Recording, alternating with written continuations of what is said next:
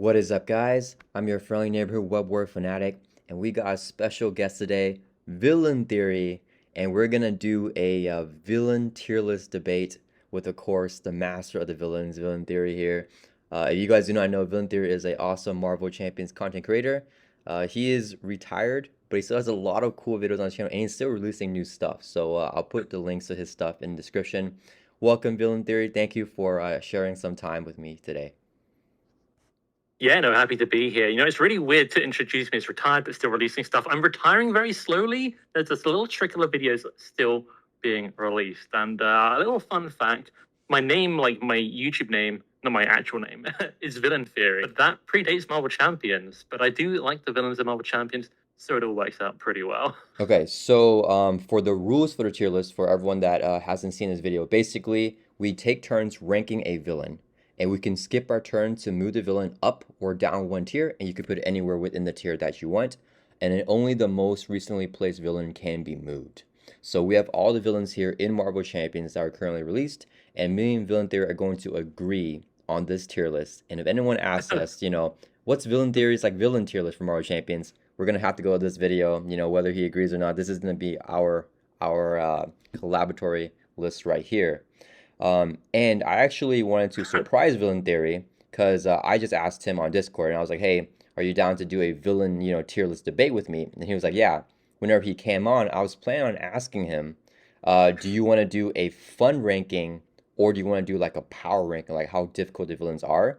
But he asked me beforehand, and he was like, I'm going to surprise you. So now I don't know what list we're doing. Villain Theory, what are we doing? What are we ranking today? What criteria is it? Okay, well, I need to say a couple of things. First of all, it was not in my contract that I would have to defend this tier list as my tier list, but I will do that. Secondly, I have a lot of mixed thoughts on this. I've got a little bit of a YouTube hot take for you guys. I think some creators have become scared of ranking things by difficulty or power, that kind of thing. And I think that's kind of interesting. I think you would definitely still do that kind of thing. However, you once came onto my channel, onto the Shadow of the Cast podcast, and we talked about the most difficult villains. So I feel like we might agree too much, and I might already know too much about where you might place some of them. So even though I do like it when people talk about like difficulty and or power, I think we should do fun. And yeah, I'm kind of think we're gonna have some big disagreements on that. Okay. So for everyone in the comments right now that's gonna rage, be like, "What? We wanted a villain difficulty tier list, guys." Blame Villain Theory. He wanted to do fun, but yeah, I am totally down to do a fun tier list. I think fun tier list is more subjective, so I think it's also Yeah. we have more stuff to talk about. All right, cool. Yeah.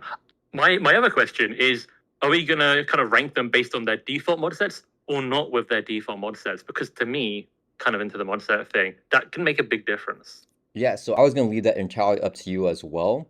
I think we can say just the scenario, and then depending on how you like to play it. So like, because a lot of scenarios I've only played on a default mod sets, so it would be hard for me to rank them outside of that. And then you can give me Mhm. some points, right? Like for example, if I rank like, I don't know, Crossbones with his default, and I rank him low, I'm like, well, I've only played with the default, and you're like, well, actually, if you play without default, it might be more fun. That might like push me up, where like Crossbones is, for example. Okay. Well, let's just kind of feel it out and see how we go. Yeah. I think I'm ready. Okay, cool. And then I also wanted to ask you, so we have 5 tiers right here. Do you want to help me like give a description for each tier? Like for example, like S tier, peak. A tier, A tier is not good. No, it's kidding. Like A tier is like also very good. Part of me wants to like give them like really villainous names, but the other part of me wants to like be really harsh. Like D tier is a trash tier. I mean, that's what I normally do. I mean, S for maybe like Sinister or something feels like pretty fitting if we're gonna like keep the first letter, or we can completely rename it. I don't know. Yeah, if you want, we can also just Ooh. leave the tiers here, like just, S tier, A tier, B tier. But I'm down to give a little description so people know. I think we should name them organically throughout the ranking process. Okay. I think the names should come about as we do it. Okay. Awesome. Sounds good. Are you ready to get started? Yeah, who starts? You're the guest, and you are Villain Theory. So go ahead, Villain Theory. You can rank the first villain. You can pick anyone that you want here, and then I put it wherever you want on this tier list.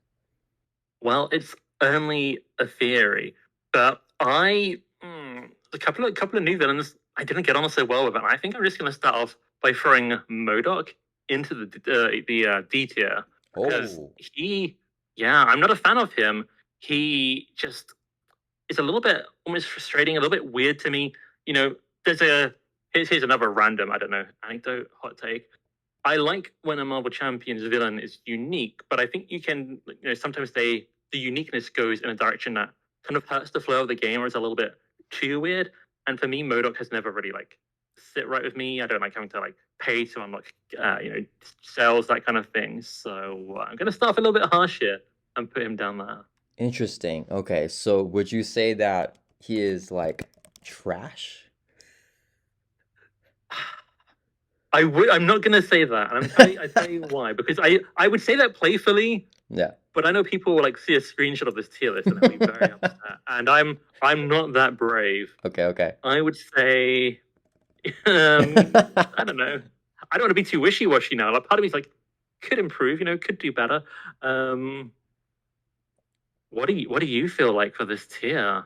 Okay, let me see if I think M.O.D.O.K is at the bottom, like the worst possible tier in Marvel Champions, like if he's on that level of villain. I will preface this with saying I really like most villains in this game. So, I think even the ones I put in C tier and B tier, I'm still gonna like quite a lot. Yeah, yeah. I think I'll agree that most villains I still enjoy because it's Marvel Champions. I'd still rather play them than like a different game. M.O.D.O.K, let's see, if it were up to me entirely, I think I would probably put him in the B tier actually. Because I mean, I don't mind him at all. He's not like a villain that I'm like itching to pull out, but I do like the pacing on it.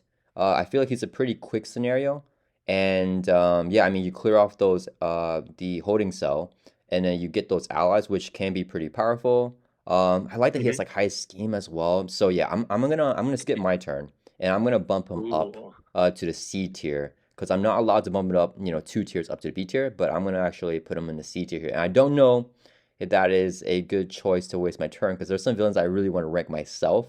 But yeah, we'll start with a disagreement here, and yeah, it's gonna be hard for me to say what the D tier is. For me, I think I would put trash, but I'm down to not put trash for someone sees like a screenshot of this. I want to like maybe get like a couple of villains in that, and I think are they all really trash? Then we can Yeah. decide. But I don't know. Okay, I think putting it in C is like a nice friendly compromise. It's halfway between where we both would have ideally put that villain, Yeah. and I get to pick again then. Yes, yes, I skipped my turn, unfortunately. Rats. Oh, I could do. I could be really competitive about this, and I could put a villain I know you like exactly where I want to put them. Maybe I should. I'm gonna flip around to be a little bit positive here. I'm gonna do something that's I don't know if it will surprise people. It depends if they've watched much of my stuff before, I suppose. I'm gonna go to the core set now. So from the latest box Ooh. to the first box, I will slap Claw into S tier. Oh, okay, okay. Let's see. Yeah. Klaw, S tier. Okay, why is he a S tier villain for you?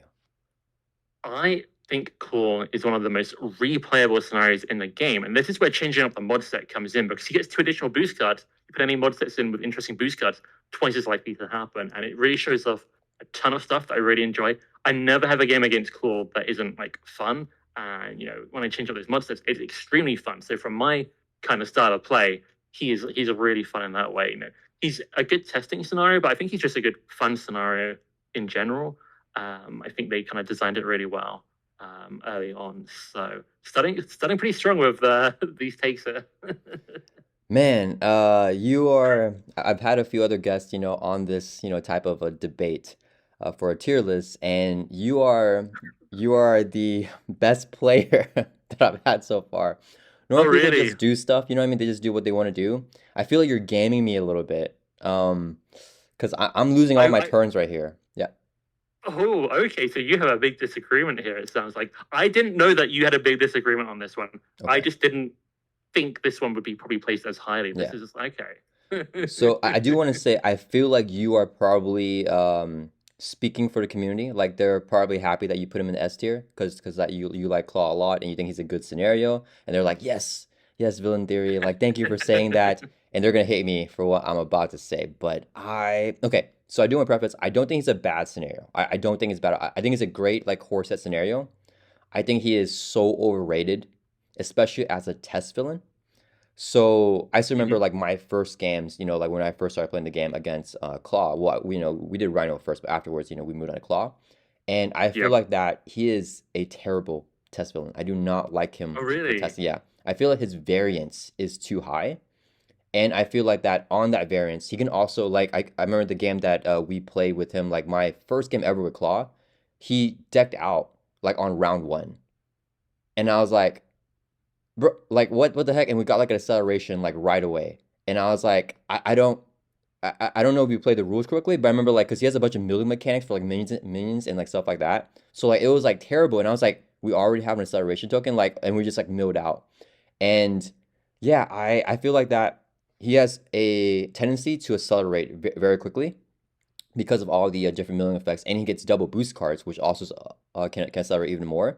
And I think he can hit for so low, but he also hit for very hard, which is like that variance of like okay, he can do like 7 damage, 8 damage in one swing, or like one like damage, So I feel like that he's hard to be a good test villain for because he's doing like some games will be like very minion heavy, and some will be like not minion heavy. I don't feel like that he is a like decent representation of like a regular like quote unquote Marvel Champions game. I feel like he's more of like you have to like tech for specific stuff maybe. So yeah, he's not my favorite test villain. I would probably put him in the B tier. I think he's a great Corsa villain. He's still a good design. I don't like him to test for games, I guess. I just don't feel like he's that bland, I guess. So naturally I put him in B tier, so I'm gonna waste another turn and everyone's disagreeing with me. They're like, "What? Like he's so good, he's S tier." But yeah, I'm gonna put him in the A tier here. Okay. I'm now thinking I could start to like incorrectly rank them to make you waste turns. I could really game this, and I'm not going to do that. But I'm enjoying the former. Maybe my villainous side is coming out here. I want to defend him a little bit as a test villain. He's not my absolute go-to because I usually like to like suffer a bit more. Um, but I think variance in a way to some degree is good for testing because when people will like say get your deck or your deck goes against a variety of things, you don't know exactly what it's going to be up against. And I think if you go against like a really steady, predictable villain, you might not be playing them in as organically a way because it's kind of less of a you're not having to account for so many different possibilities. It's my little soft defense of some of that, but I don't think I've ever had him run out of cards on turn one. But I think moving him down to A tier is still very respectable. So um, you know, I'm. I wonder when you're going to get to pick a villain. Uh, Yeah, I mean, um, so actually, when I was saying all that, I was thinking, you know what? Like, my point for like making him not a good test villain, like variance, like I do agree with you. I feel like variance is like kind of good for a test villain. I don't know. I just feel like maybe I feel like his variance is like too extreme. Like I feel like that mhm. for a scenario to like mill that much, I feel like it's not what I would like depict as like, okay, this is a good test villain that like mills so much, I guess, and like gets like double boost for attacks. I don't know, but I think you definitely make a fair point that high variance should be wanted, right? You don't want the exact same villain that you want them to like throw different things, which Claw does do. I don't know. There's something about him that I just tend to not like test decks against him, I guess. Right. Okay. Well, I guess I'm just going to pick another villain then, and I've gone for like the extremes. So maybe I'll try and pick one in the middle that might be less divisive. Who do I think is kind of in the middle? And for me, the middle is like quite a good place. Like BT is a good place because I like all these villains. Um, I think I have quite strong feelings. I'm like, this could be like C, this could be A. What would I put in B tier? I'm I'm gonna drop Crossbones in B tier. Okay. I think he's a good scenario. I like that the free mod sets is like baked in as recommended because you can go beyond the mod sets the scenario recommends. Just gets a little bit dicey if you're not careful about it. But free is kind of interesting. I think he does some interesting stuff. But at the same time, some of his cards are a little bit plain. Some of them aren't that interesting. And his HP is quite low. But everything is also kind of fun, like the machine gun thing. Some of his cards are a little bit dangerous with the damage based on boost icons outside of attacks. So for me, he kind of falls around middle-ish. Yeah. All right. I completely agree. I think that that's a good ranking for Crossbones. Just the middle of the pack. I think I don't hate him. I don't like love him. I think he has some cool mechanics. Like with the weapons. I think that he's a fairly easy scenario as well, but I think that he can definitely be a lot more difficult. If you like, ramp him up with like heroic or add in more difficult modular sets. And I do think that he has a pretty difficult encounter card. I believe it's called Weapons Master, where like he'll activate against you, and if he has any weapons on him, it'll just surge as well. And I mean that's something I definitely don't want to see, like an activation and then a surge. And I'm not sure if that's a part of his module set or if it's actually a like separate mod that you add on to his scenario. You would know that. I just like group them all as one because I usually play the default mods. But yeah, I think I would agree for a B tier here. So thank you for graciously giving me a turn here. I appreciate that, Blundary. If I'm not generous, what am I? All right, all right. So after three villains, I finally get to go here. And okay, I think there's two villains that I really want to place myself. And it's tough. Which one do I? Because I don't know if I'll get another turn. So I'm like, I really want to place at least one of these. Okay, I'm gonna go for my favorite villain here, and you already know what it is because you had this epic collaboratory video with a bunch of content creators with their favorite villains. I'm gonna go with Venom Goblin. He's my favorite villain in the game, and I think that he is S tier. I love playing Venom Goblin. I think that he is one of your big epic scenarios in Marvel Champions. He has three parts of Manhattan, three main schemes. He's gliding all over, adding a bunch of threat, dropping like incendiary bombs, smoke bombs, all that stuff, and you have to like he gives you a lot of breathing room for the player, right? Because the threats on the main scheme are so high. And one underrated thing about Venom Goblin is that he actually doesn't have a scheme like activation other than like the advance from like a different module set, right? Like from standard or like expert or whatever, right? So his regular like activation card, it's a swing and assault, and that card he if you're an alter ego, he actually flips you up to hero form and attacks you instead. So he actually has a lot of breathing room on the threat, and I love that because it gives me time to build out and get really powerful on my hero side. But he's also super powerful on the villain side, and it's kind of like we're both at like peak strength, like fighting, versus like he's really strong, I'm weak, or like I'm really strong and he's weak. I want us to both be really powerful and just feels epic. And Norman Osborn with the symbiote suit, that's so cool. So yeah, I love Venom Goblin. He's my favorite scenario. I'm going to talk about Venom Goblin, but this gives me a real crisis because either I can move him down one because that's what I'm thinking, but I know if I do that, I know exactly who I think you're going to go for, and I think you'll put them also high up, and I'll also want to move them down. So do I just cut my losses here, and do I try and like snipe that one and put them in a different place? Now I wonder if I was too kind. But Venom Goblin, I do actually like a lot about Venom Goblin. I do think he's epic. I do think he challenges you in interesting ways. I do agree with a lot of what you're saying. For me, I think he's like swingy in weird, maybe slightly unnecessary ways. And I feel like I'm not a fan of I play expert mainly. I'm not a fan of you start the game and because it's stage two.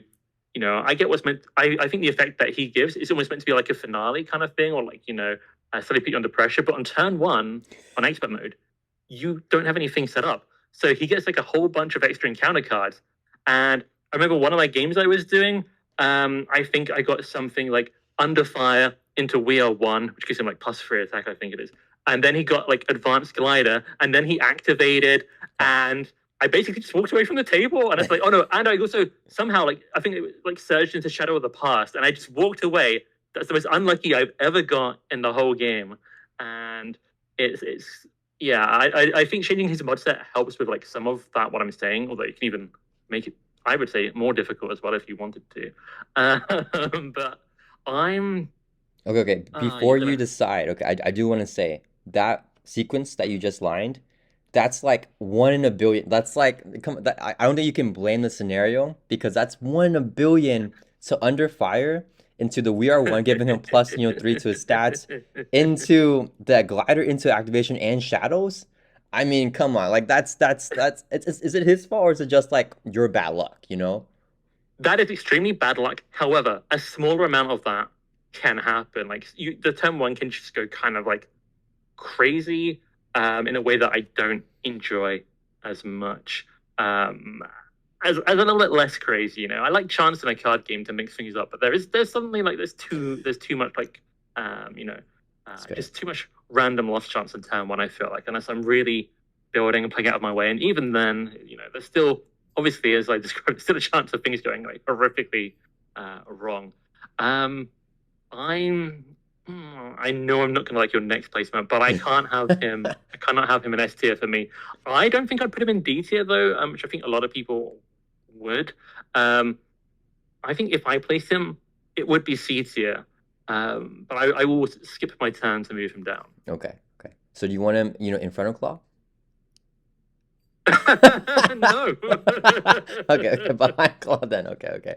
Because I don't know where in the A tier, He's at the bottom. Honorary B tier. All right, guys, you guys see it here. Villain Theory thinks that Venom Goblin is an A tier low villain in terms of how much he likes him. We both agree on this list, so yeah. It's crazy. It looks like we're both already gonna have a lot of disagreements on this list, it seems like. Hopefully, we'll both be at least like moderately happy with the end result, but it's not looking good right now. It's not looking good. Okay. I'll be happy with the fun we had making this. Yes, it's a journey. Yes.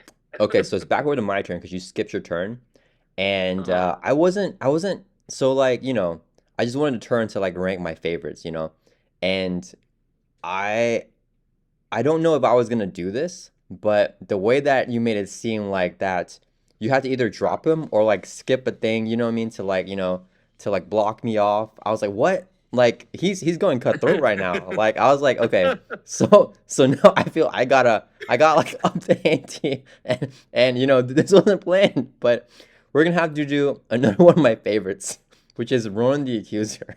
Yeah, I knew it. I knew it. Because I think you were talking about him, and the question is here. Well, it's not really. So I'm in my own thoughts right now because I'm trying to figure out what I actually feel about Ronan. He's minimum A tier, and there's times where he's S tier for me. So he's like in between these two tiers because I love Ronan. If you guys watch my channel, he's one of my favorite villains to face, and I have a bunch of playthroughs against Ronan. He might be like one of my highest played villains. Venom Goblin is probably the number one highest played, but Ronan might be like definitely a top 5. I think nowadays, especially with the expanded card pool, when I first started playing and I made these tier lists, I believe I put him in the A tier because there was a little bit of a thing with the main scheme. So Ronan's known as the most difficult villain in Marvel Champions, and part of the reason why he's so difficult, on top of like fanaticism with like piercing and overkill and all the nasty stuff, he also has a very low threat threshold on the main scheme, on his first main scheme, at only 7 per player threat, and it goes up by 2 per player per turn. So if you're doing like 2 players, it goes up by 4 threat a turn, which is like insane. And then if that main scheme flips, you don't lose yet, but the second main scheme is terrible because you can't remove threat if Ronan has a Power Stone, and he has a lot of ways to get the Power Stone, like just straight up with the encounter card sometimes. So it's really brutal. But with more cards that come out, especially like stuff like Ready for a Fight, he's a lot easier to take on in different aspects now because you can flip down to Alter Ego and recover and still not let that main scheme pop. So I think there's so many new ways now in the game to do that he doesn't feel as restricted as before. He's still very restricted, like don't get me wrong, but now I feel a lot more freedom in deck building stuff when I'm playing against Ronan. So I think it's S tier for me. I love this guy. He's very fun to face. He is your peak like epic challenge, right? With Venom Goblin, they're both like epic, very tough battles. And I can't finish the statement without because I keep looking at you. Okay, all right, Villain Theory. What are your thoughts on that? I think I'm going to have to take away your Marvel coin. I agree Venom Goblin feels very epic, but for me, Ronan is only epic because of his difficulty. Like, because he's got big numbers and big scary stuff, and like Surge and Hazard Icon on his Kree command ship, and, piercing and overkill and all that stuff. I do not like Ronan at all. I think he has a lot of cards which are quite plain, but just difficult. There's just difficult stuff on. But aside from attacking a lot, I don't know. He would probably be in my D tier, if I'm being honest. No, he would definitely be in my D tier. There's no need to be shy about this. Um, so I'm definitely gonna have to skip my turn to move him down. I will say there's like no debate about this, and I think these two will probably be the ones I disagree with you the most on. But I'm willing to be surprised. Ronan, if you have the Power Stone when he activates against you, he gets an additional boost card. That's just like Klaw. Him and Klaw are like, they get those double boosts for attacks, right? You love that. That's You know what? I do think that's kind of interesting. I don't dislike that, but it's, you're not convincing me. I definitely am going to move him down, but I can only move him down to A tier. I will move him down to the bottom of A tier. okay. I do agree that though, with the new cards that are out, and I would say the average hero is stronger than the average hero from the past. Like he is a lot more approachable. He is, I wouldn't say he's like impossible to beat. I feel like he's had this reputation, especially back in the day, and definitely for newer players. I remember the first time I played him, it wasn't pretty. My friend showed me like the core set, and then he's like, "Hey, you want to see Ronan?" And I was like, "What?" We started playing around when he came out, and it was yeah. So maybe I've got some trauma from that, but yeah, I'm. I knew this would happen.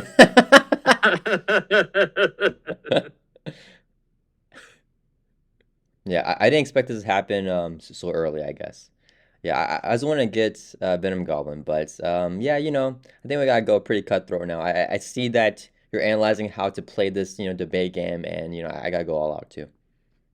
Well, I went easy with Crossbones. Like, I'll pick a middle one. I think we maybe we'll agree on. And then you absolutely ruined the tier list. It's a disgrace. You should just change all the tier names to, incorrect, wrong. This isn't right. We just scrap the whole video. We need to start That's again. funny. Yeah, the S tier is like we don't agree. A tier is like this is bad. That's funny. Okay. No. Let me. I will pick. Yeah. Oh, No. But go ahead. I was just gonna pick a villain, but I feel like you've got something kind of in the mix. no. I mean, I think I'm gonna go for a middle ground here because you had to skip your turn twice. So I'm Oh gonna branch no! out. Yeah. And Okay. yeah, it's my turn by the way. Yeah. So 3 turns in a row. That's not right. okay. Okay. So okay, let me also offer that olive branch, just as you did. So I want to try to find a B tier villain, like a villain that I don't love but I don't hate. I feel like that's the easiest to like give you a turn. Uh, okay. I'm not gonna do B tier, but I'm gonna do A tier. I think it's a villain that you also think is A tier. I think that he's pretty much like universally loved. He's a very solid villain, has very good mechanics, and can be difficult, can be easy depending, if you're playing standard, expert, or like what mod sets that you put in. I think Ultron is a very, very good design scenario. He's from the core set, Mhm. and he's still, he still stands up to this day. He's still one of the more difficult villains to this day as well. I think he's definitely like in the top, like, 25% most difficult villains.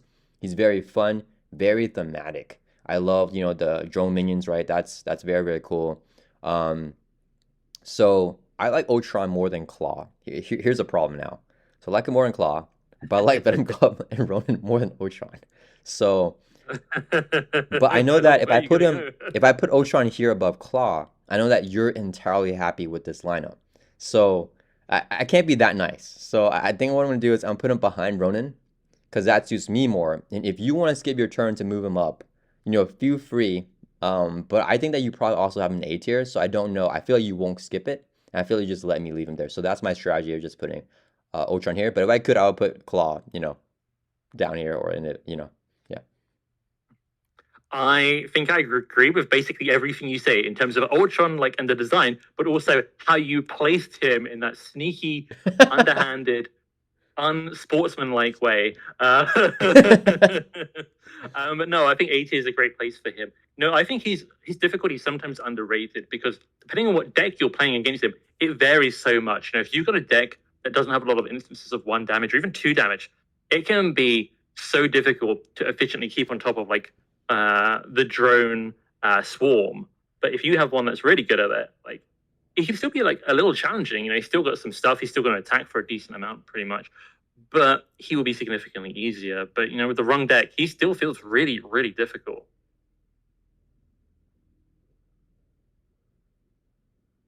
Yeah, I'm not going to move him. It pains me that he's got to sit below those two bozos, but he's a robot. I mean, he'll be fine, I guess. Sorry to any AI overlords listening. Sorry to the YouTube algorithm. Like and subscribe, by the way, for Warrior for being such a good host. Thank you. Um, yeah, if you've got no more comments, I will just throw a different. I will take a turn. Yeah, yeah. I mean, I'm glad that we agree. Yeah, and it's back over to you. I'm gonna be a little nicer, so maybe you'll be a little nicer, but maybe not really. I'm going to go for. See, I think this is a fair take, but I know the comments will disagree with me. I don't know what you will think about this. I'm going to put Juggernaut in C tier. Juggernaut and C. Okay. Do you want him in front of M.O.D.O.K or behind I want M.O.D.O.K behind everybody there.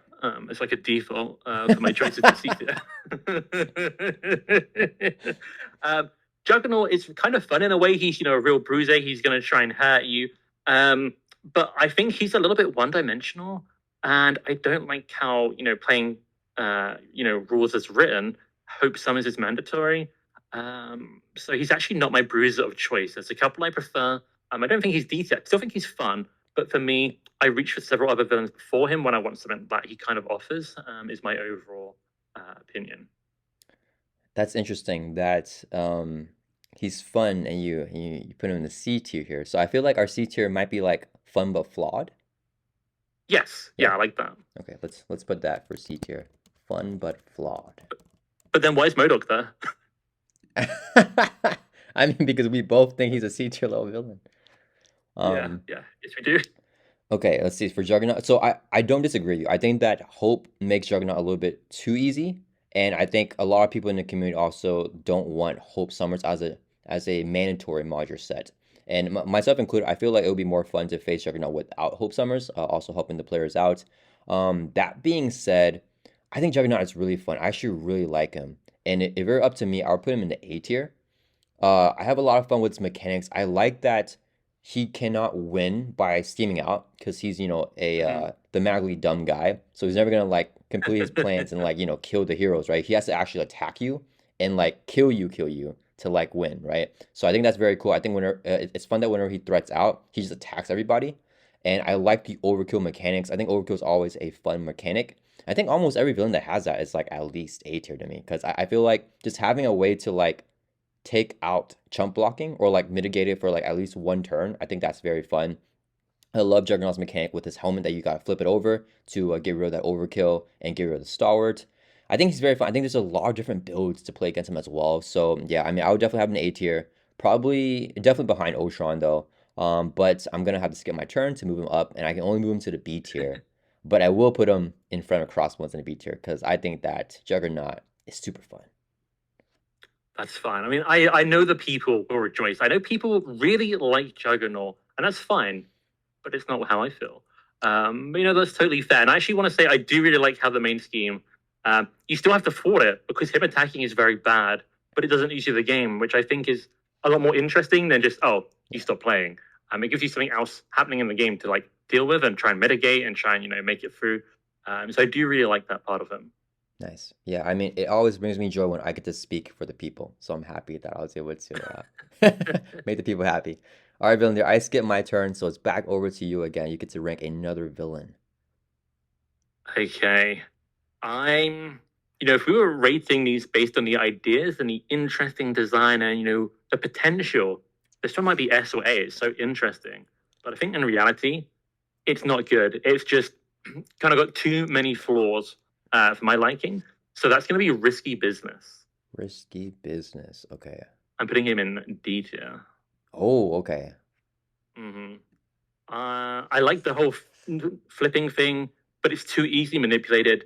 I like the kind of theme of his cards, but they're quite basic actually. A lot of them, like they're quite maybe too simple. And obviously he's early on in the game's life. I think he's in some ways good for new players, but overall, for me, it just had a lot of potential, didn't quite meet it. And I think they've done a similar thing, not exactly the same with Hero and Ultrigo, kind of like on a villain, but I think they've done it better since. I just don't play this very often anymore at all. Yeah, I don't know. I played it a few times recently, and I think that I do feel like it's a pretty underrated scenario in terms of how difficult it is. Not super underrated, just like slightly underrated. Like I think it's still an easy scenario, but I don't think I've heard a lot of people say it's the easiest scenario in the entire game. And I think that on expert mode, it's not the easiest. I think that it can be a Mhm. challenge, especially if you allow him to flip back and forth a lot, because there's a lot of damage, like indirect damage, to the player side if he keeps Mm. on flipping up to But Goblin form. you kind of have almost complete control of like at least flipping him initially, right? So you can be like really Yeah, prepared for it a lot of the time. yeah, Um, true. so yeah.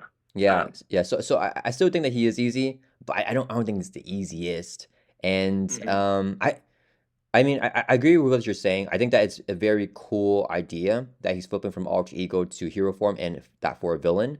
And I played a lot of ways, like different like house rules and the different Mhm. mod sets that have made him more difficult.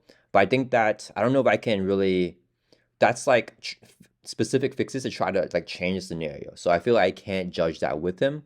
I I think would say if you've tried multiple ways to try and fix or change it, that speaks to a significant issue. yeah. Just putting it out there. You have convinced me. That is a good point. I think naturally I would probably still put him in a C tier, but I'm not gonna waste my turn just to bump him up one tier. So I think D tier is fair. I also want another turn so I can go a little bit more cutthroat. So yeah. Oh no, I was too easy.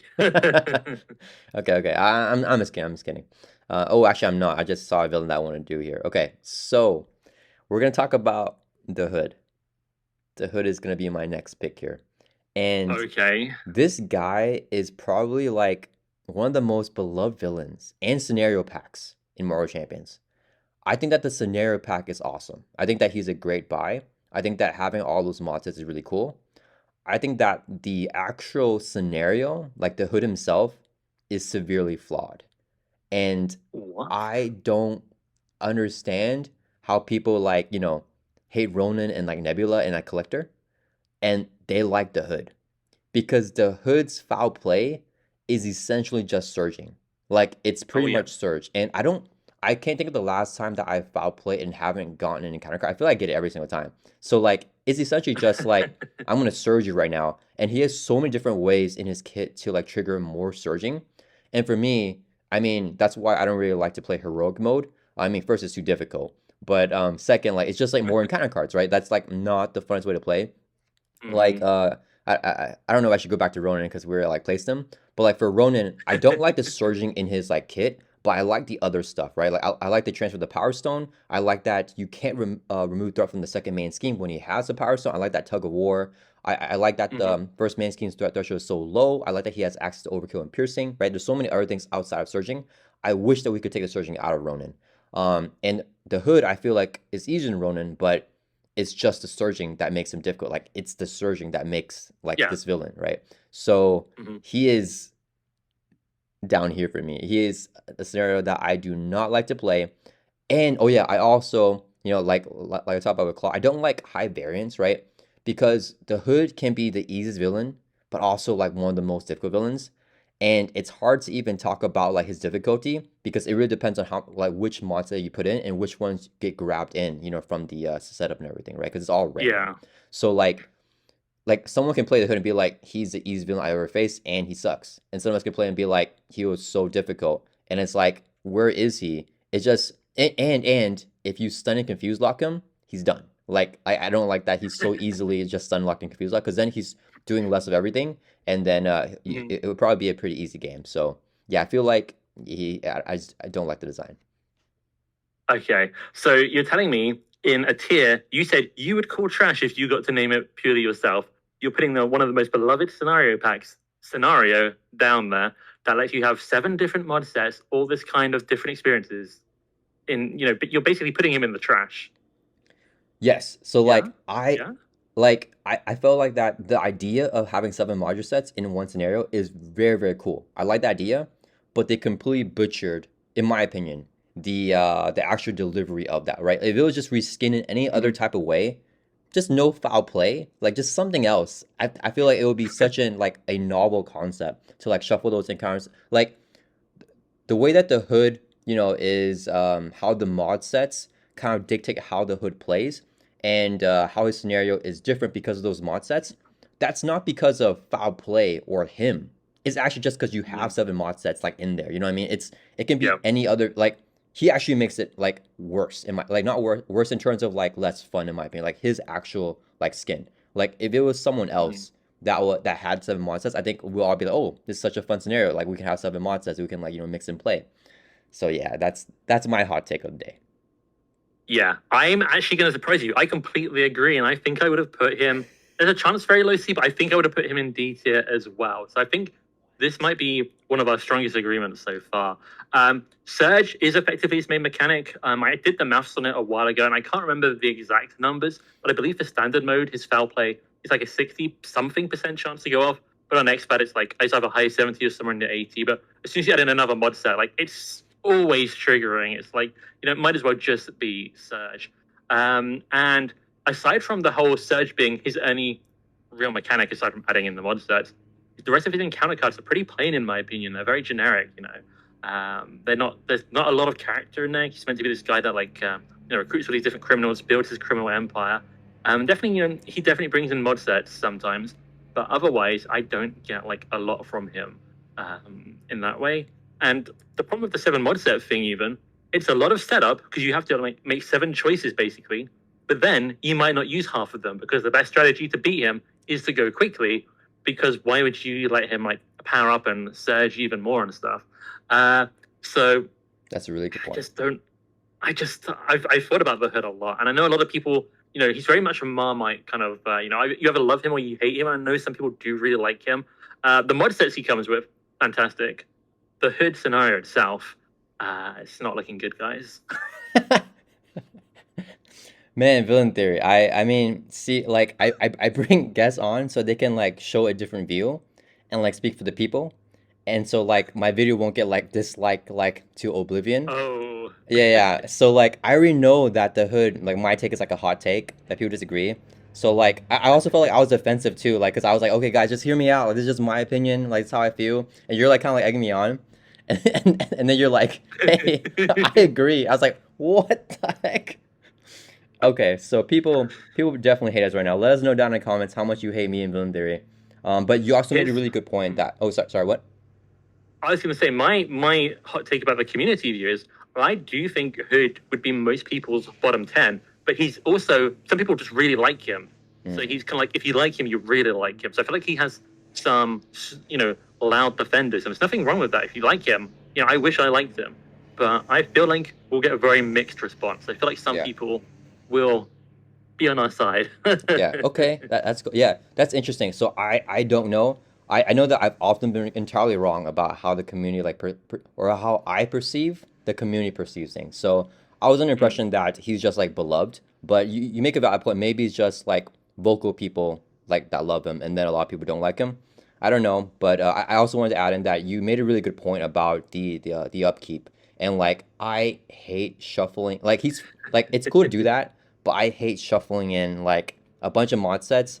And then for his setup, oh my goodness. Okay. So you're supposed to do the official way to do a setup is you do the main scheme first, and then you do one review after, like the one review of the hero, Mhm. right? So the Hood, the way that he works is you shuffle in the mod set, and then I think you like discard or like do foul play or something like that first with the main scheme, and then you shuffle another mod set with his one reviewed after shuffling already. I do it all at once because I just can't. Uh-huh. And like I apologize. Like I try to do my playthroughs like very official like by the rules and everything because I don't want people to play things incorrectly. But that's one that I cannot. I am not doing that double shuffle. I can't just like shuffle in and then shuffle again like that. Yeah. So the upkeep and like mixing in a bunch of monsters, cleaning it back up like at the end. I detest it. Yeah. Yeah, like I feel like the idea of like mud sets coming in though, if there was like a scenario with 4 or 5 of these and they were more guaranteed to come in, and maybe there's just a bit more character in the scenario that wasn't Surge, I think it could be really, really fun. But you make a great point about like just having to shuffle these things in all the time as well. Like, I don't mind it too much, but like the start there, I agree with. I'm not going to move the Hood if you hadn't guessed already. If I kind of said so. Back to my turn. Should we change this to trash now? I'm not going to make that decision, but I'm not going to oppose Okay, okay. it. I abstain. I'm gonna put trash for now, And if you, we can change it at any time. So you're like, you know what? I don't want to put this trash. I want to change this, description here. Then we can change it. Yeah. Okay. I feel like for the people, we've so far, I believe we've only put two villains, scenarios from scenario packs on our tier list so far. They've both been in D tier right now. So I'm going to try and redeem them. And I'm going to take another big swing here. Okay. The Bruiser kind of character I do like to fight, who also does something different with his main scheme, is going to be Magog. And I'm going to drop him in S tier. Oh, wow. Okay. I really like S Magog. tier Magog. Okay. I really like that. On one hand, it is kind of almost a straight fight. He's a sort of gladiator warrior kind of guy. You're fighting in an arena. Arena fights are just cool, by the way. He instantly gets like upper tier for that. But he's just fun, and I really like that kind of back and forth because you don't win through defeating him. I mean, kind of you can, but you win by getting the crowd on your side, or you lose by him getting the crowd. It's almost a popularity contest in a weird way in an arena fight, but it's so unique. Defeating the villain is still meaningful. Keeping the threat down on the main scheme is still meaningful. But the values are just tweaked so much to make it really interesting. And, on standard mode, he's significantly easier. On expert, he's significantly more difficult. But I think that's kind of interesting as well, to have those kind of, bigger difference. So, if you decide you want a bigger challenge, because sometimes going up to expert mode is sometimes quite scary for people. But a lot of villains, it's a much smaller jump than you might think. And for Magog, it's a big jump. And I don't know. I think, like you, I don't like Venom Goblin / Ronan level of difficulty that often, but I do like to be challenged a little bit more. So I kind of like that, when I put him on expert, which is what I normally play, he's a pretty good challenge a lot of the time. He has like a comeback mechanic as well, depending on who gets like 5 counters, the other side gets, and I think that kind of mechanic is fun too. Yeah, I mean, I don't really disagree with everything that you're saying. I do like the cutthroatness of Magog too, and how he kind of like it's counterintuitive because if you have allies, right, each time he does damage to any character, including an ally, then he gets those rating counters. So I always like stuff that like kind of deters that, right? That like super OP, the most powerful strategy, right? So then it does that. I think it's cool. I don't, man. I think if it were up to me, naturally, I'd probably put him like A or B. I'm trying to decide if I would put him B, I might waste my turn here. But if I put him A, then I wouldn't. I think that he is a well-designed scenario. He's just not a go-to for me. Like I feel like he doesn't bring me comfort. It's not like a villain that I can just bust out and be like, okay, I'm comfortable playing him. Like I feel, yeah, I don't know. He's just it's Are a you little. scared to step into the arena? Yeah. It's a little bit of like a it's a little intimidating and like I feel like I always also forget exactly how he works every single time before I like set him up and everything. I'm like, oh right, he does this. Um, yeah, let me think. Would I'm gonna waste my turn. I'm gonna waste my turn. I think I would put him probably like high B at this point. So I'm gonna waste my turn. I'm gonna drop him here in the bottom, the A tier. But why are you laughing? You know what's really funny? Do you know what's really funny? Every single character one of us has put in the S tier, we've had to immediately move them down. We're gonna have an empty S tier by the end of the video. I'm Like, okay oh, with that. champion I'm sucks. okay There's no S tier. Oh yeah, that's funny. There's no villain that's that good. Yeah, they're all like pretty good at best, but they're not like really good. Like, no, that's what No, it look like. nobody is perfect. We'll put that for now. That's so funny. Yeah. Yeah. I wonder if Oh. there's any villain that you and I both agree is like, basically perfect. That's fun. Oh, I don't know if there is one that's basically perfect. And this is still my favorite game, which is funny to say. Like, I feel like this game has a high ceiling, which is maybe, no shade to the designers. It's more like there's a lot of potential here. And I don't know if anything Yeah. has, I mean, I don't know. yeah, Yeah. I do think that perfect is unfair. I do agree with you. Like even my favorite scenarios, like I don't think they're perfect. I just think that they're like peak. So this probably isn't a if we don't end up putting anyone in S tier, I think that is a good description for it. But I think if we end up putting someone in there, we'll change this to like something without the word perfect because I do agree nothing is like absolutely perfect here. Yeah. Okay. Okay, so you moved another S tier one down. We've both moved 2 S tier characters down each. This is I'm gonna go ahead and say this is unprecedented in all your videos. I wish I watched them more. I wish I had more time to watch. There's so many good Marvel Champions videos, but I mean, if I had more time, I'd still be making videos. Still be making them. Yeah, this is unprecedented. Yeah, you are correct. This is funny. Okay. I am going to place. you know what? You went for some of your favorites and tried to sneak them into S tier, and you did it twice in a row. So it only seems fair that I continue on to N. Sabah Nur, also called Apocalypse 2 sometimes, and I drop him in S tier. What? And Sabah Nur. Oh, you had a reaction. Where is he? He's over here. Okay. S tier. Okay. I really like him because he kind of challenges you on all fronts. You know, he can be swinging with overkill, which you love overkill. Or he can be scheming really high. He can shrug off your status cards, or they can be really effective. You kind of have to adapt, and it's kind of like it's not just I'm playing against a simulated villain. I feel he's kind of more dynamic in that he can like adapt and throw you off, particularly when he gets that power counter and you reveal that card kind of early. And like he can change from the kind of form you expect to a different one to keep you on your toes. And I think he's just got a lot of really like kind of almost basic in a way to some degree, but fun cards that just, when he changes form, he's splashing damage out or threat removal, or he's got like extra damage and a stun, but you've got time to react to it and play around it. I don't know. I really enjoy everything he kind of offers. I don't. Again, I don't know if a claim is perfect. I think if I was to be really critical, I think he scales slightly weirdly in multiplayer because, on 4-player, he's going to be changing forms all over the place. And I think that can be fun. I have played him at 4-player, beaten him at 4-player. I still really enjoyed it. But I don't know if that's like the optimal. Maybe it could be toned down slightly how much he changes form at 4-player compared to like 1-player. But overall, 1, 2, 3, 4, I still really enjoy him. Yeah. It's tough because you always make really good points. Like I don't disagree with anything that you're saying. And I think that the scenarios that you put like, in A or like S, I think they're all really good like conceptually. I agree with you. Like I like the idea that he has 3 forms and I like that he's pivoting, right? So like, if he has the high scheme one, you don't want to end your turn off ego on that one because you're like, okay, his scheme is 3. But if he has, the lower scheme one, then you're like, okay, maybe I can get away with like flipping down right now. And if you stun or confuse him, I like that he has access to like a way to stalwart and just like take off those stuns confuse like immediately if he can get a superpower card like before the activation or like whatever. So I think that I agree with you. I like that idea of him. I think I have to explore him probably more different module sets because I've always done with the Clan Akaba module set. And that one doesn't really feel like it adds anything. I feel like I almost never get the encounter card from that, where like there's a purple set Really? scheme, and then yeah. So I don't know. Maybe that's just not a good mod set with him. I'm not sure.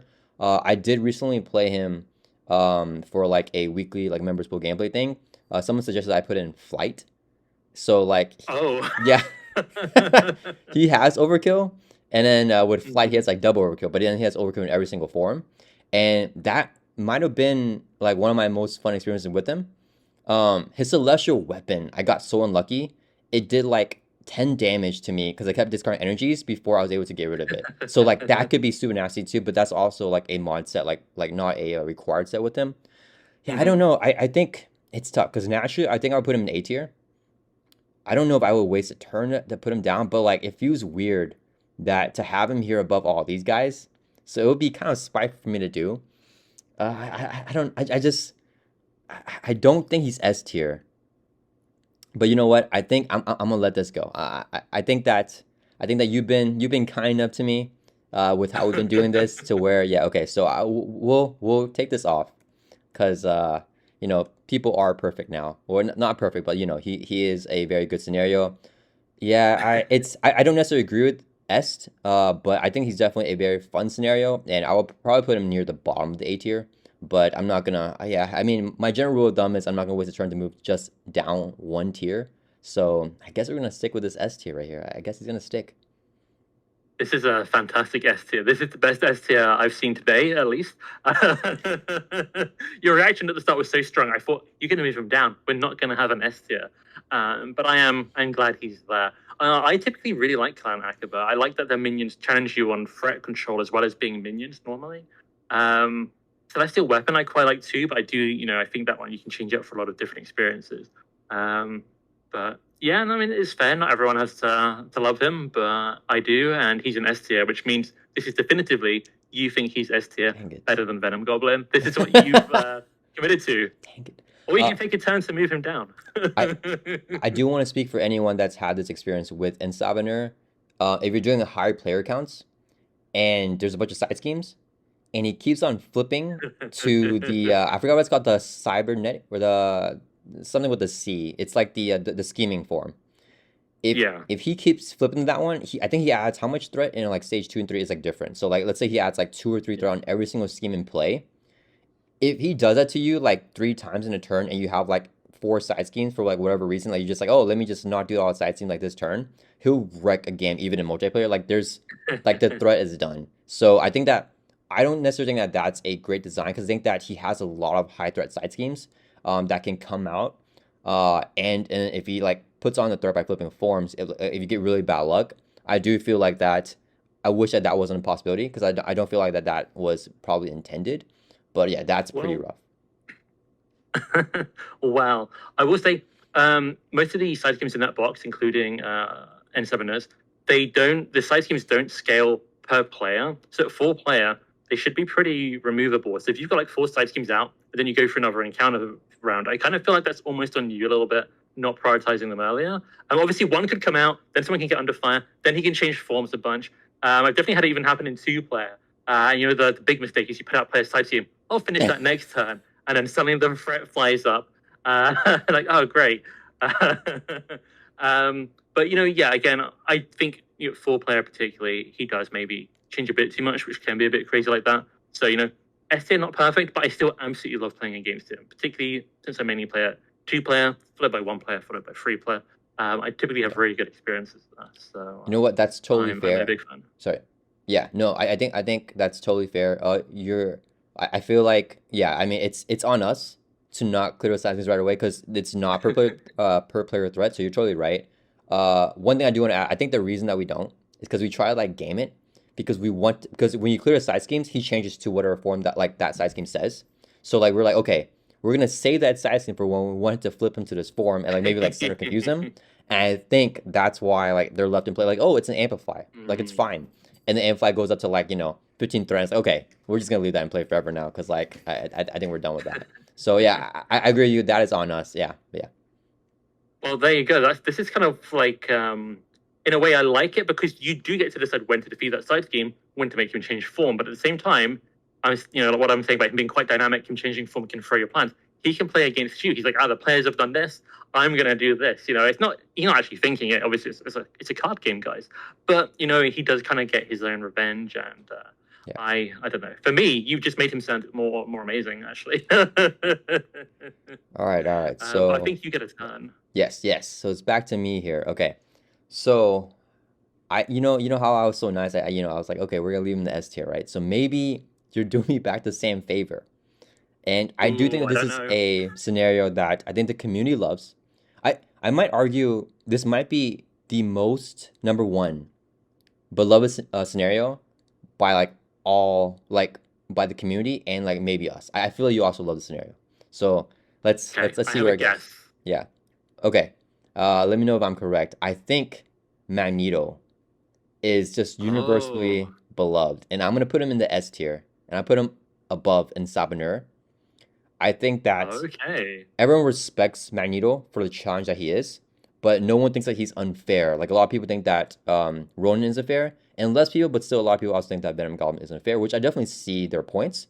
I think that Magneto is a very fair but difficult villain. He's very well designed. You can't rush him down, which I love because you have those side scenes that you have Mhm. to clear off first. And I love playing him in multiplayer where I think he actually ramps up and gets more difficult, especially if everyone's in hero Mhm. form because he's attacking more, getting more mana counters, and then it's still 3 where it goes on. So he's fun in solo, he's fun in multiplayer. Yeah, I feel like he is peak design in Marvel Champions, and there's actually I he might be the closest thing to perfection in my opinion. I feel like he is like I can't think of anything that I would change in his scenario. I like the low threat thresholds, but there's 3 main schemes, so it's like even though it's low, like there's 3, so it's like okay, you can let a few of them flip if you want. He has access to steady. He can't be confused or stunned with the helmet and the armor, like ways to get around, stun even after you clear off his steady by giving him the physically strained. I think that he is a very well designed scenario. Yeah, S tier for me. I have a lot of thoughts on this, but I would also have put him in S tier, so I'm very happy with this. And he is my most played scenario in the game, I think, except maybe, there's one I think could maybe beat it just because it's several expansions earlier. But otherwise, Magneto by far still for me. It's the one I've played the most. I really enjoy him. He only got dethroned for me, really, by Sabah Nur, in terms of where I placed him. I actually put Sabah Nur one up. So I don't love that you put him above Sabah Nur, but I actually don't mind that much at all, really. Because Magneto is super fun, and I like everything you said there. I don't think he's perfect because they actually had to do like some little errata on how the magnetic counters work, and that went a little bit crazy. And it's I do think there's maybe a slight revised version somewhere in some universe, which is maybe even better. I don't think he's perfect, but I do think he's very fun. I know some people don't like that he has a few cards which like exhaust your upgrades, that kind of thing. I don't mind it too much because it's only like occasional.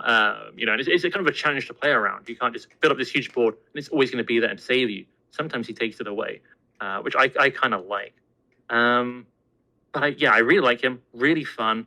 I think he's almost the opposite of the Hood, where a big amount of people like him, but the people who don't like him really don't like him. Which is kind of my little prediction there. But I'm happy with that placement. So I'm gonna get a turn. Yeah, like you made a really good point about well, I do want to talk about the errata for Magneto. Yeah, that's a good point. So, if for people that don't know, because I get this comment in like almost every Magneto playthrough that I do. So basically, Magneto after he attacks you, he places a mana counter in main scheme. When there are three, the wording is that when there are three counters, you start milling from the counter deck until you get a magnetic card, and then you review that card, and then afterwards you remove those three counters. But they errata that kind of like secretly because there's no official like type of thing. Yeah, I want to talk about that very briefly. I'm pretty sure they kind of their response was actually it's meant to be this way. This is what it says. But anyone who reads the words and who played it like nobody played it like that. So Yeah. they need to make it official. Yeah. But like basically now what you're supposed to do is you're supposed to remove all the mana counters immediately when there's three, and then you start to mill. And the reason why is because some of the magnetic cards say stuff like mill or like add a mana counter to the main scheme. So like if the card says that and you add another counter, well now you add a counter and there's more than three again. So it just keep on spiraling. And you can technically get like I think you can get up to four like encounter cards like back to back to back to back because of that. And that's like a little like loophole there, which is why you're supposed to remove the counters first now. Yeah, that's like he can kind of turn into Nebula is what I'm going to say that might feel like. Yeah. But I'm very happy you yeah, agreed. This makes me feel a lot more happy with the list now with Magneto up in the S tier. And that's good. Thank you. yes, Magneto and Sabah Nur Apocalypse, excellent S tier placements and like you know certain difficult ones below. But anyway, not joking. It's all subjective. It's all subjective. I'm just gonna throw one out there. We picked a couple of S tiers now. Maybe I'm gonna maybe go a little bit more toward the middle, but not quite. Not quite. I'm gonna take Nebula since I mentioned her, and I think Nebula has a lot of high points and a lot of low points, and I think overall for me that puts her in the C tier. I feel like I know you're gonna disagree. I don't know how strongly you disagree if you're gonna move her, but I would put Nebula in C tier because I think ultimately her design is really interesting. She gets these techniques which trigger when she attacks. She gets to remove. I think in standard it's all of them. In expert, at least on the initial stage, it's one. And it's kind of interesting to kind of deal with these temporary kind of attachment upgrades to her, which I find fun to play around. But she's got there's a lot of interesting stuff there. The big kind of flaw is she surges like absolute crazy, and sometimes that train doesn't just go off the tracks; it like takes off, it flies into like another solar system, and you're just like, why do I keep getting all these cards? Why does the game hate me? But aside from like a few bad moments, I do regularly have a lot of fun against them. Sometimes when things do go bad, the game kind of flips and it's like, oh, I've got to rush it down. I've got to try and, I'm under pressure. And that's kind of a fun experience as well. So I definitely have some bad experiences with her, but I also have some that are really, really fun. So I couldn't personally put her in D tier. Okay. Well, that's your opinion. So, do you want her in front of M.O.D.O.K or behind him? In front. Okay. Okay, so this might be the first one that no, it's not. It's not because I still agree with a lot of what you said.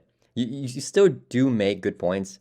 And that's one thing that I actually want to talk about for Nebula as well that you already like hit on, which is I think that in standard she's not bad. I think she's not bad in standard. I think that being able to remove every single technique after an activation is fair. I think that it's fair because of how they build up and there's no other way to remove them. I think that in expert and if you're doing like higher player counts, this could get even worse.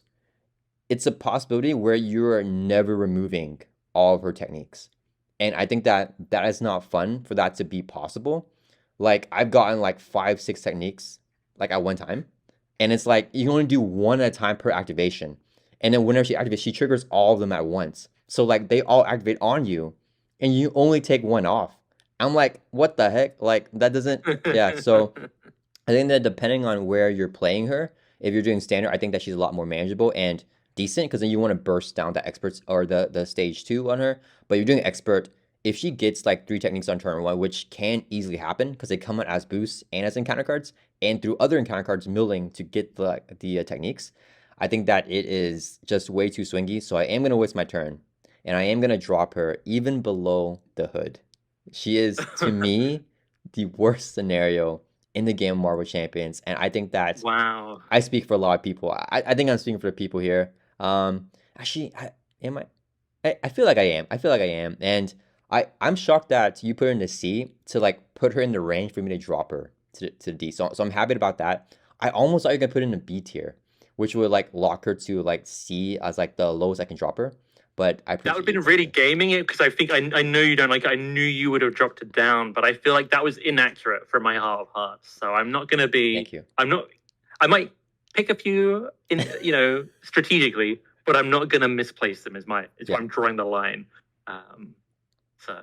But yeah, no, I thought I wondered if you'd move her down because I know you don't like her, but you said you weren't going to, quote unquote, waste a turn moving them down one if you only thought they were down one tier. Yeah. But for me, I think if you could, you would make an extra tier down and you would put her in there. Is that correct? I would, yeah. I think that she is a level on her own, like my most detested villain of all time in Marvel Champions. And I don't have a good time playing her. Like, my biggest thing with her, too, is that whenever I get a win on her, I don't even feel satisfied. Because she can be so easy if you don't get techniques, right? If you don't get techniques for, like, 4 rounds, like, it's game over. And she's, like, one of the easiest scenarios ever. So, like, I don't even feel satisfaction, right? Like, if I defeat Ronan or Venom Goblin, I feel good about myself. I'm like, like, we defeated a tough villain, right? If I defeat Nebula, it's just like, okay, well, I just got lucky. Like, it wasn't even like, I feel nothing. And so it's not satisfying to defeat, and it sucks losing against it feels oppressive. So, yeah, I mean, she's just, I just detest her. Gosh, too much variance, you might say. Okay. Well, I get to pick another one then. I had someone in mind. They slipped my mind. Who was it? I really wanted to place them. I know what I was going to do.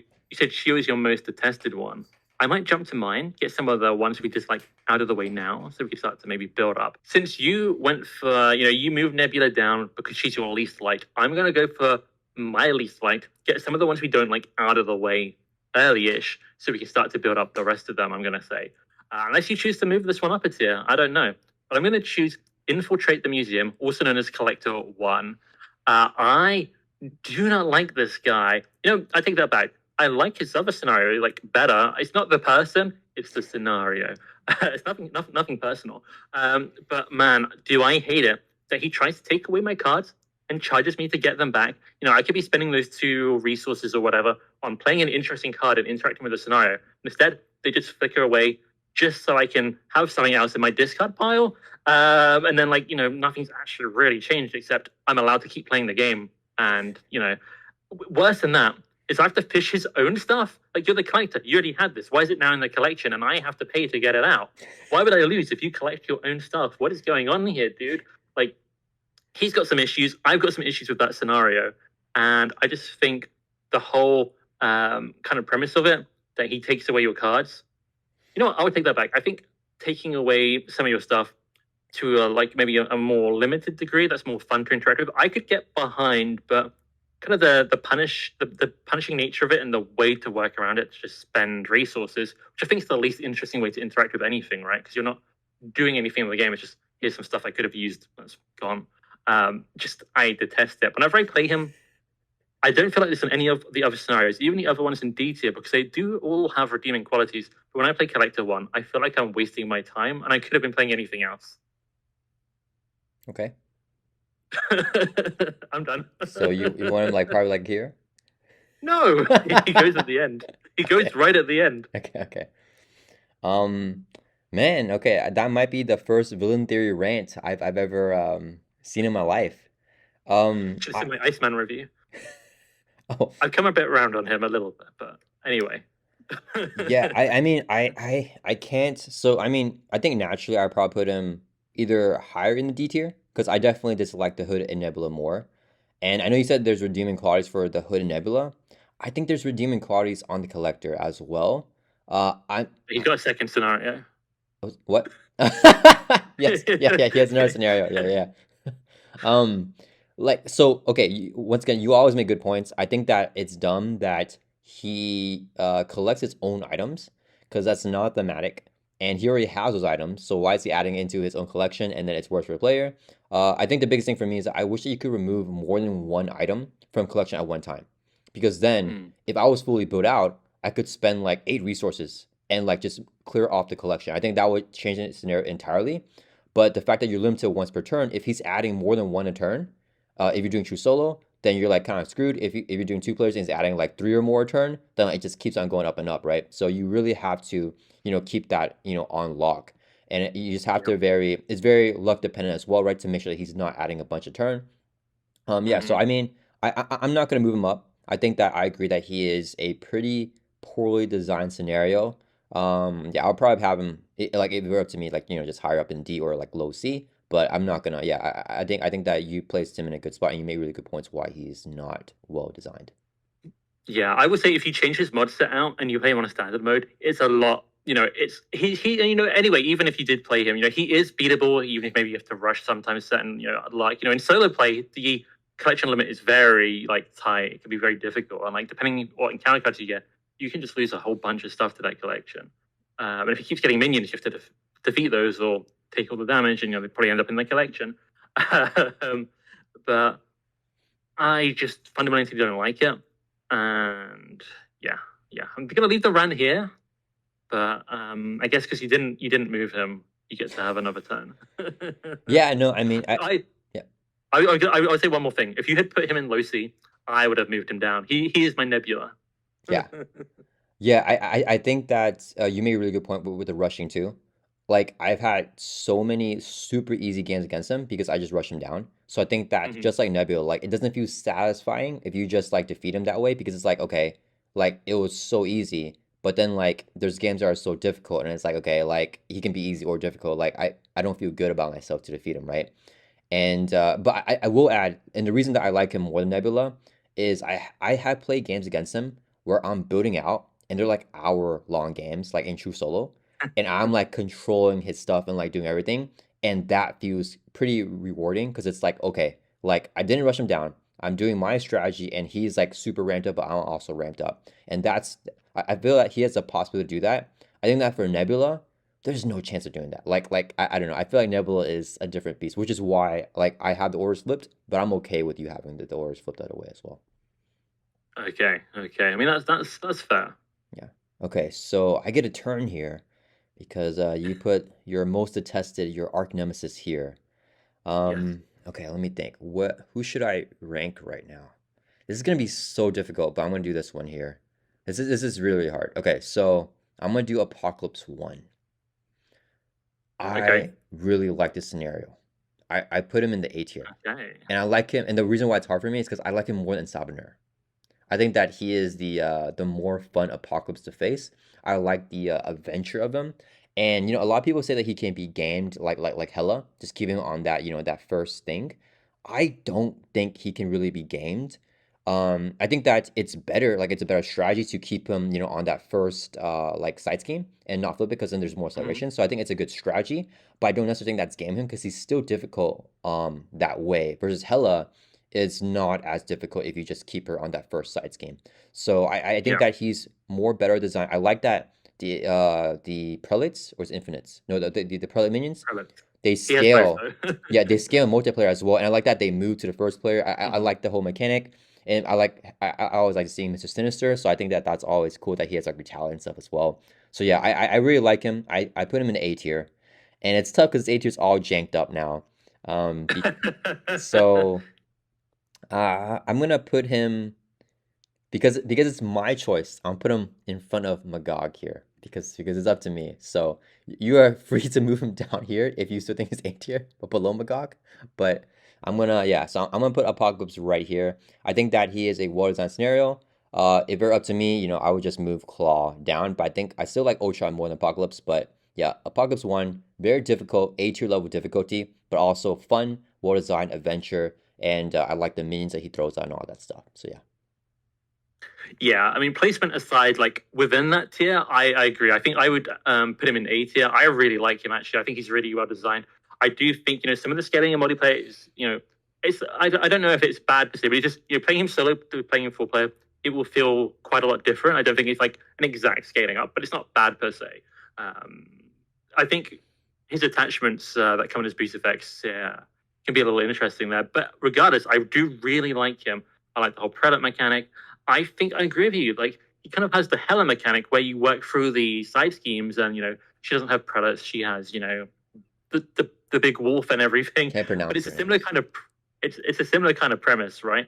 But with her, when one of these things, the side schemes get added to the victory display for her, her stats scale up.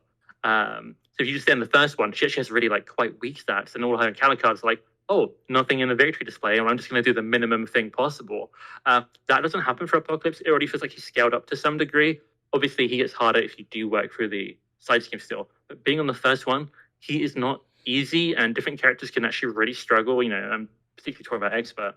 I do think on standard, I think you have one extra kind of like flip of the main scheme, if I'm remembering Yeah. correctly. He kind of has an extra kind of stage, if that makes sense. I believe, which makes him a bit more forgiving there. But overall, just really, really fun. Feels pretty epic. You're taking him on in his like the heart of his empire kind of thing. And arguably harder than Sabah Nur. I think it depends. Maybe a bit on player count as well. Yeah. Because Sabah Nur does get much harder at 4 player. And yeah, I think that's a good placement. I'm happy with it. I would shake your hand if I was here. Yeah, yeah. I mean, I think that I agree with you that APOC 1 is more difficult than in Sabah Nur. And for the standard thing, yeah, I think that he's actually quite easy if you're doing like the easiest mode. So basically the way that his mechanic works for everyone that does not know, he has only one main scheme, but each time it flips or it advances, you don't lose a game. He just powers up to the next stage, and he has 4 stages. So if you start on his stage 1, then you can let the main scheme flip, 1, 2, 3, 4 times. So which is a lot of breathing room. And if you're doing expert, he starts on stage 3. So if he flips 1 time, he's powered up to stage 4, and then he flips 1 time, then you lose a game. So I think that that's Yeah, a pretty tight area for expert, but also a lot of breathing room for standard, which I really like when there's a big gap between standard and expert. I know you mentioned that earlier. I actually like a big gap because I want, people yeah, that want an easy scenario to be able to play standard and more of a challenge to play expert. So I really like the design of him. I like 4 stages. On stage 4, he has overkill, which is, you guys know, I think that's a fun one. Yeah. So yeah, thank you yeah. for agreeing with me there. I will say, I believe on standard mode, you were meant to have him start on stage 2, but if he's too difficult, you can have him start on stage 1. So he's extra more kind of difficulty. The difficulty is more adjustable, even than normal scenarios usually are. Just Yes. kind of a cool touch. Okay, so I didn't change it. I'm going to get to pick somebody. I'm feeling very hateful right now, and I don't know why. I'm going to pick Loki, and I'm going to put him in the trash. I will not put him at the bottom though. Where do I think he belongs? Am I gonna regret this next time I play him? Not this Loki. Old Loki. Okay. I I've actually knew, I but I was like, I was like messing with you, and I grabbed the other Loki. okay. I was like, oh no, he thinks that one. Yeah, no, I'm going for old Loki, Loki, and I'm wondering if I place him above some of these, I'll regret it next time I play him and be like, why did I do that? But I'm thinking I'm gonna put him. above the hood, I'll settle for that. Loki has, I was going to say some fun ideas, but actually, hmm, what are the redeeming qualities here? Moving below hood, moving below hood. That's just he takes forever. He's got tons of health. The Infinity Gauntlet really slows you down. He has a bunch of ways to gain tough and stuff. And sometimes when I'm playing him, I just feel like I'm hitting my head against a brick wall. Sometimes it just feels like it takes 50% longer than it should do. He's also quite swingy sometimes. I've cleared the main scheme and flipped down, and I've lost the game to that main scheme, which goes up to like 14, I think. And I'm like, how did that happen? Obviously I could have confused him. There's probably like ways around it, but like it doesn't feel like a main scheme that goes up to 14. He should just be able to like annihilate. I do believe he did end up putting the time stone, and then that triggered from his encounter card. Probably was another activation, but still makes me grumpy. And when I try to think about the redeeming qualities, I mean, I'm trying to think what he brings that other scenarios don't. And the main thing is he kind of changes his stats. But it's to some degree just not that engaging. And I really like it when Sabah Nur, I've said in previous videos and stuff, I think Sabah Nur is Loki, but kind of fixed. And I like that kind of form changing. With Loki, I think too many forms, too much variance in that way, too much randomness, feels like a slog. He's accurate in that he's annoying.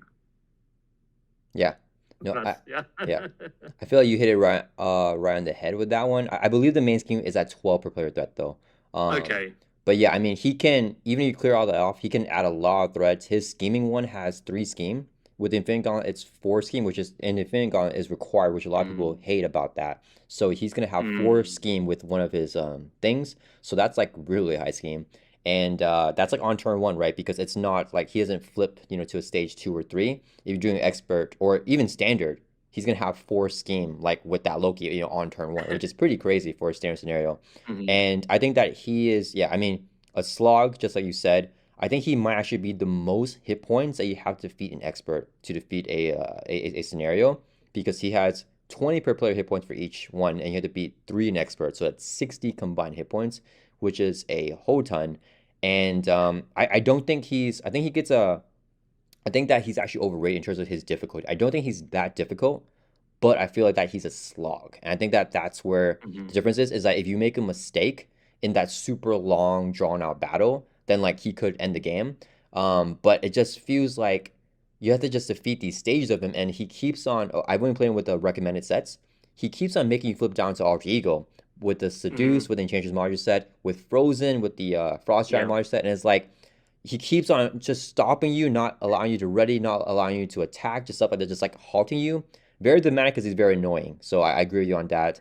But yeah, too annoying to where that the dramatics can help me cope with that. But yeah, I think that he is actually from standard to expert almost the exact same. I don't think that he is much more difficult on expert, because if you're defeating 2 stages, you can easily defeat that 3rd stage. And if you can't take out that 1st stage, it's kind of the same thing. So he's a little bit weird in that his standard is actually pretty rough. But yeah, I agree with your ranking. I think I would like have him here. If it were up to me, like put the hood behind him. But I mean, I'm not gonna be mad at just one difference in opinion. You've talked me into it. I will voluntarily move him up 1 again. Thank you. I will I'm take thinking that. about which one I'd rather play, and change his body sets out. He is less annoying. Enchantress is just annoying. I don't hate it everywhere. I actually really like the Infinity Gauntlet, but put them on Loki with everything else, and it's just I don't enjoy it. Yeah, cool. Well, I'm glad that I feel like we're agreeing a lot on like who we hate. Like these I told you I felt hateful. But I now feel I've like cleansed my system. I can feel the positivity flying. Nice. And I know you're going to pick a really positive, happy villain now. Oh, okay. All right. I actually kind of wanted to fill out the C tier a little bit, but you know what? There is a villain that I like a lot that I wanted to do. So let's do Thanos. And it's really tough. You know what? No, it's too difficult for me. I'm not gonna do Thanos. I'm not gonna do, because I can't decide between 2 tiers. So I'm gonna leave that to you. Hopefully you'll pick him later. If not, then I'll have to make the choice. But yeah, you know what? I'm gonna leave him there. I can't do it right now, because he flips for me like depending on what stage I am, like how long I'm playing. Like next month he might change again, and he'll just always change back and forth. So I just can't decide on him. Okay, let's do a C tier because I want to fill this out. Um, I will do. Let's do. I think Rhino, or is he B to me? Rhino. Yeah. I'll put Rhino in the C tier, and I'll put him in front of M.O.D.O.K. So yeah, Thank you. I think that yeah, he's your your typical super base standard villain with his recommended sets. I believe he has no boost effects, which is actually not a great introduction to Marvel Champions to like not know how to operate Mm, with boosts. But he's just your hard hitter. Has very low scheme because he is dumb. He is one main scheme. For some reason though, even though he's that dumb, if it hits 7 per player, you automatically already lose. And I think that's the biggest flaw with him. That's probably the only flaw because I don't mind having a straight up like brawler like brute villain that doesn't really do anything else. But the fact that his main scheme has such a low threat threshold, I think, is the flaw with him. I think most people would agree. yep. He's pretty standard. He's fine. It's just that low main scheme. Yeah, Yeah, I think that's a great summary. I mean, for me, he's like almost the plainest villain in Marvel Champions. There's only about like one contender near there. But basically, he doesn't have a main scheme ability. He doesn't have an ability on his hero card. He's a tutorial guy. A lot of his encounter cards are quite plain, but it's still a pretty fun scenario. He's a bruiser. He does have some more attack-oriented stuff, as well as the status, the encounter cards, which are just like give him a tough status card, which a little bit more plain. But if you like Marvel Champions, he kind of embodies the fundamentals of Marvel Champions because he doesn't add much onto it. So if you like Marvel Champions, you're probably gonna enjoy fighting Rhino. yeah, And he's kind of like the base difficulty, like the base quality for me. I feel like every scenario should be more fun than Rhino and should be more engaging than Rhino. Um, and if you're below Rhino for me, something has gone wrong to bring you below like the baseline experience that is fun. yeah, There's been some kind of like fatal flaw. Rhino's flaw to be in the fun but fraud tier is he's just like quite simple. And in solo player, that main scheme, I guess it's low. Maybe thematically I can justify it because he's not trying to take over the world. His main scheme isn't anything super crazy. He's just trying to take some stuff from a warehouse, I believe. So maybe it's not that high effort to get up to that. fair. But it doesn't feel good when he pulls advance and you're a new player. Yeah, for sure. Yeah, cool. Yeah, Uh, I yeah. think if he had like just like maybe 10 per player on the main scheme, I'll just automatically bump him up to the B tier. But I think that just because of that 7, that's probably the only reason that he's down to C tier. I will relieve him there. I think I would have put him in C tier, and for me, he's like Oh, the bar between villain I will particularly enjoy and a villain that's I'm probably going to avoid somewhat frequently. yeah, gotcha. All right. Well, I'm glad that you agreed with our C tier, and we have 2 in every single tier now. Everything's a little bit more neatly packaged. If you hadn't moved them all down from S tier, the A tier wouldn't be so big. Yeah, true. This is loaded. We also had more in C tier, and we've both moved them down. Or have I moved them down only? I Yeah, you moved Nebula down, so okay, yeah. yeah. But regardless, and actually I had Juggernaut in C tier, and you moved him up. B tier, I feel like needs somebody. Who do I think is B tier? B tier for me is quite good. Who's B tier? I want to put too many in A tier. Let's be a little bit ruthless. You know what? I feel like this is a good place for it. Maybe I'm going to put Mansion Attack from Mutant Genesis.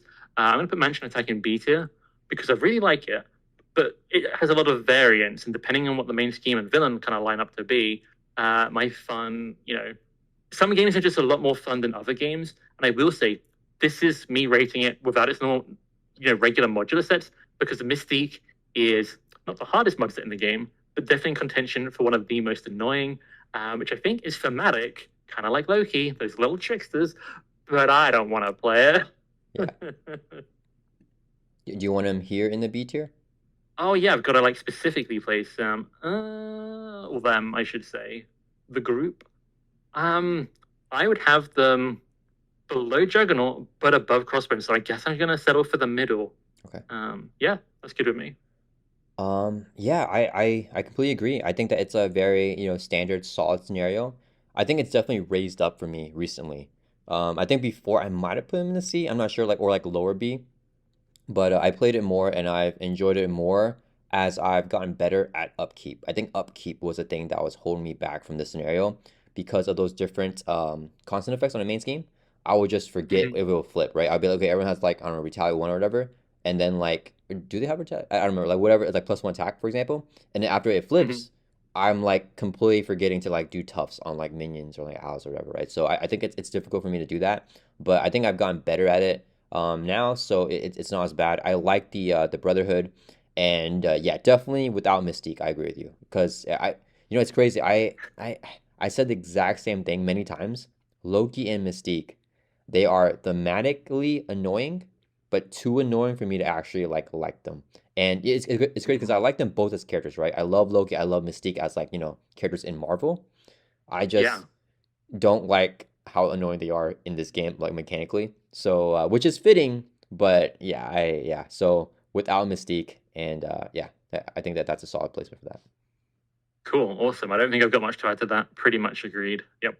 All right. So as I get a turn here, we're like Yeah. we're on a roll right now. We are agreeing.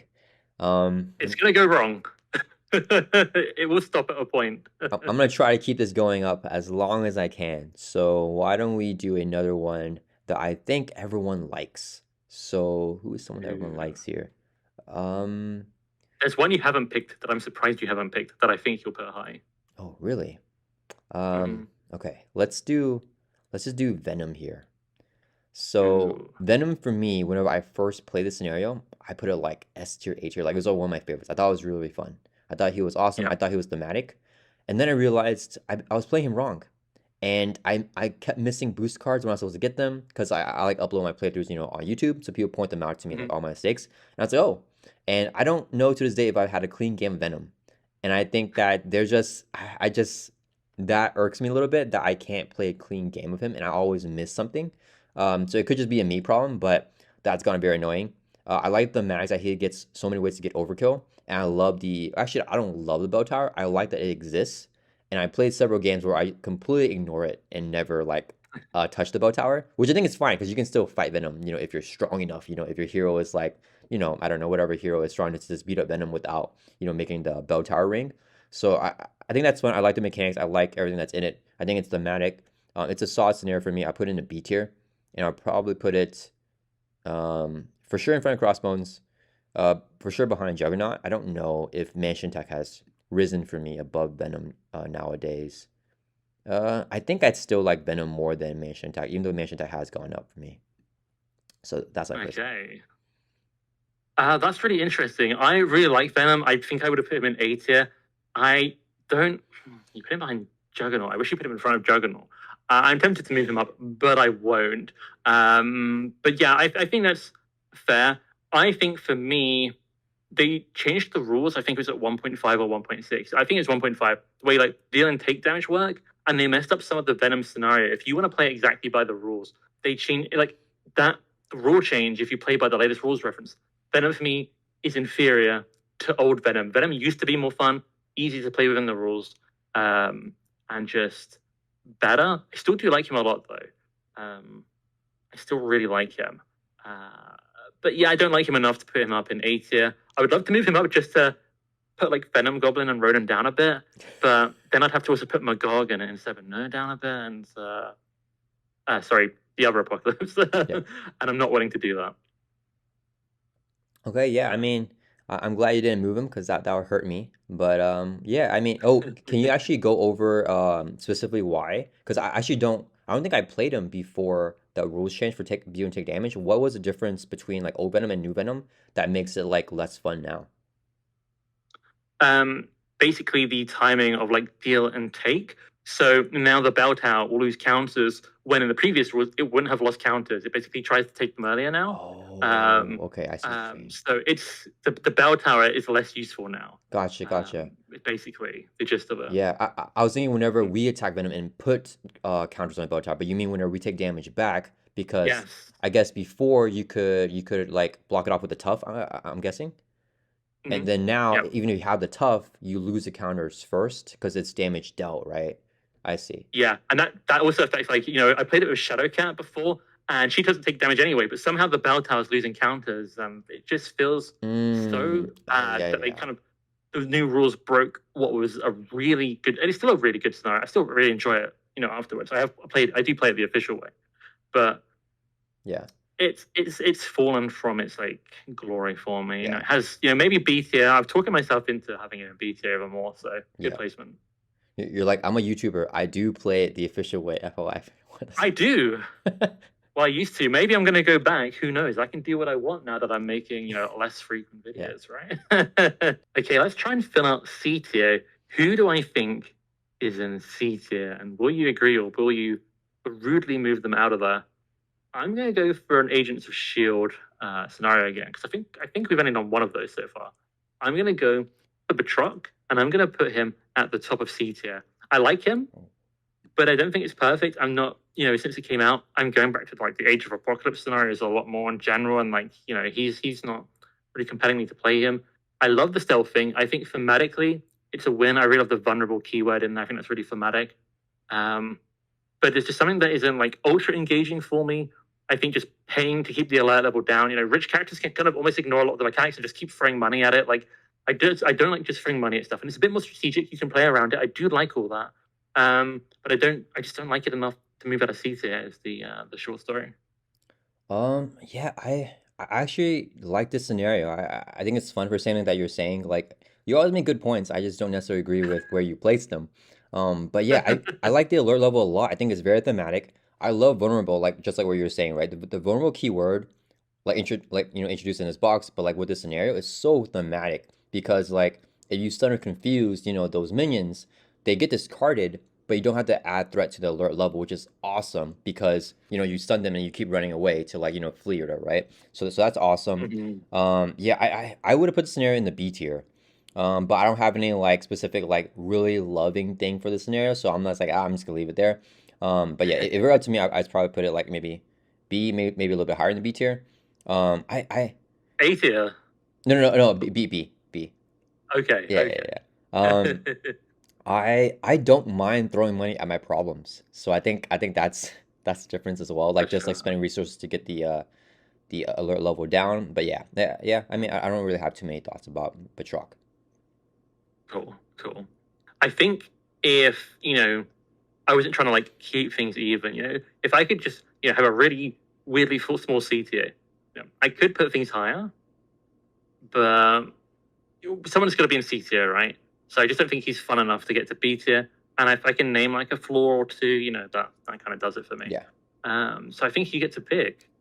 Yes. All right. So, let me think here. Do I want to try fill out? No, I'll just randomly pick someone and then I'll see where I put them. Let's jump to Trickster Takeover. I think it's about Ooh. time to do that here. Okay, so I do want to clarify for the viewers. Have you played Trickster Takeover? I have not played it because it is delayed in the UK, most of Europe. So my entire opinions and ratings on them here is going to be entirely based on the vibes. Okay. I thought you were gonna say I something got else nothing. instead of the vibes. Okay. Yeah, so Yeah. okay. Yeah, so I play them both, and I'll just give, my opinion, and you are free to move them up or down, based on whatever Oh you yeah. think, or how much you think they are fun or not fun. Let's do, who should we do? Loki or Enchantress here? Um, let's do Loki. I want to get some of my thoughts out on Loki. So in terms of Okay. how fun he is, oh man, he is minimum B. He may go to A. Ooh. Um,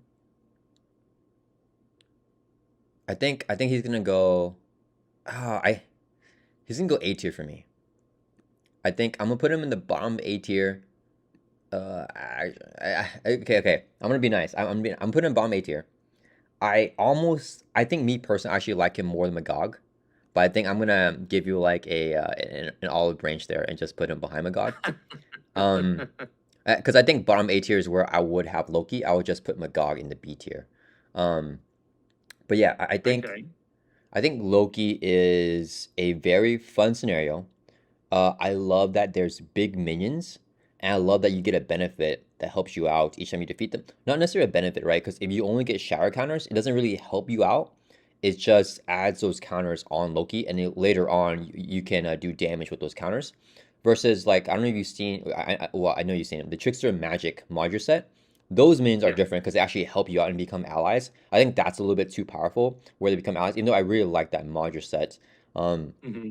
But yeah, but like when you defeat Loki's minions, they're really powerful. They're like some of those like 7 hit points, 8 hit points, and then you get those shadow counters from doing that. He has side schemes as well that you want to defeat. I think it's cool that he revolves around wanting to defeat side schemes and minions, and I also like that he has one of the best pacings in my opinion in Marvel Champions. I love the pacing there, in True Soul and at higher player counts because you can actually defeat Loki God of Lies in one push by only defeating one avatar of Loki if you build up enough shadow counters and you don't want to flip him over.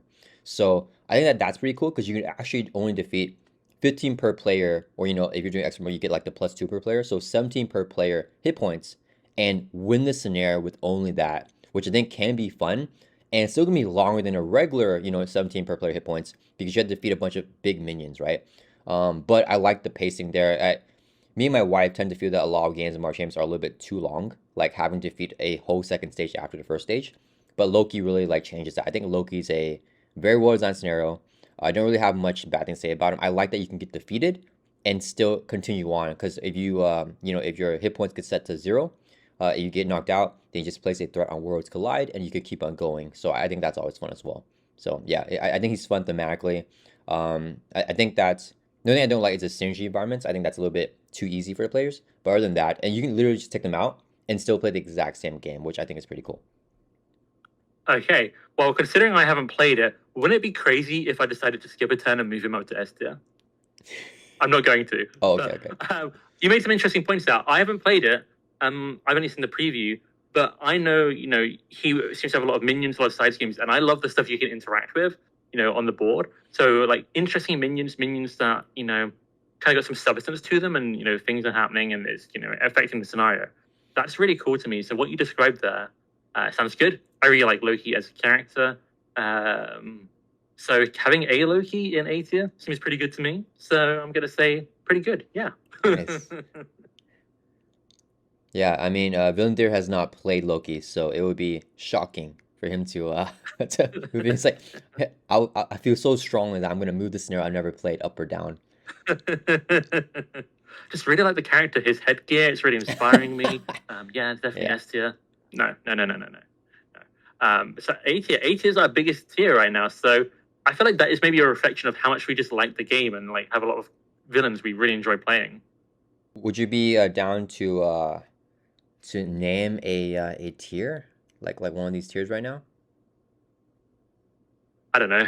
First thing that popped into my head for A was like lovable rascals. Okay, I'm down for that. Lovable. I feel like that's very eccentric. Lovable rascals. Lovable Loki. Yeah, I mean, no, but then I've called Venom Goblin and Ronan lovable. So Hey, they are. you know, someone can love them. Yeah. I'm sure that the family does. I'm gonna go for. We might need to rename this. Okay. I don't know. Let's keep it like that. It's kind of funny. Let's keep it like that for now. I'm not gonna move him obviously because I haven't played Trick the Takeover yet. I want to. I will go ahead and who am I gonna pick? I'm going to. There's so many good ones. Actually, quite a few I'm not as keen on, more than I think I realized before we started recording this. But I'm gonna take the bait, and I'm gonna pick Thanos, Okay. and I'm gonna drop him in. Oh, whereabouts though? I'm gonna drop him right in the middle of B tier, and I'll tell you why. Yeah, I that was not where you wanted me to place him. I can see. So Thanos for me, I've been on a journey with. When I started playing against him, I didn't like him. I really didn't like Star Wars. Like playing I think Spider-Woman, who was one of my favorite heroes at the time, and I still really like her. Like, why doesn't my pheromones work anymore? Just like it's completely not worth playing, basically. And I was very grumpy about Star Wars, but the longer the game has gone on, I kind of acclimatized to it. And I actually do really enjoy playing Thanos. And why is he in B if I really enjoy playing him? There's a lot of villains I really, really enjoy playing. And for me, Thanos he's almost Rhino with the Infinity Gauntlet. If you give Rhino the Infinity Gauntlet, he's got a bit easier on average still, aside from the main scheme, and so like that starts to get insanely scary with the time stone. But like mechanically, like what's happening is he's hitting you, and some stones are triggering. I just don't think it engages me as deeply mechanically as because because I love the Infinity Gauntlet mod set. I love to add it to other scenarios, and I think that's kind of, in some ways, Thanos does make the best use of it. He does have extra interaction, but I don't think he excites me enough to make it into like to the level where I'm putting like, well, where you've now put like Yeah. Magog, Claw, Apocalypse, if that makes sense. Oh man. Okay. So I was debating Thanos between S and A. I think that that's where he like goes up and down for me. Um, Gotcha. well, at this point, I don't have to decide if he's S or A because I can only move him up to the A, and I will. I think that he's Okay. very fun. So I think that it depends on like how we came into the game. So like it makes sense because you like Spider-Woman and then you like Sonic Confuses, and then the star really like left an initial sour taste in your mouth.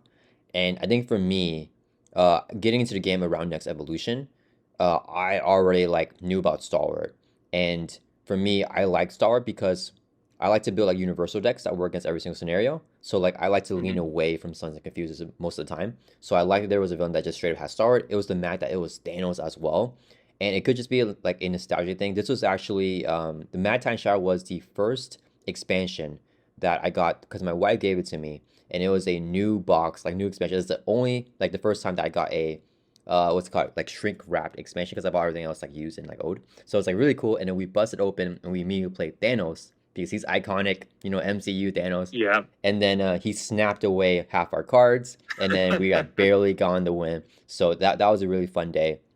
So I think it could just be that. Um, my flaw with Thanos is that I feel like that he's just very very long. Like it's a very long scenario. Yeah. Probably longer than I would have liked. So yeah, but I don't have to make the choice between S and A. I'm just gonna move him up to A tier, and I like him definitely behind Ronan. Ronan's awesome, dude. Um, Nah. somewhere I'm actually leaning a little bit further back now because of how long he is, and as I played more scenarios, yeah, you know, I'm putting him in the bottom A tier. I think that definitely would have been different, like a few months ago, but nowadays I really appreciate like the pacing of Loki, and then the pacing of Thanos Mhm. with the Infinity Gauntlet as well. Yeah, but I do really like the main scheme that whenever it flips, he snaps away half your deck. That is awesome. That's like a very cool mechanic. Yeah. Yeah, that is really cool. You know, there's a lot I do like about Thanos, but you know, I think this is a fine placement. I don't hate this. I was actually tempted as soon as I finished speaking. I was like, maybe I should have put him at the top of B tier. So bottom of A tier, I'm feeling pretty decent on here. Yeah. I do think, yeah, if I was to talk about the Mad Titans Shadow Box, because interestingly, similar experience. That was the first expansion that released after I had started playing the game. Oh. So like busting that open was a very different thing for me too than the other stuff I'd had before that. So that was kind of fun. But I do think if I had to say one flaw for that whole box, I think on average the scenarios are quite long.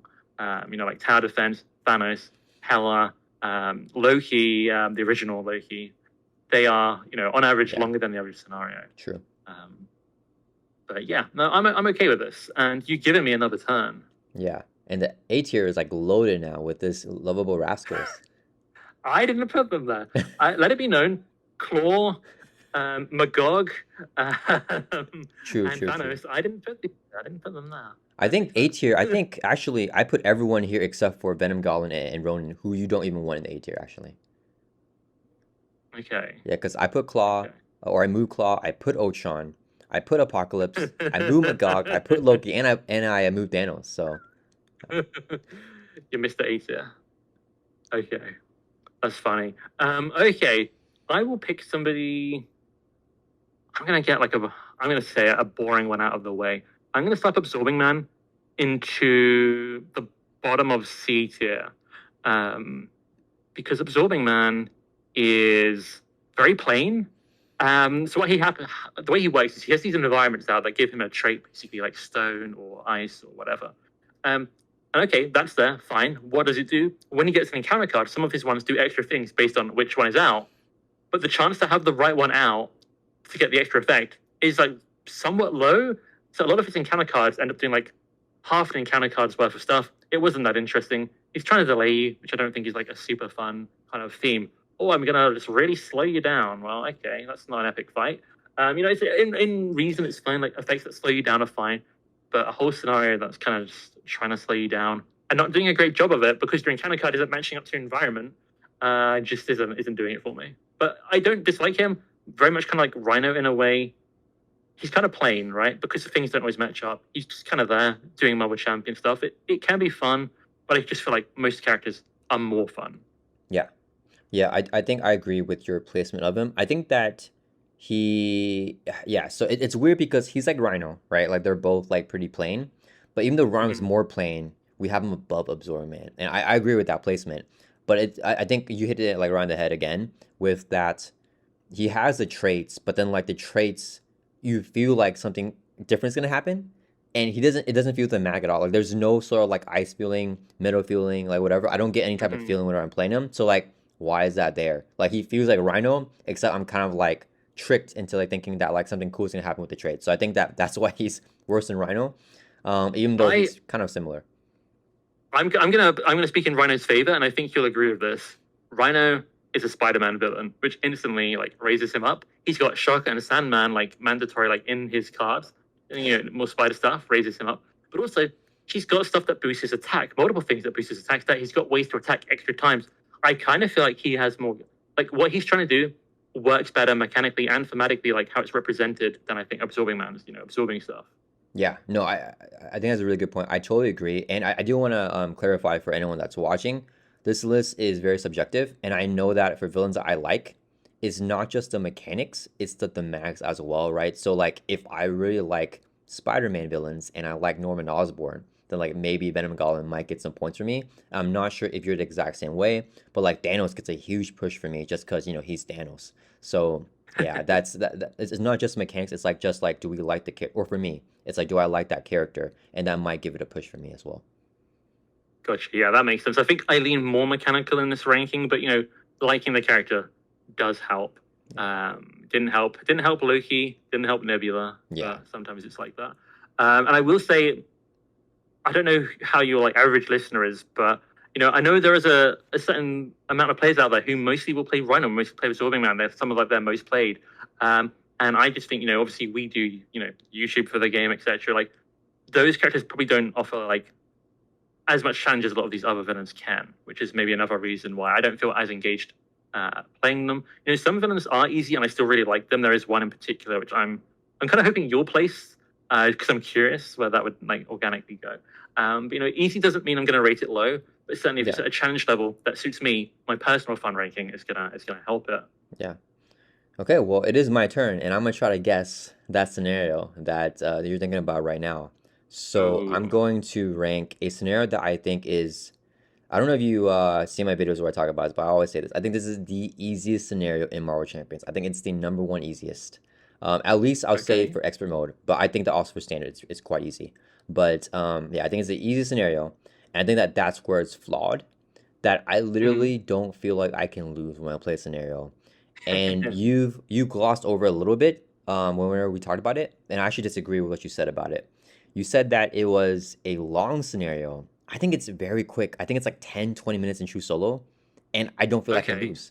And the scenario that I'm going to rank is tower defense from Mad Time's Hmm. Shadow. And I'm going to put it in the C tier. I think it's flawed. I like the idea of defending, the Avengers Tower. I just feel like that, I mean, if you let the main schemes, it's Corvus Glaive and Proxima Midnight. There's two villains, I mean. But Corvus Glaive's Hmm. main scheme, you can just keep on popping, and you let him scheme. You just get encounter cards, but like, even if there are advances, like he still won't scheme out, right? So it's like it doesn't matter. And Proxima Midnight, if her main scheme throws out a lot, then you will actually lose because she'll put damage on the Avengers Tower. Um, it feels kind of scary, like getting into it because damage on Avengers Tower can't be recovered. Like it's just permanent damage. But I just feel like there's like no way to like for them to actually like defeat Avengers Tower. And I just feel like I just let Corvus Glaive like scheme out every single time, and like nothing bad's gonna happen. So C tier, I think more Zorman because I at least get the max of it, and I'm gonna leave M.O.D.O.K in front of tower defense. So just it's still a fun scenario. It's just way too easy for my taste. Yeah, I think that's fair. I do like to try and like keep the Avengers Tower as healthy as possible. It's like a little personal challenge, but that isn't like in the rules. Like outside of campaign mode, it can have one hit point left. You beat the scenario, you beat the scenario. Um, but I'm tempted to move up to B tier just 'cause I love the thematics. I love fighting these two of these people that keep swapping. I feel like multi-villain scenarios with two villains are both out I would like them to visit that like idea more, visit it again maybe. Again, a main scheme where you don't lose when it goes over. Both of them in this case, although it's progressive with Proximus, because you will eventually. I do like that. I like a lot about this, but it is flawed. So I think this is a good tier to put it in. So I won't skip a turn to move it. Nice. Yeah, I don't really have anything else to say Okay. on that. Cool. Oh, there's a lot of ones I really like it, and a couple I really don't like yet. This Really? is not the one I was talking about though. Oh, So my one is still out there. So I'm gonna place Dark Beast, I think, because I really like this scenario. It's really fun. I like the way this is in a way for me a little bit like the Hood. Not as you can't choose what the modular sets are, but they are going to kind of come in progressively, and you don't know the order. So there's kind of that element of like adapting to what comes out. And I'm going to put him in the B tier. So I feel like he is like solidly fun. I don't know if he's A tier for me. But I'm going to put him at the top of B tier because I actually do really enjoy Dark Beast basically every time I play him. And if he gets Genosha, well, my status won't work the same. I'm going to have to like focus on the threat more. If it's Savage Land, I cannot guarantee what cards I'm going to have on that deck pass because he's discarding them. I'm going to have to adapt. And I like that, kind of like in Sabah Nur, really like that, Age of Apocalypse expansion. I'm having to adapt and change my game plan up depending on what the scenario is doing. And a second playthrough, it might go differently. It gives a lot of replayability. So I like Dark Beast. I don't mind him at all. I think I would probably put him lower in the B tier, maybe like average or like below average. But I'm not gonna move him. I think that's a fair spot for him. I think he's a pretty standard type of scenario. I think it's a cool mix, and we don't have Beast as a hero, but we have him as a villain at least. So yeah, people can face him there. Yeah, I'm gonna agree with you for a B tier ranking for Dark Beast. Cool, nice. Okay, so I don't know if you guys noticed. I don't know if you're wearing a different shirt, Villager, because I don't remember. I'm wearing a different shirt. Because this is a 2-day video, a 2-part video. Oh, is that Into the AM? Yeah, well Oh, recognized. if you want to plug him, you can right now. Yeah, I mean, I've got like a discount link into the AM. They make really good clothes. Like half of my clothes are into the AM now, and I really recommend them. They do t-shirts, trousers, everything you could want, and yeah, I like them. Okay. So yeah, so basically we were filming yesterday, and then you made it known because your Discord's like blowing up that there's a new scenario pack that dropped, and that Yep. abruptly stopped this video. So we are back the next day. It's Friday now, and we're gonna continue because we are diligent in getting this content out to you guys. So It's also just been really fun, and I think if you guys have been enjoying this, I'm gonna do the content thing. Let us know in the comments, and let us know what the craziest pick has been so far. Maybe the one you agree with the most as well. yes. Okay, so we left it off with Villain Theory putting Dark Beast in the B tier, and I agree with Yes. him. So I am not moving Dark Beast. So it's backwards on my turn, and I did not think about at all what I would do. So I'm just gonna do Enchantress because I know that you cannot rank those, or maybe you aren't planning to because you haven't played them. So I'm just gonna do the Trickster Hero packs, the Trickster Takeover Scenario pack. Go Here. for it. And okay, I think definitely A tier. Um, I like Loki more, and I'm gonna put her behind Thanos. Um, I think Enchantress is a very fun scenario. Most scenarios that have a similar mechanic to hers, I actually don't like.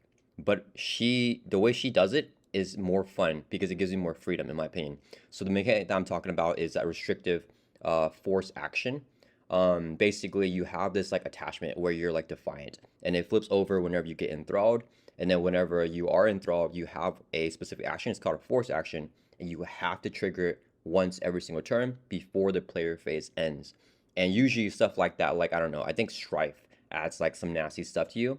And I mean, spoilers, I hate stuff like that. That stuff is like not fun to me whenever you're very restricted. And for hers, I think that because it's a force action, that new mechanic where you can choose when and where you do it, and there's a benefit as well. Like there's one where like I think you take an indirect damage and you can do 2 damage to a minion. So like, if there's no minions, it's kind of sucks because you take an indirect damage. But if there is a minion, you get a little bit of a benefit off of that. So like I find that fun and cool. And I find that, yeah, I just really like her scenario. I like that she adds a lot of threats. I think that she's also very well paced. And whenever you flip her, even on standard and on expert, she does this thing where she puts out this side scheme where she can't take damage. And a side scheme has like a minimum, I believe, like 4 threat if you're doing standard. And an expert and you're doing true soul, the minimum is like 6 threat. So like it's a decent amount of threat. If you're doing higher player counts, it's gonna be even more. So like it kind of prevents rushing a little bit, which I also appreciate. So yeah, a very, very fun scenario. I really enjoy her. Yeah, that sounds really good. I mean, I've not played it because Trickster Takeover, Loki's making his slow way across over to me. Based on vibes alone, I probably would have put Enchantress in like B tier because I think it all looks really fun. I have a question mark, but the way you described it, it sounds really fun. The anti-rushing like bit of the side scheme there sounds like exactly what the scenario needs. So hopefully it works out that way. So I won't contest the A tier. I do kind of think it's interesting that side scheme to me sounds like the side scheme that Thanos starts with, Sanctuary, where he can't be damaged. I kind of like that they're next to each other, but her side scheme obviously comes in different timing. But yeah, cool. You put two of these new scenarios in A tier. Now, if I get Trickster Takeover and I am not having tons of fun, I'm gonna be unhappy. So you set high expectations. Yeah, well, we've already preemptively created your ranking for Trickster Takeover. This is Villain Theory's ranking right here. He thinks that Loki and Enchantress are A tier level. So, I mean, I don't know. Like, you're just gonna be a liar if you don't like it, right? It has to be like this way or that. So, Yeah, my 4% lineup to something I've never played before. You put it up. exactly. You know what? This is like my optimism. This is what I'm hoping they will be at least. So I can go with it that way. Yeah. Who shall I pick then? Because it's a my turn. I'm not going to move that because obviously I've not played that one. I'm gonna kind of try and do it your way again because when we were doing this yesterday, I was trying to like balance out the tier list a bit. Let's just pick someone random. I'm gonna go for the person at the bottom right, which is Zola. Oh, I really like Zola. Oh, are they S worthy or is it A? That's what I'm debating between for me because I really like Zola. Who is left that I would put in S tier? Let's have a quick glance. I mean, we've been through so many. It's weird because the A tier is half yours and half mine, but mine were like upper tier or down a tier, and like you've really put most of them in A tier. and then there's like Ronan and Venom Goblin, which which you put in A tier. Those two you put in A tier. That's not. I removed them from S. I didn't put them in A. So I feel like for me, Zola's above half of those in A, and like below half of them in A for me, like because it's like this game has made it very weird. I'm gonna like compromise, and I'm gonna put him at the top of A tier, I think, which I have mixed feelings on because I don't know if I prefer him to Klaw, but I definitely like prefer him significantly. It's like Venom Goblin and Ronan, who are like, so I need to like get some distance from those to the left. is my goal. I really like Zola. Super fun. Tons of minions. I love minions. He can upgrade them. He's like a crazy scientist. There's a lot going on. Like it challenges you a lot at the start of the scenario, especially on expert. I think that's kind of a fun thing to have. Particularly like in solo, like 4-player Zola is a lot easier than 1-player. I'll put it that way, but he's still beatable solo. So I really enjoy it. Yeah, I think that's a fair. I think he is a lovable rascal. Yeah, I don't. I think if it were up to me, I feel like I would probably put him like maybe B. I think he's actually probably jumped up for me like recently, and recently like in like the past year playing. So I might actually have had him like near the bottom of A tier, but I think I'm not gonna move him. I think that that's a fair spot for him. He is a fun scenario and he's pretty unique. I like that he's all about enhancing minions. I'm not sure there's another scenario that really focuses that much on minion enhancement. And it's cool with his test counters, and he also has that like hide your prison thing in the beginning where he grabs your identity specific ally, which is pretty fun because then you can like get the extra cards to your hand or grab the ally whenever you need them, and then potentially like they can help you out. So yeah, I think I think it's a fun scenario. Probably won't have it this high, but like above Venom Goblin, like I don't know about that, but you know. Yeah. All right, Cool. all right. So back over to my turn. Let's do some new scenarios. We'll do the Agents of Shield here. We only have 3 more actually, and they're all like back to back to back, right? Because they're like Baron Zemo's a B, Black Widow's a B, and then Citizen V is a C, like their letter. So that's kind of cool. I thought you were ranking all of them then. No, I was no, like, no, wow, no, this no, guy's taking a lot of turns. Let's do my favorite one. of the three, because I think, I mean, I don't want you to like take it and like, drop it real low. I really like Baron Yeah. Zemo. I think Baron Zemo, Oh no! What? oh God, man, no, I've no! Why would you do seen this? I've seen some sentiments in the community of people not liking Zemo, and I can relate to it. I can understand like the okay, so for people that don't know how Baron Zemo works, um he was built with a campaign in mind first, and he has the evidence, and he has these three environments, and they're like the officers for Shield, and then one of them is the Mole. And basically, in the scenario, Baron Zemo is trying to turn them all against you, even the non-modes. He's trying to flip them all. And when he flips them, then they help him out and they give him extra stat bonuses as attachments to him. And there's evidence, and each time you clear off all of those counters on those, or enough counters, I'm not gonna go into specifics, but basically, if you spend enough resources to clear off those counters, then you can gain evidence, and you gain like in I think outside of campaign, it's you gain two evidence pieces per each round. And basically, the part that I don't like about it, I'm just saying the part I don't like, and I think that's part of what you're gonna hit on too, is that every time I play a scenario, I have never made an educated guess. I've always just done like got every single piece of evidence and then figured out exactly who the Mo is. And it's pretty simple. It's kind of like Clue, but you have every single piece like every single time. So it's like for a fact it's gonna be this person doing this, and it just feels like kind of repetitive. Not repetitive, but like kind of like systematic. Like I just have to do this. It just feels like this is something that I have to do. Like bing bang boom, and after I do it, then I get the evidence. So that part I don't like. I agree with you, that part's not great. But that part aside, like the actual scenario and like how he plays, his mechanics, how when you flip him, he ramps up like super hard. He gets like his sword. I actually really like him as a villain, and we talked about this actually yesterday with like Batroc and throwing money at stuff. I like throwing money at stuff, and I like having a resource sink because oftentimes I'm like, okay, I can't spend my hand efficiently, but I'll have like two resources left. Let me make sure they're in this specific thing so I can throw money at those environments to get those counters down, remove some threats, do some damage, like do whatever that I need to do. So I like having that resource sink like on the table already. It's kind of like playing in the pool aspect, like already having that. But I definitely understand why it is not why people wouldn't like it. I personally think it's really fun, and I think he's the most difficult scenario in the box as well, which is fair because he's the capstone villain. So yeah, I really like him. I'm gonna put him in the A tier, and I put him in the bottom A tier just because I'm not sure what you're gonna say. Okay. So, Baron Zemo, I've said this before on record on video. I think he's got some of the most interesting encounter cards in that expansion. Maybe some of the most interesting ones in the game. I think Reluctant Foe as an encounter card might be like one of my favorite ones, if not my favorite encounter card. It's just super fun. And here's a lot of fun stuff. The problem for me, partially, is just kind of what I was saying toward the beginning of the video. I feel like some of these new villains, like not all the new ones, but in this case, it is a newer one. They're trying to make them different, which I like, but sometimes they make it too different, like against like the flow of the game. And I feel like Zemo, like the sum of his parts, is just weird. It just flows kind of weird to me. It feels kind of weird.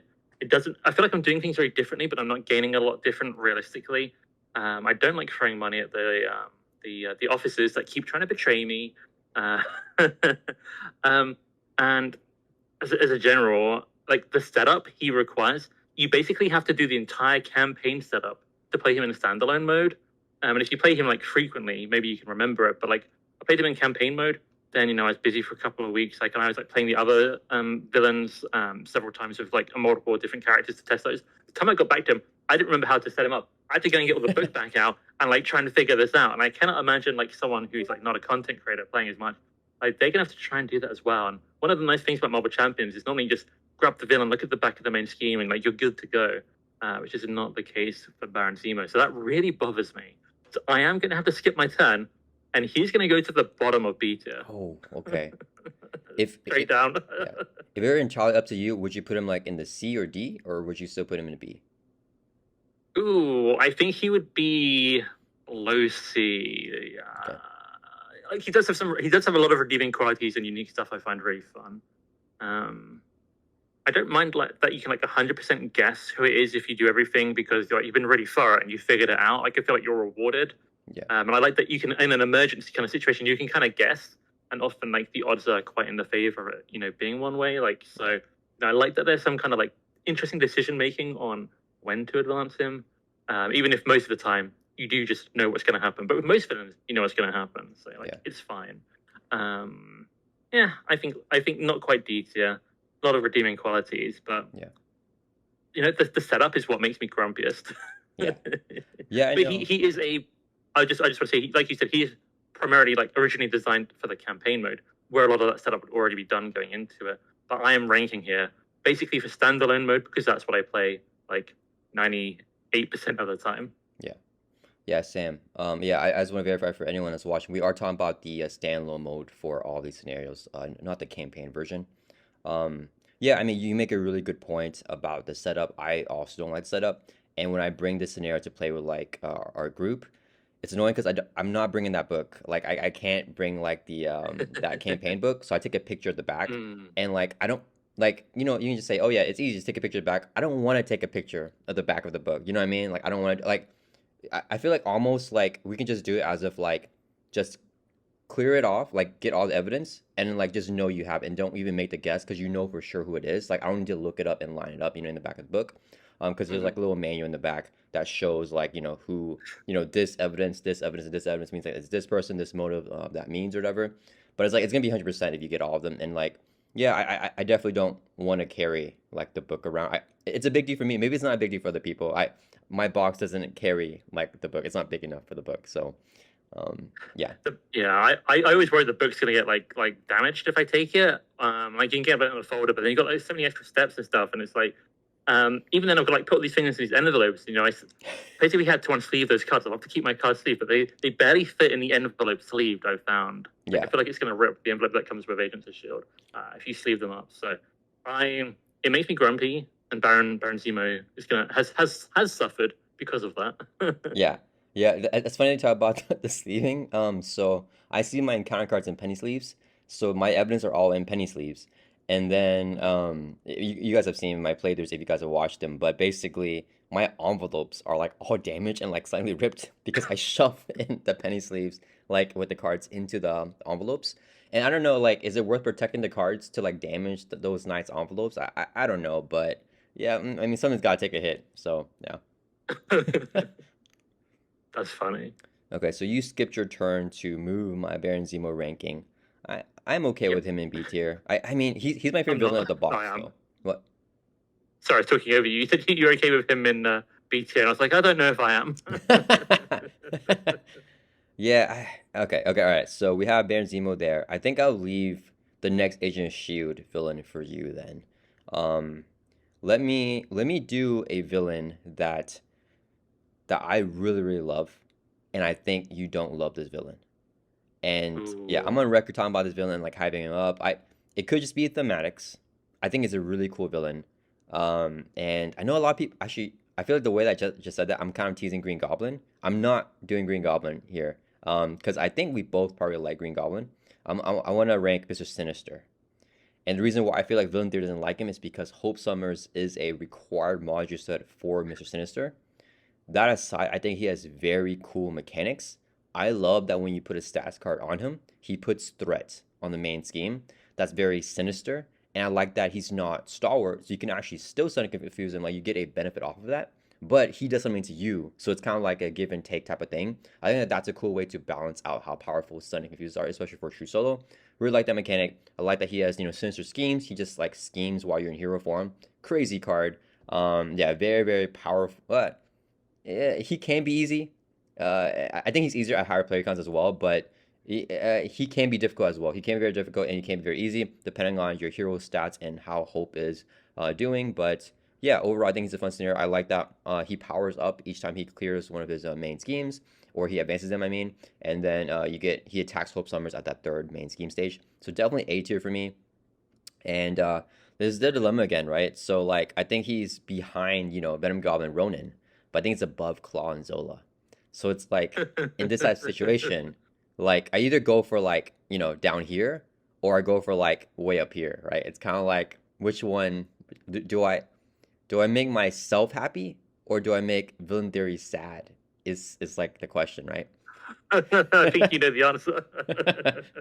um, I don't remember entirely everything from yesterday, but I feel like I was very kind yesterday with like a lot of these placements. So this one I'm gonna be a little bit more selfish. I'm gonna put Sinister at the top of A tier. I think he is in the top of A tier of how much like I like the villain. Just not the very top and like, in front of these guys. But yeah, I'm gonna put Sinister at the top of A here.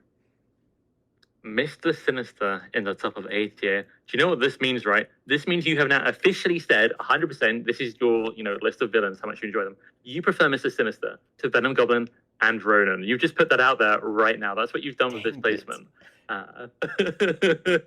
Let the record show forever. You cannot change your mind. This is permanent. Yeah, I don't know if you're trying That's to. never change. I don't know if you're trying to convince me to move it down. I'm not. I'm not. I'm gonna stick to my guns. It feels bad putting him above Venom Goblin Ronan, but you know what? We're gonna do it. We're gonna do it. I don't know what I'm trying to do here because putting him where you put him has kind of pushed Venom Goblin and Ronan down, so I'm winning. But if you were to move Mr. Sinister down, it'd be closer to where I'd put him, so I'm still winning. I'm ahead of the game here. There's no bad outcome. Too good. But actually, I quite like Mr. Sinister. I think of the three Hope Summers one, it's a little bit of spoiler for Stryfe here. I think he's my favorite one, not necessarily because of Hope Summers, but he does get a lot of threat. So I feel like her helping you out of threat kind of isn't like it's almost kind of accounted for. It's a bit like the Milano and the increased threat in Galaxy's Most Wanted in a little way. And what I like about Mr. Sinister, and I'm surprised you put him this high because you put you didn't quite agree on some of these other ones where we discovered when we talked about the article that came out, Simple SmackDown. I kind of realized like in general, I prefer things a little bit less predictable and a bit crazier. And with Mr. Sinister, you don't know what is going to be coming in terms of like super strength, flight, telepathy.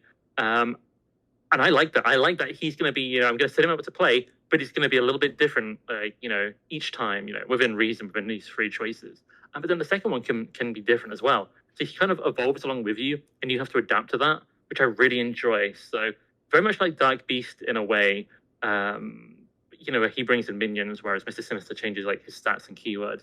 I guess Dark Beast also gets like some keywords as well, but it's a little less personal than I feel what Mr. Sinister gets from the superpower one sets.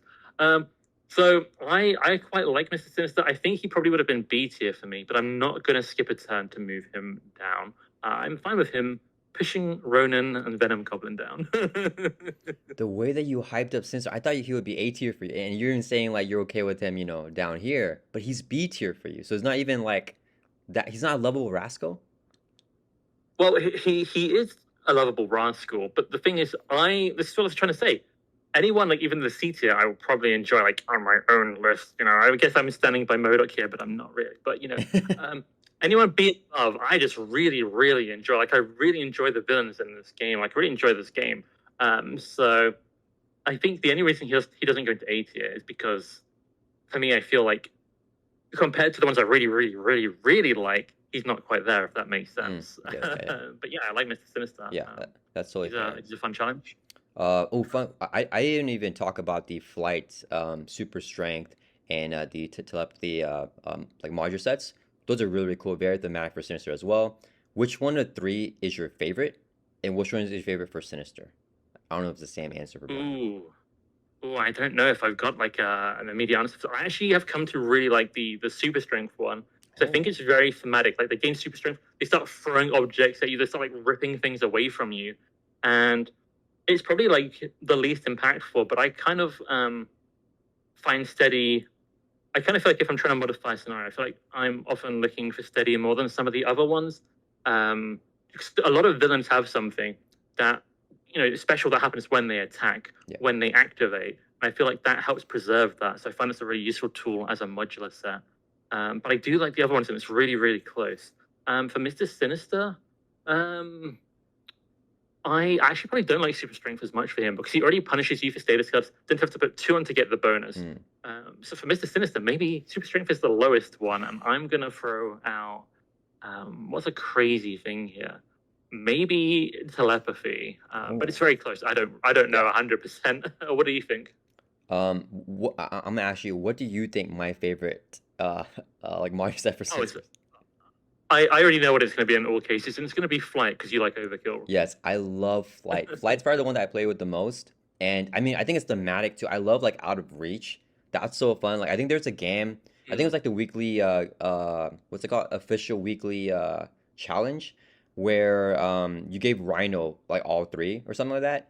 And then I was playing Spider-Man and then he got like I think it was like near the end of the game, he got out of reach and I was like, ah crap, like I'm screwed. And I was like, wait a minute. I can go for the push. Swinging web kick is aerial. So that It's aerial aerial. event can like, and I was like, holy cow, like that was like a really fun connect where I really needed it as well. So like, I mean that aside, but like just giving the overkill to a villain, I think ramps up any scenario. I think it makes any scenario like already like in terms of difficulty, probably A tier. Like even if you give like a weaker villain like Rhino, I know we put him in C tier for fun, but I think in difficulty he's also like a little bit lower. If you give him like flight, he becomes like a very difficult villain. You know what I mean? Because now you have to flip down. Mm. His threat threshold is only 7, and then he's swinging with overkill now, so like you can't just chump block or anything. So yeah, I think flight is a very fun, thematic, and powerful Marge set. So yeah, that's my favorite for Sinister. That's my favorite for any scenario. And and fun thing, whenever we play Sinister like in multiplayer, I always have someone else pick the like we like randomize or whatever. I'm like pick one, and then they like when they pick flight, I'm like oh, you picked the worst one. Like we're gonna lose now. Like, and they're like, oh man, overkill. Oh man. I'm like, yeah, that's what we got. That's really fun. I feel like, I like what you said about Mr. Sinister before, actually, to go back to that he doesn't have like steady or stalwart naturally, but he does punish status cards in a different way. And I prefer the way he does it. I feel like making my stun or confuse half as like, take twice as much effort to do the same thing doesn't like feel, it doesn't thrill me. I know I just mentioned super strength, but it's complicated. I can be a hypocrite. But when he, kind of you get something good, but then he does something back. It kind of makes the villain feel a bit more alive. I really enjoyed that kind of Yeah. thing. And I think a bit like how Steady and Stalwart really punish confusers, Overkill really punishes chump blocking. And if you're a character with one defense like Star-Lord, suddenly the Overkill is terrifying. But if you're playing Colossus, it doesn't even matter. So in a general, I would agree that it really increases their difficulty. But there are like exceptions to the characters who are Yeah.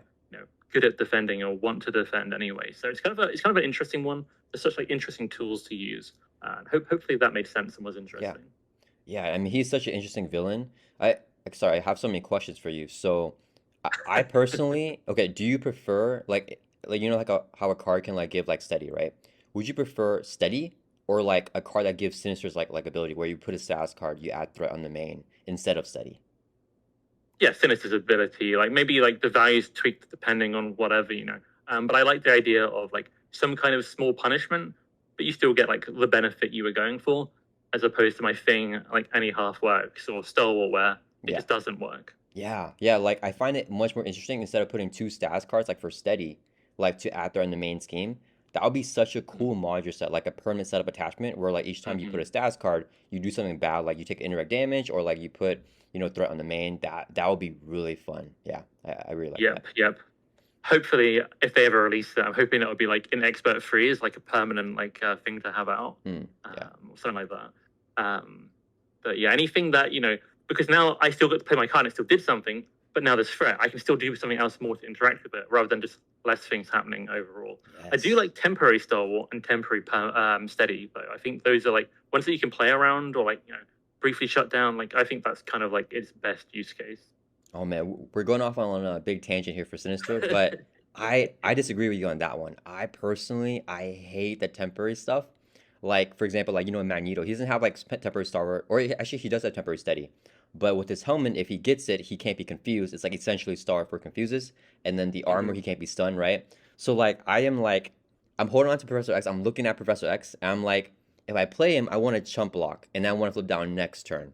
But like if he gets that helmet. Like, I don't, man, like, it's like that decision right there stresses me out. And like, I often, there's so many playthroughs I feel like where I've done that. And then he gets the freaking helmet. And I'm like, bro, like, I just got the confuse off. And I should just flip down immediately and then not have X jump block to get full value out of him. But yeah, I'm not the biggest fan of that, but I appreciate it though. Okay. Again, I think that's a bit different. Whereas, like, I like had a plan, but now they like changed it up, and I like have to adapt. And I really like having to adapt something like unexpected. So maybe that's where that comes in. Yeah. But Magneto's like armor and helmet can be quite annoying. They feel like they're quite quite a cost to get rid of when they often come in from his like magnet counters, and then he gets an encounter card. And like I want to deal with both of these things, and sometimes you can't do everything. Yeah. But anyway, maybe I should pick a villain. Yes. Sorry, guys, for the long. I mean, I'm gonna have timestamps, so they can skip all this. They'll be like, "Why is the Sinister timestamp like 10 minutes?" They're gonna skip to Sinister because it's 10 minutes. I'm gonna pick the Wrecking Crew. So apparently, I'm just picking Oh. like the lowest alphabetically at the moment. It just feels right to put the Wrecking Crew in the trash because that's where they belong. No, I'm joking. But okay, I mean, if I had to rank all the scenario packs, in fact, all the hero packs as well and all the expansions, I think the single worst product in the game is the Wrecking Crew because no mod sets to add to anything else. You cannot like officially like really add mod sets to them. They have 4 different decks. You don't even use standard or like obligations in them like at all. I believe I've actually not played them in a little bit these days because of like they just and the encounter cards they have in these 4 massive decks aren't like I say 4 massive. It's just 4 decks is a lot. I don't think they're that interesting like in terms of the encounter cards.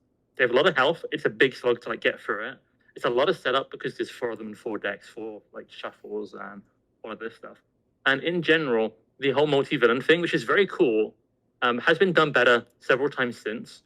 I kind of felt the Wrecking Crew was a prototype. It was very interesting to begin with, but it still wasn't like the best overall. Like by the time I started playing around the 3rd expansion, or 2nd expansion, 3rd wave of heroes, they didn't really have like a good reputation. And I played them before I knew that, and I was like, it's fine. But I think since then, with more multi-villain stuff, just value has gone down and down and down.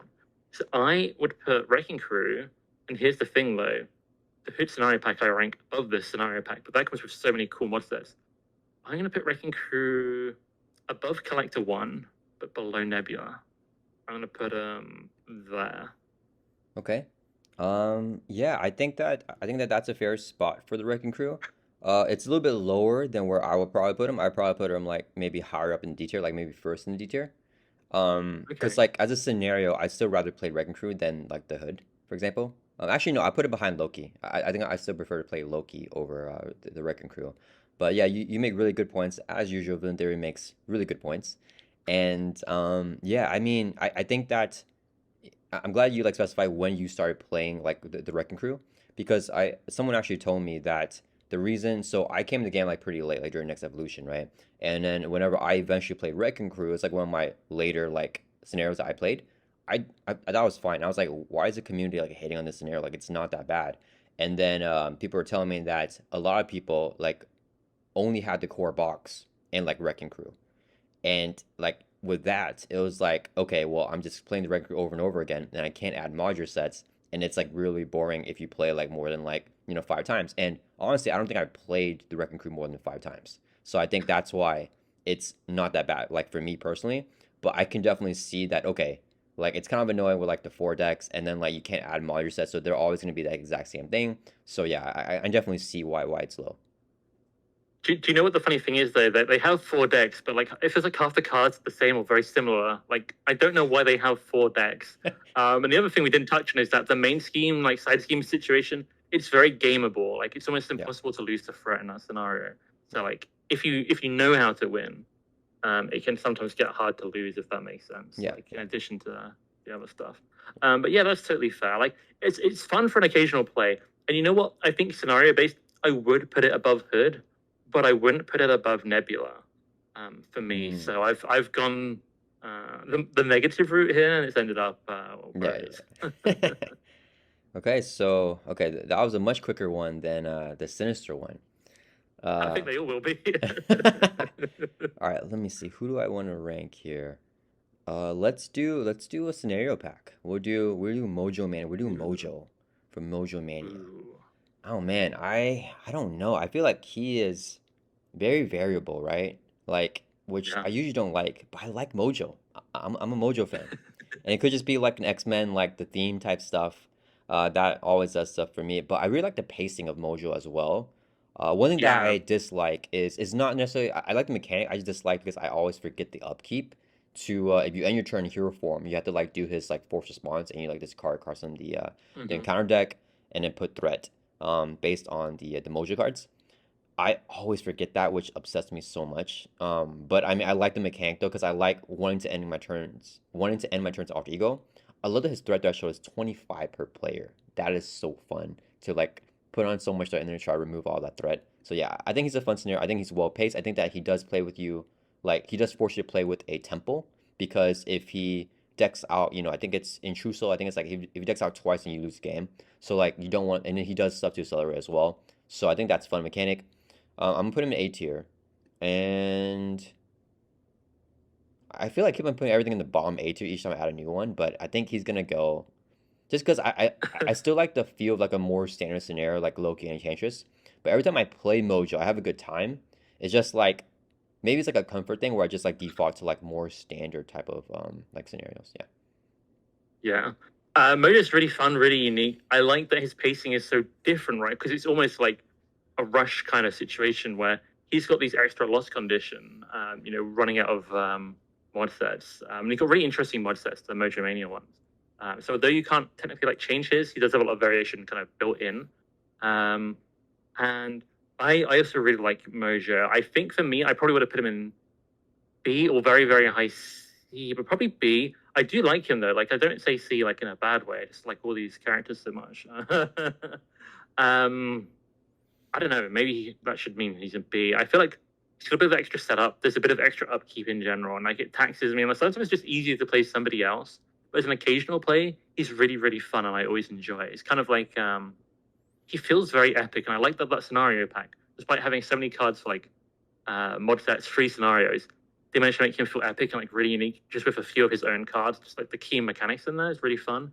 So I'm not gonna alter this placement. I am gonna say you really like the A tier. you are Mr. A tier. Yeah.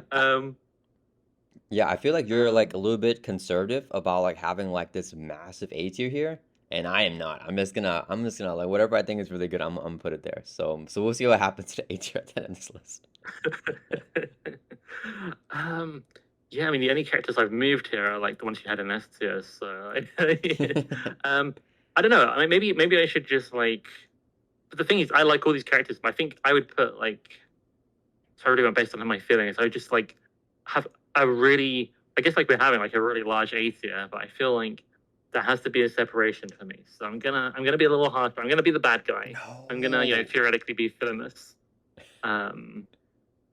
And having said that, I feel the pressure to rank somebody else low, but I just put Wrecking Crew down there. I also put Collector down there. I put Loki down. I put Risky Business down there. So Okay, look. Don't move Mojo. I'll put someone in the B and C next. no, I'm not going to move Mojo. Okay, I do like him, and he's got a lot of fun okay, stuff. nice. I see. So I'm just gonna, I was going for alphabetically one way. I'm gonna go for alphabetically the other way. But my eye has been stolen by Agents of Shield, Oh. and you have left me Black Widow, and I hope you don't like that scenario because I'm gonna place it in A tier Oh. because now if you do like it, you have to move it down. But I do think it deserves to be there. I think this is the best one in the box in terms of fun. Really? Yeah, I think it's really fun. I really like the whole mechanic. So you probably don't like it. I love like the chance to get like in preparation, like a trap. Like I'm playing around, kind of like yeah. They've weaved a web of like traps that I'm trying to navigate through. Where do I put them? Well, I want to put them above Venom Goblin, but below Magog. So how do I break physics? I'm gonna put them. I'm gonna compromise slightly. I will put them below Magog. But that's a nice placement. But yeah, I just really like Black Widow. I think the whole way the main scheme thing works with the preparations instead of boost effects. Really engaging. It's really a fun new way to kind of change the value of clearing the main scheme. So you still lose the game if the main scheme goes over, but now removing threat from it serves an extra purpose. I think it's extremely thematic. Sometimes, especially when she flips like her third form on expert mode and there's like a ton of threat and it goes up, sometimes you do just have to attack into it and hope for the best. There are moments where that is going to be what you do. And I like that it kind of has an upside though. So whatever happens, you have removed the threat by attacking all this threat on the main scheme. It's kind of interesting. Black Widow is just fun. I really like Black Widow. Yeah, I mean, man, you're a villain, dude. I don't know. Whenever you said, I hope that you don't like Black Widow, and you put her high, Because then you I was like, what? Like, I thought you were gonna put her low because we want to agree, right? well, I don't know if we want to agree, but I was trying to like throw you off a little bit. Mm, But I was thinking like if you do disagree, if you don't like her, you're gonna have to skip and move her. So it works both right. ways for me. Well, I'm not gonna Whenever I skip get my her. turn. Oh, okay. So Yeah, you like her? I would put her in B tier. I think that she's a fine scenario. There's nothing that I don't like about her. You make Mhm. all I keep on saying this, you make very good points. I agree with your points. I think that she's a fun scenario. My thing with her, why she's not like one of my favorites, like in the A tier, is I feel like she can be swingy, and it's not necessarily like swingy in terms of like herself, but it's more so how you play against her, I guess. So like a lot of people have said that she's very difficult because she has a lot of initial threat and she can add on a lot of threat and then she schemes a lot as well. I feel like that's maybe because the way I play, I usually game her and I have pretty easy like games against her.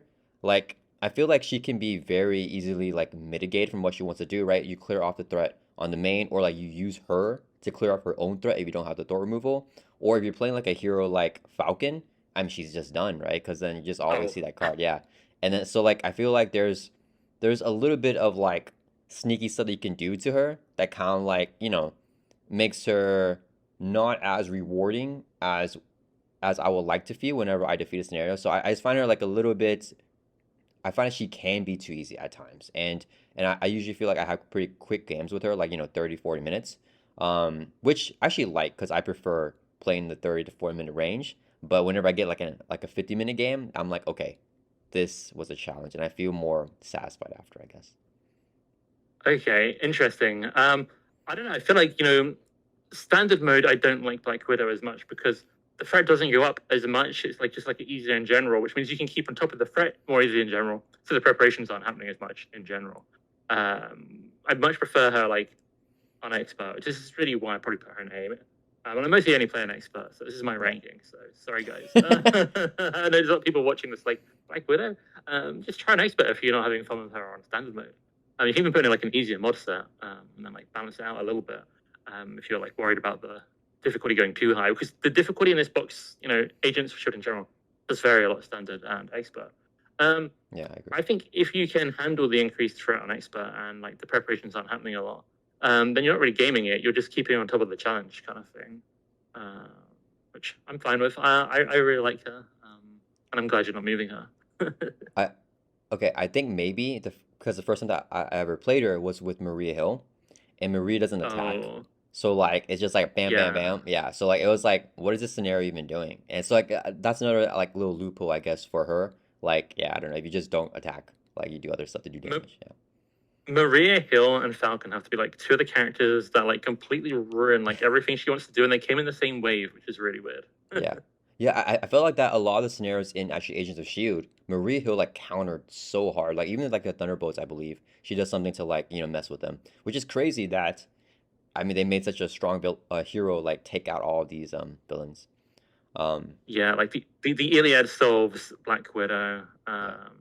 I can't remember like all the wording on all of Batroc and all of her stuff, but like Thunderbolts, because the Pericles can hit a villain and minion, like she can stun the Thunderbolt Oh minion yeah, so that's easily. crazy. Yeah, And she yeah. just like bypasses like retaliate on M.O.D.O.K and all this stuff. Yeah. Like yeah. Anyway, that's a different topic. Yeah. But yeah, if you play Black Widow with Maria Hill, you're not gonna rate her an A tier. Yeah. That's interesting that your favorite Agents of Shield villain is Black Widow. Mine's Zemo, but I've heard from the community that Thunderbolts is like most people's favorites. So that's interesting that we both disagree, I think, with the community perception there. I think if people watch my channel, they'll know my opinion on Thunderbolts. I'm gonna let you do Thunderbolts. Um, Okay. okay, so I don't wanna I don't wanna mess with that. All right, hopefully it doesn't like line up to where like it's like the last one and you force me to do it.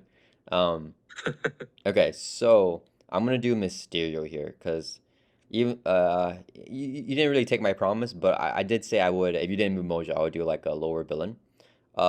He like teeters behind like trash and like flawed for me. I think right now he's in the flawed state. I've grown to love him more. which puts him in the flawed state. So he is just like what we talked about with Loki and Nebula. Very thematic. I love that I hate him, but I hate him so much. And it's just one of those things where, yeah.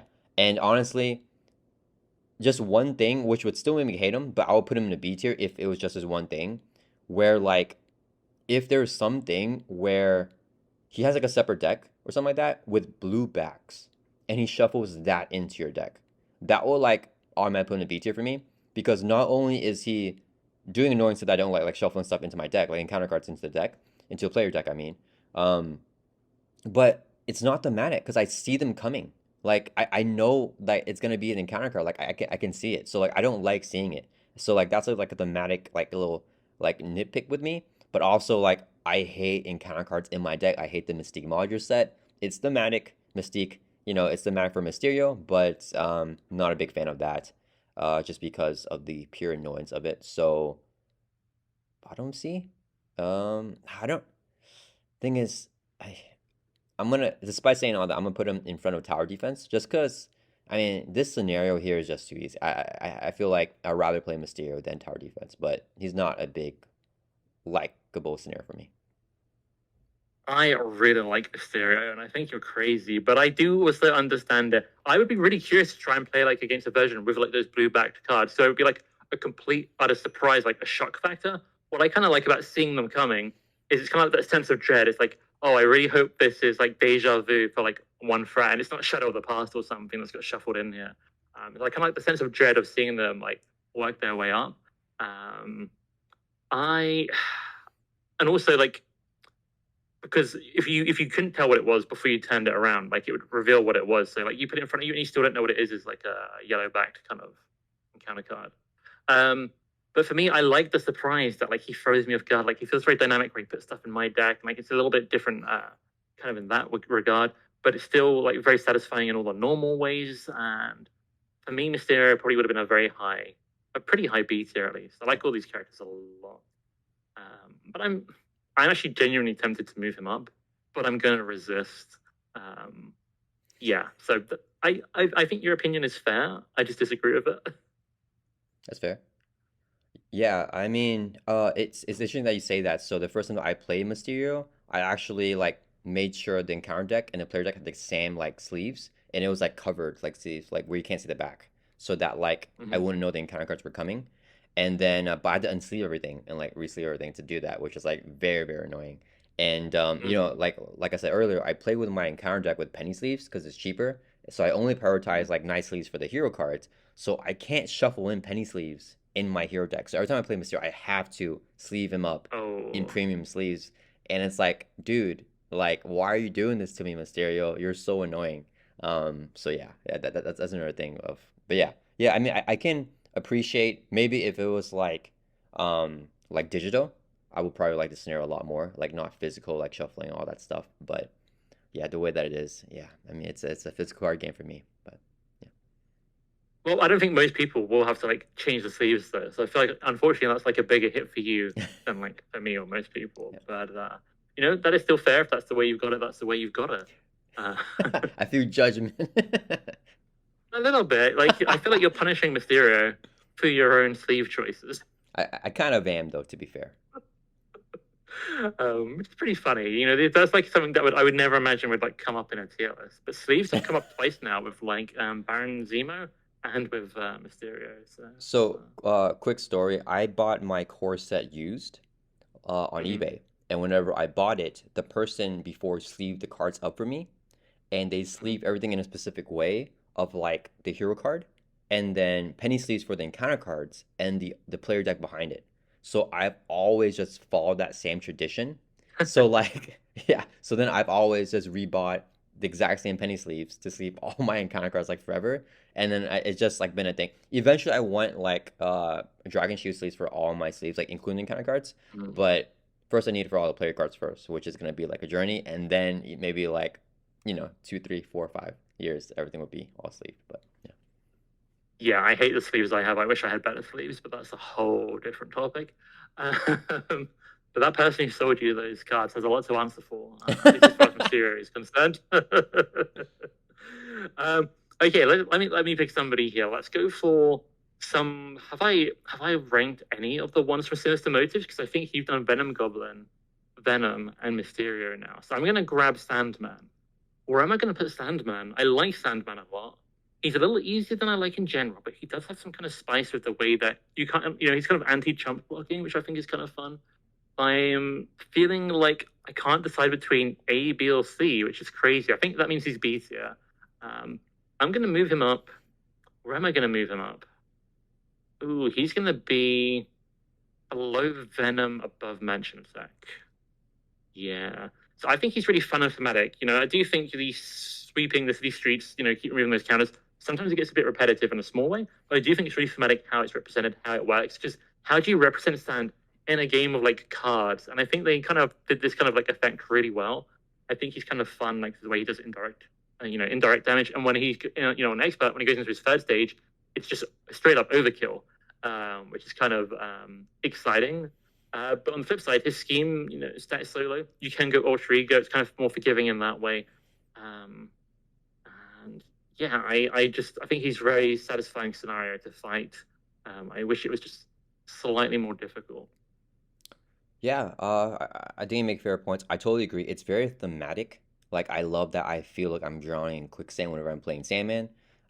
It feels like the acceleration is like actually like very like impeding, and that's Mhm. that's a thematic feeling. It's not a fun feeling for me though. It gives me like one thing like that I detest in Marvel Champions is like accelerating the encounter deck. Also like milling the player deck as well. So like that's one thing that we're talking about yesterday too on Nelson's stream where like there's a like encounter card discards like the top three cards of your deck like every single turn for one of those Civil War like main schemes I believe. And like for Mhm. me, that is like terrible. I do not want to mill from my deck because then yeah, I find that like very very game changing, like altering Mhm. like or accelerating quicker for the encounter or the player deck. So I'm not a big fan of that mechanic. I would have put him. I've grown to love him more also recently. And I would put him, in the C tier, like moving him up from like where he was, probably like D or C. I'm not gonna waste a turn to move it though. I feel like that's fine there in the B tier. I think most people he's fine. I like that he gets overkill on his stage three, I believe, instead of indirect Yep. damage because that's more like difficult to deal with than indirect damage. I kind of wish I like that his attacks are indirect damage though. That's a really cool mechanic. I like that part about him, just Mm. not the like constant acceleration of like and like it's weird how that works. I don't know if you want to go more into it, but it's like place a sand counter here, then resolve surging sands, which also place a sand counter or something like that. It's like when am I supposed to play like the timing of placing? You have to read very, very carefully, which I'm not a big fan of reading carefully. If you guys know me, I often misread stuff. So yeah. It's so funny to me. Like you're already annoyed if you can't play the scenario accurately, but you don't want to read. I think it's like any one of his cards which does that or something does that. I can't remember exactly. Like, hang on. There's so many cards. I've looked at so many cards recently. I've lost track. I'm gonna do some mid recording research to Sandman. So when he attacks, if your identity takes any damage from that attack, you just resolve a surging sands. So there's no extra counter like um, regularly. It's just during the surging sands you do add one itself. Oh, can you So look it's all at fine. the main scheme? I believe it's like either the one reviewed or something like that. The main scheme. Yeah, it Uh, might be the setup or I like don't. the one reviewed or something. Uh, I mean, the setup has you place counters, but not trigger surging sands. Oh, for real? Okay, never mind. I must be thinking about something else then. His on the villain itself, you have when you do resolve the searching sands ability. Um, Okay.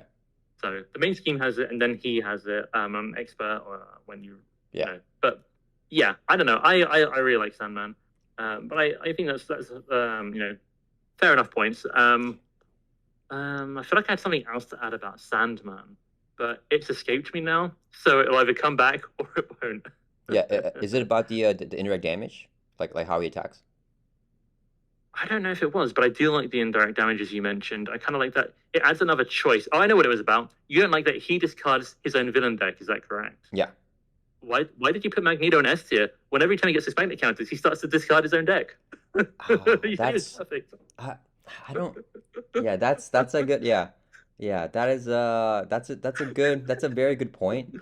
I think the thing is, the thing with Magneto is the way that I play him. I love flipping down to Art Ego to avoid those mana counters. And Mhm. I don't know how many games, probably like most of my games against Magneto, I purposely let that first main scheme pop when there's two counters. So like, Yeah. yeah, so he goes like, so if I'm lucky, he only adds one mana counter turn, right? Like from the activation, he doesn't add another one from the counter card. So like, round one, let's say he adds one mana counter. Round two, he adds a mana counter, and then round three, he flips the main scheme, and then round Hmm. four, he'll add a mana counter. So I go the first 4 to 5 rounds without him ever like milling that counter deck. So I really want to like optimize how I play against Magneto. So I think that's Yeah. why it's a little bit different because we can like we can do stuff around him, which is why I really love whenever there's an activation thing tied. Sorry, there's a response tied behind like one activation, either scheme or attack, not both, because then you can like flip to the other form and like play around that. I'm just going to try and convince you on Sandman here because with him, it's only when he attacks you that he will trigger the Surging Sands, right? So you can go Ultrigo to avoid it. And if you can interact with the counters and keep them low so he doesn't get rid of as many cards in general. So I feel like all those points, I feel like Sandman deserves another shot, an open mind, a second chance. I hope you let him into your heart. Are you convincing me to like waste my turn and move Salmon up to 18? You know what? Yes, I am. Yeah, I can definitely like I do like the max of it, and I feel like he's on point. But just like with Loki and Mysterio and Nebula, it's just well, not Nebula for Mystique. It's just unfortunate that like even though I like those characters and I like that they're thematic, it just happens that that thematic mechanic doesn't vibe with like my exact like preference, I guess. Yeah, Yeah, no, that's totally fair. That's totally fair. yeah. So I guess it's back over to your turn, and we are down to one row of villains left. Ooh, okay, awesome. We're making so much progress here.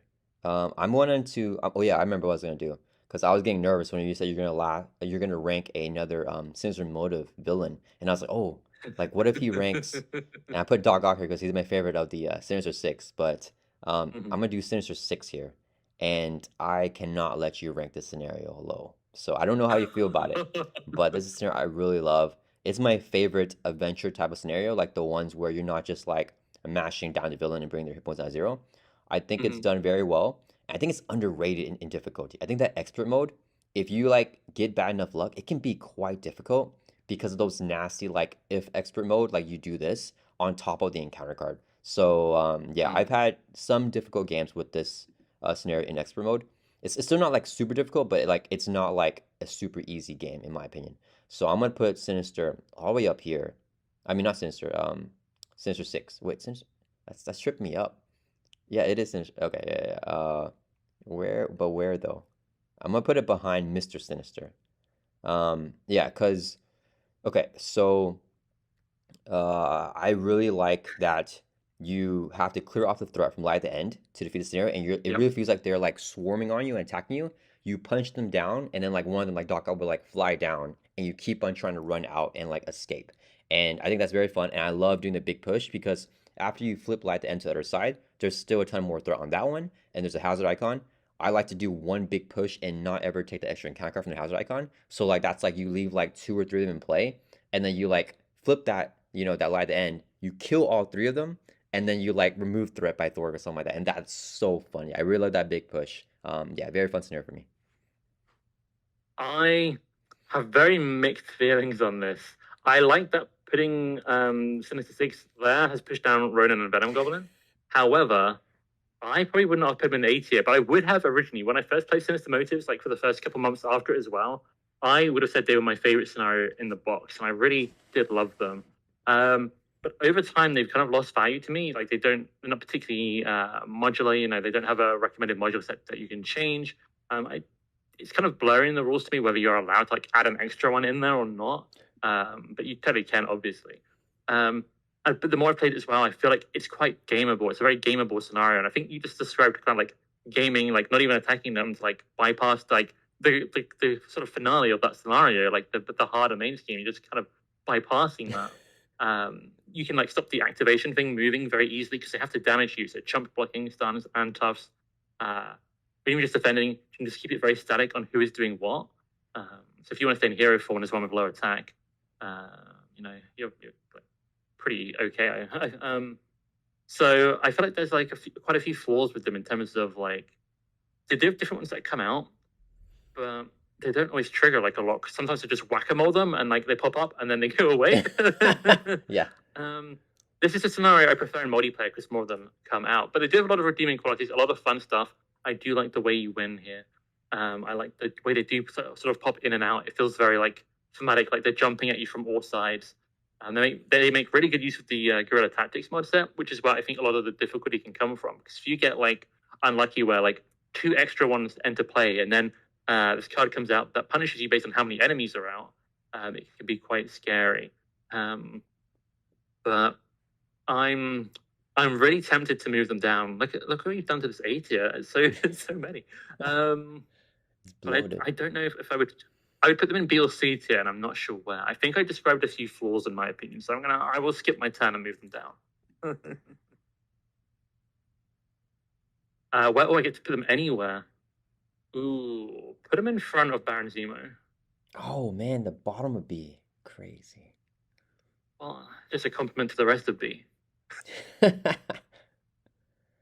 Yeah, I think the best point that you made was chump blocking like kills the scenario. And I think that the fact that it has a damage your identity to move that counter, kind of like or like to trigger their ability or whatever, and move the counter. Yeah, it's like both things. I think that kind of hurts it. I wish that they had a way to maybe like the fact if it was like a little bit different, like every time they attack, they have to do that thing, then that would be a lot different for the scenario. But yeah, it's a little bit unfortunate that yeah, it's just no scenario that ally swarming is very good against. But I agree that multiplayer is the way to play this scenario, like to have more fun. And I think it's more difficult in multiplayer as well. So yeah, I think you make fair points. Okay, but you skipped your turn, so it's gonna be back over to me now. And Yeah. yeah, I feel like I've been like going with most of my like more love scenarios to like get them up there.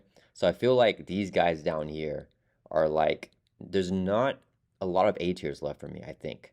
But I haven't looked through all of them, so I could be wrong. Let's just do one here. Oh no, never mind. I see some A tiers. There'll be more later. I can see like there's at least 5 that I really like still here. Yeah, yeah. Should I Maybe try 6. hit one? No, no, I can just leave that for you. I'm gonna do one that I don't like. I think we talked about it a little bit earlier. I don't think you like it either. Stryfe, the capstone villain from Next Evolution, Ooh. also known as the worst capstone villain in Marvel Champions. And yeah, he does everything very restrictively and very annoyingly. And I don't think he's trash. I think he's just very, very flawed. I'm putting him at the very bottom of flawed in terms of like his pacing, like talking about good pacing with Mojo, with Loki. These are nice pace scenarios. This is a terrible pace scenario. Like I just don't understand, and it's so much reading, like it's insane, and like counting. Like every single turn, he has effects that trigger off of how many card types in your hand are of like the same card type. So I'm constantly counting that, and if it triggers like 3 or 4 times, like in a single turn, dude, I don't know how many cards are in my hand, right? So I look at my hand. It's like if I have 5 cards in my hand, I'm like, okay, it's three. I do the effect, and then I'll ask again. I'd be like, what was it again? I'll look at my hand again. I'd be, oh, it was three. And I'll do another effect. I'd be like, how much was my hand again? I look at my hand again, and I count again. It's three again. And I'm like, dude. And then when you flip the main scheme, he adds more to your hand size. You get like a +2 hand size. So now you have 7 cards. So now you're like 7 cards every single time, and you're like, how many of the same type do I have now? Is it 3 or 4? And then like, yeah, it's just way too much, and I don't like that pacing where like you have to clear off like the Stride's grasp, and then like you have to do things at a certain amount of time, or else because threat cannot be removed from the main while you have that side screen play because it's a cross icon. Like I just hate everything about him. His attachments are so like RNG. Some are so bad to get on turn one, and some are like not bad at all. The variance, yeah. That's interesting. I agree with about half of what you're saying.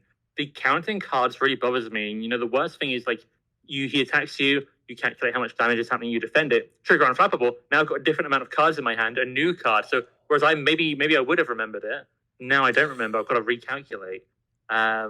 So that's kind of a whole thing. So yeah, the counting I think is my least liked part of that scenario. I kind of like the pacing. It reminds me of some of like the Mojo Mania stuff. Like you've got to move. You can't just sit around and build. You've got to kind of do stuff. But the increased cost when he goes to his next stage, like every card costs one more. It does mess with some of the decks I'm playing, and I'm like I don't like think about it beforehand, and suddenly like, oh, now like the whole plan around his deck's barely worth playing because these zero cost cards have doubled in cost effectively, Okay. that kind of thing. But like it's also fun to play around, and when that has happened, we still got like gone on to like find a way to victory, which is kind of fun. I do like to adapt to something. I feel like the attachments are good to have to like try and adapt your turn. I do like that they are a little bit crazy. For me, I don't think he's the worst capstone villain. I think you put some of those in S tier. Oh, No, I mean, I, one of them in particular. I don't know. I just do not like Ronan. Stryfe though, I wouldn't put him in A tier. He would either be low B or somewhere in C for me as well. So I'm not going to worry about moving him. yeah. I wasn't even planning on to make. I didn't think that was a hot take. Like I thought everything I was saying was like normal, like agreeable stuff, and I didn't even think about like him being the worst capstone villain as like a hot take. Let me know down in comments, guys. Is Stripe the worst capstone villain, or is Ronan the worst capstone villain? I honestly don't know what people think because I know a lot of people hate Ronan. So yeah, Well, yeah. I also prefer Stryfe to Baron Zemo. Oh, the Zemo as well. Okay, okay, Mm-hmm. Yep. okay. Well, let us know down in comments, guys. Is are you on villain theory side or are you on my side? All right. Yes. I think a lot of people do not like Strife though. Like, I don't think that'll be. I think you'll have people agree with you. I think there'll be people agree with me. I think there'll be people who agree with you. Yeah. You're Yeah, for not sure. crazy. We just disagree slightly, but I still don't put him like super high up. Yeah. Yeah. All right, villain. It's Cool. back Nice. over to you. Yeah. Who will I subject to my judgment? I'm gonna go crazy. If you remember I did that video on like the 20 creators' favorite villains. I cheated and picked two because a lot of people didn't. It was my video, and I was not going to be outpicked. I chose two, and the one that we haven't done yet that I put really high is Kang. So I'm going to go ahead and put Kang in S tier. I think he's a really epic experience. I don't play him all the time. I mean, I played him more when he's been out for years. But when I do play him, like Bossman, it feels like an epic experience. It feels like a big showdown. Like it's a long scenario, so maybe the pacings, but like when I'm putting this guy out, I know I'm in for like a big, epic, long fight. I'll put him at the bottom of these two though, because these are two other characters I absolutely love. So he's going to be there. But something about him, you can scrub the parts individually, like the obligations, like doesn't like thrill me like amazingly, even though that's one of his like main mechanics. But just the whole experience of like him splitting up, coming back, aside from like if you don't jump block or give him a mod step that kind of punishes allies a bit, his damage is pretty intimidating and stuff, and he brings in your nemesis there on his final stage, which I feel like is really fun to like see your nemesis more. The whole package just feels really like I don't know, it just all works for me. Yeah, you make good points. I think he's definitely a good scenario and a good scenario in the game. I I would have put him in the B tier. And if you put him above Magneto, I definitely would have skipped to move him down. But because you put him behind Magneto and in Sabah Nur, like the look of this isn't that bad. Um, Okay, so you agree with keeping him above Venom Goblin? hold on. Good to know. I Good to don't know know. yet. Good to I know. don't know yet. I don't know yet because Kang in the S tier because this is a scenario that I think is very overrated. I know I'm gonna make a lot of people upset with that statement. I think that I think that my biggest problem with that is that, and I abuse this. I say it's like a problem that I have, but I always do this route. Is on his stage two, I game that so hard, and like I often just let him like scheme out, and like the amount of turns that he takes to scheme that out is the amount of amount of free turns that I have to build and do whatever I want. So like if I need 3 turns to like recover, I just recover, and then if he schemes it out, you don't lose, and it only goes up by 1 threat, per turn, and like you can just literally chill. So like I remember playing that with my wife, and her hit points were really low. She's playing Rocket Raccoon, and then we got to the stage we split the game here. She's like, "What I do now?" And I was like, "Just flip down and just like chill until he schemes out." And she's like, recover every single turn and like play allies like build out the defense. So I feel that's a huge flaw with the scenario, the fact that you can just do that Mhm. because there's like a basically the downside for people that don't know is that if you Kang has three stages, one, two, and three. Stage two, he splits to the game area, which is a very cool mechanic. If you defeat it, then you just defeat it and you move on. If it schemes out like his stage two, then basically all you do is put on stage three a Kang's Dominion into play, like one of a side scheme where he can't take damage. And you clear off the Dominion, then like he can't take damage. So you just need like threat removal to clear it off, which is like, it's a little bit of a hindrance, but it's like way worth like building out and setting up your threat removal to like easily clear like immediately, right? So I think that that is a flaw of the scenario. I agree that I love the mechanics. I love that you can split the game, and I love that it works in shoot solo like just as well, right? Like it's more fun in multiplayer, but it's perfect. Like it's fine in shoot solo. It's just that stage two being so easy to game. I don't know. I feel like that's a huge flaw though. It's like the novelty. Okay, it's fine. I'm gonna just leave it a mess. I think that I should be kind, and I should be okay with some stuff that's like not my favorite in this list. That feels too generous. I don't know if I like this. I feel like you've given me like a pity placement now. And I don't know about that. I mean, I do agree the second stage is very gameable. I don't tend to game it very often. Sometimes I'm a little risky with it, knowing it's not that bad. But certainly if I need to, I certainly can. I think that's maybe the difference with us in tower defense, whereas I don't always try and game it, but sometimes, you can just kind of like let it do whatever. So it is a flaw. I still think there's enough high points for me to put it in an S tier. I just really have some of my most fun experiences in Marvel Champions have been against Kang. So if you want to move it down, I would say move it down Yeah. because you're not being that kind because I get another turn. Yeah. But I am happy to be left here. It's a win-win situation. Yeah, okay, so I will say it's not a pity. It's more of like, okay, here's an olive branch. Remember it whenever I like do something that you don't like. Just remember what I did here. You know what I mean? It's kind of like I'm kind of like getting on your good side for that, you know? Yeah, I see. We've got some like Game of Thrones kind of like, exactly. Yeah. a negotiation, a little favor, but maybe there'll be a dark and brutal betrayal. Who knows? Yeah. Who knows? Yeah, and then like Okay. in terms of gaming scenario, so like this is like I think it's like a big play style preference for me. Man, I have to game whatever I see. Like whatever, like just like how we're talking about with Magneto, how like I can go like 4 or 5 turns without him getting a magnetic card from like milling the encounter deck with his 3 magnet counters. Like for me, that's what makes Magneto fun because I can game him that way. So if I'm playing a scenario like tower defense, like I'm still gonna game whatever loophole I see, but then it's like, okay, now I'm just bashing them over the head. And it's like I just can't hold back. Like I'm the type of person where like I want to go all out. And yeah, I don't know, like it can be a good and bad thing. I can definitely appreciate like I think that I can for sure appreciate like being like, okay, I could just like be an alter ego for stage two and like, build out, but like let me like give myself a challenge. Let me just like say in hero form, attack King, try to defeat him, get that, defeating type. So like I appreciate it, but I think that that's where, yeah, like for me, I like a scenario where I can game and it's still difficult after like gaming. Like it's still like, yeah, like and Magneto is that's why he's such a good design. I think that's why everyone likes him. Yeah. That makes sense. I mean, with Magneto as well, like depending what encounter cards you get beforehand, he might not give you that opportunity. The magnet counters might go off a turn before you expect, or he might like advance and blow that main scheme apart with like Master of Magnetism. Yes. So you can't, it's a bit. You can game it, but it's not always going to work out exactly how you want. So I mean, that's totally fair. Yeah. Okay. Yeah. So many times with Magneto, when I flip down like that first turn, and then on the first main scheme stage where there's 2 mana counters, or not the first turn, but like on the third turn, like whatever, right? He'll like scheme, he'll flip it, and he'll get like a master magnetism, and he'll go to stage 3B. And like crap. Like he often goes from stage 1 to 3 in one go. And the moment that happens, I'm like, okay, now like no more flipping. I have to be like very, very like self-conscious how I play now, which is very fun too. Yeah, so it's a big risk thing there. Okay, so yeah, I'm gonna leave Kang there. So it's gonna be my turn here. And I'm gonna rank, I wanna do B and C here to like fill this out. Just because I feel shame for like putting everything in A. I'm like looking at like 2 A's that I really want to put in A right now, but I'm gonna hold back. Maybe you can put on A and I can put that off on you.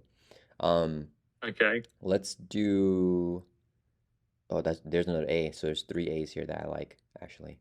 Man, why there's so many A's Don't left? feel shame. Embrace it. If this is your channel, your video. Man. If you want to have like 50 villains in A Yeah. tier.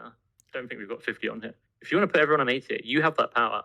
All right. You've convinced me. I'm gonna put an A tier right now. So I think you agree with me. This is a A tier. Sentinels, Project Wide Awake. This is a very very cool scenario from Mutant Genesis.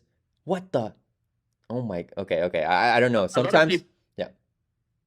a lot of people will like, on Kang, for example. I think a lot of people will agree with me. A lot of people will agree with you. I feel like there's quite a lot of different opinion.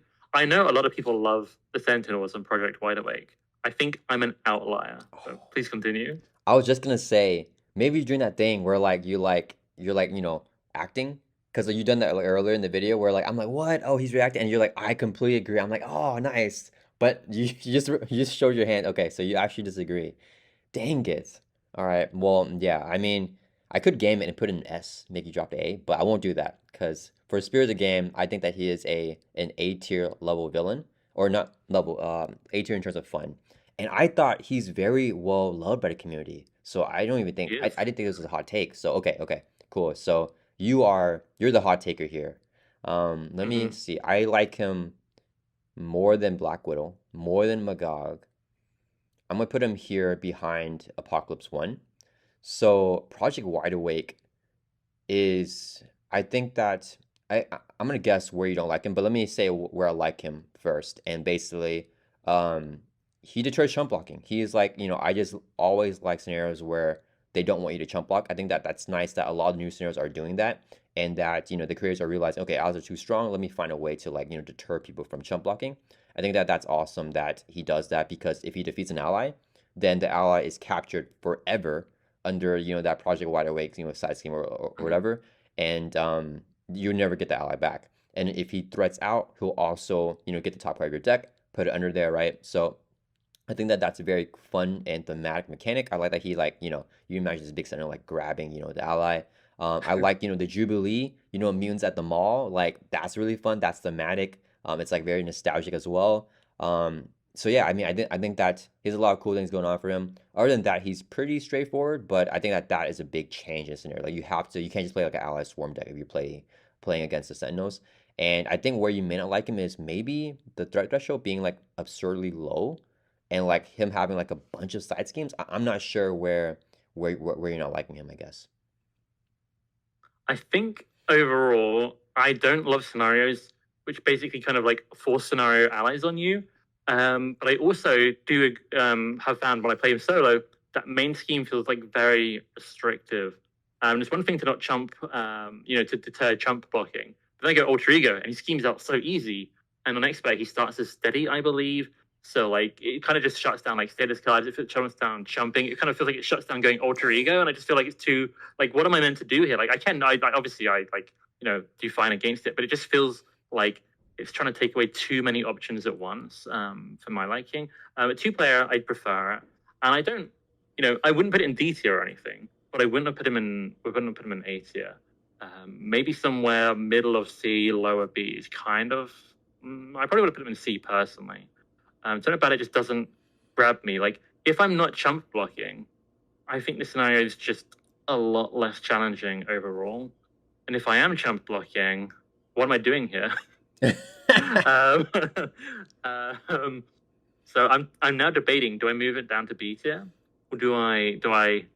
Because it's very powerful, giving you an extra turn to choose and place somebody else somewhere I don't want. If you know what I mean. I don't like have a huge problem with Sentinels, despite saying all that about Project Wide Awake. It is still very fun. It has a lot of high points. It's very very thematic, and I do like the theme. I actually read some of the books with the Sentinels, the comic books, very recently actually, which gives it a little boost. I will begrudgingly. You didn't move Kang down. I won't move this down. The whole your plan has It worked. worked. Okay, Thank you. and I will. I don't know if you want to say anything based on what I said, but otherwise, I will pick somebody else. Yeah, no, I'm good. I mean, yeah, I think that it's definitely I think that there's definitely times where I feel very restricted playing this scenario as well. So I can definitely see your side on that. Yeah, I think that if I think the steady is fine. I think that if the breathing room for alter ego was a lot bigger, that would be very nice for the scenario. Like because it's so like Mm-hmm. cutthroat, like maybe having like seven per player threat on the main scheme instead. Because then like it's higher, it's still gonna flip, but you don't lose when it flips. You just like have a little bit more breathing room on that. I think that would be a more favorable change for to allow the players to flip down more. Yeah. Yeah. I think looking at this lineup of villains here, I think we're gonna like roughly agree on actually quite a significant amount that are left. That maybe we have left maybe because we don't have as strong of an opinion on maybe or something like that. So there's a couple I think we will disagree on more than others though. So I think I'm gonna go for one of those. And I'm gonna go for because you said you would leave it for me. We're gonna go to the Agents of Shield. We're gonna go to the Thunderbolts.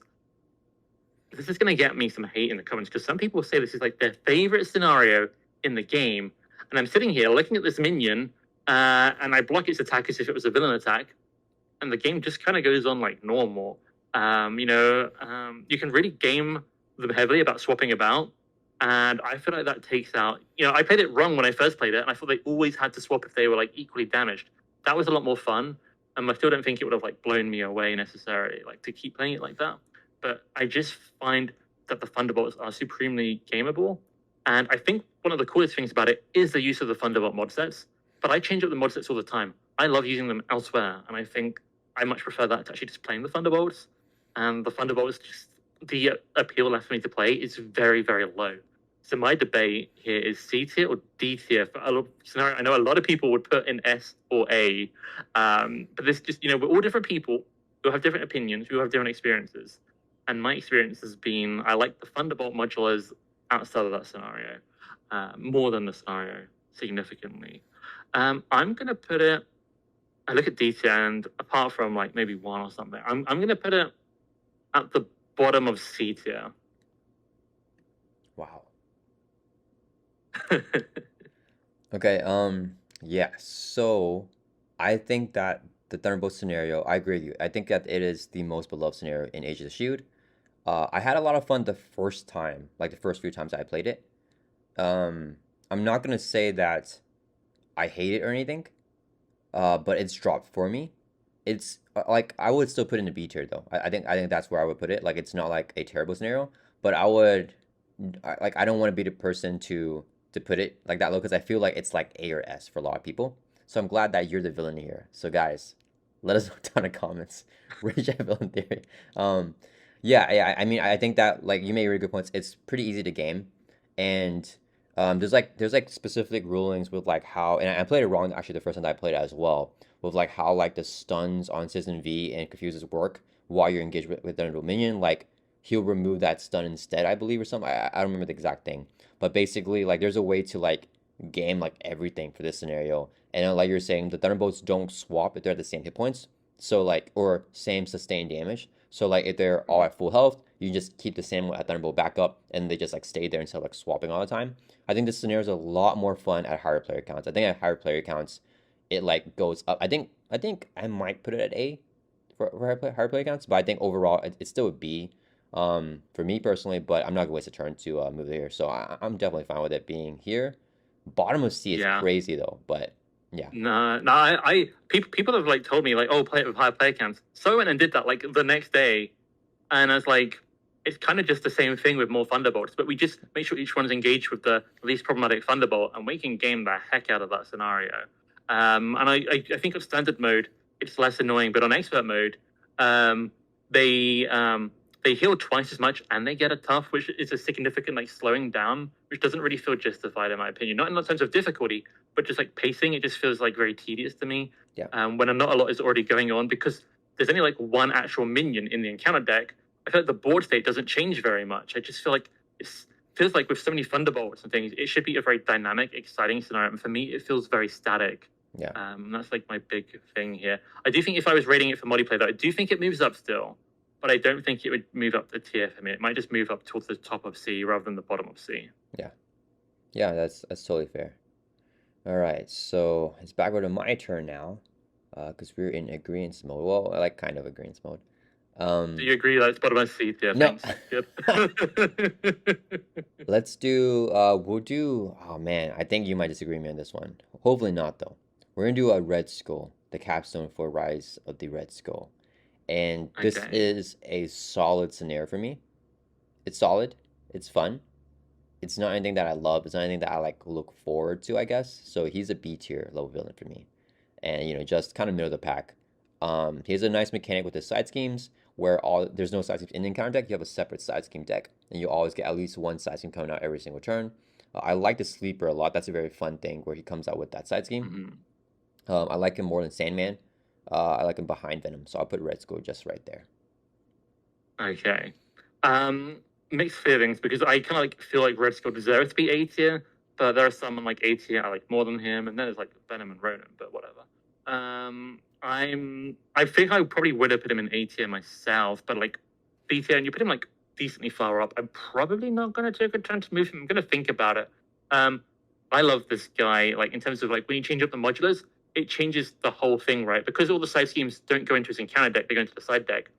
What's left going into the main deck comes up more often in a way. So like you put minions into there, the minions will come up frequently. So like you feel the change in the encounter deck a lot. There's always a new side scheme, so you feel the side schemes to choose a lot as well. And if you want like a pretty big challenge, like unless you like just like go full rush, but if you want a bigger challenge, one of my favorite ways to play him is with Kang's mod sets, the harder ones, Anachronauts and Master of Time. There's hazard icons in those side schemes, which make things go a little crazy. And it's quite challenging. Like it's very challenging, but that's been some of my most, one of my most fun games in Marvel Champions was playing that in 2-player. So I really have to, when you change things up with Red Skull, it's really impactful, and it's almost like I feel like if you put in the right mod sets for Red Skull, the new experience is more different sometimes than playing two separate villains. Sometimes, like specific ones that may be more similar, but still it changes it up a lot. So. I am very tempted to move him up, but I won't. It's my long story short there. I do like him a lot, but not enough to skip a turn. Yeah, I feel like we're compromising a lot more.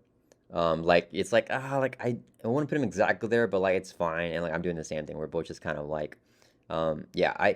You make a good point with the hazard icon, man. So like I don't think I've ever played him with a modular set that has another hazard icon. Whenever I play Red Skull, Ooh. I always like hone down on like which turn the hazard icon is gonna come out. So like I'm like, is this gonna be the turn with the hazard icon? Because that turn, because he reviews that side scheme after the encounter phase begins. So like you get that extra encounter card from the hazard icon. So like on Mhm. that turn, it's gonna be heroic mode, like for sure. Like, you don't have a chance to throw it out before he does his thing, unless you're playing like Cable and you have like a Sconnies or something like that. But most of the time, you won't be able to throw it out. So yeah, so it's interesting that you put in more hazards there to get that like heroic feeling. But yeah, It varies. I was going to say it varies a bit. Where I play more 2-player, the hazard is less punishing. It's not full heroic mode for us. It's like heroic and a half. In sure. solo, it's more difficult than at 2-player and at 4-player. Comparatively, that effect just doesn't scale up Yeah, as much. But a lot of the side teams threat do scale up there. So there's some give and take. yeah, Yeah, yeah. All it's right. scary. So it's back over to your turn now because we're in agreement. We're a team. Yeah, okay. I want to try and find someone I'll rank high, but I don't think you will, just so you don't What? rank them low. Oh, And I see 2 to 3 candidates, maybe 4 candidates but one I think he might rank lower than me based on what we've discussed. I'm gonna go for 4 Horsemen, and my decision here is do they go into A or B? Because I really like the 4 Horsemen. This is like the Wrecking Crew, but everything is just better. They've got one deck. It's modular. It's more exciting. You can't game it. All these, technically there are things you can do to mitigate effects, but it's at least interactive in many ways. Does it go? Does it go in A or B? A is so like large. I feel like I should put it in B, but I do like this, and I like it sure more than Ronan, but not more than one's below Ronan. So am I gonna like prioritize my dislike of Ronan? And this is so difficult because the tiers are so messed up. I mean, I like it more than Mojo. I like it more than Thanos. I like it probably more than Black Widow. But then I hit Magog, and then there's the Apocalypse there, which I don't think I do. But it isn't that much further than them. Just to put them right next to Klaw, that feels good. Because I do like them more than Venom Goblin and Ronan, and several of the other ones we just talked about. So I'm going to put him there. okay. Man, all right, yeah, I'm gonna skip I a turn. okay. I feel like you were like hovering your like mouse lower to try and make me put them lower down in A tier. I definitely was. Like, where you put it in A tier would have determined if I skipped my turn or not, and I just can't stand the scenario being so Oh, high. Yeah. Um, I, I don't know why. I'm just not the biggest fan of the scenario. Let me think. Like, I think that there's like weird things with it. So like, there's this one attachment that they get where I think it's like act as if they have like +1 hit point or something like that, something like yeah. that. That's really like annoying. That's like weird wording. Like that really irks me. Um, and then like the way that's what was it? It was like the one that blanks your hero's text box. That one's annoying too. Like I don't know. And then like I think there's ones where like there's encounter cards where like they activate again or something like that without a boost. And like Mhm. there's just so many like little things, and then there's 4 villains with like 4 different abilities that they read each time as well, and they're like very complex abilities in my opinion. I think they're all only tied for attacking though, right? Like if you're if they're scheming, it like doesn't trigger.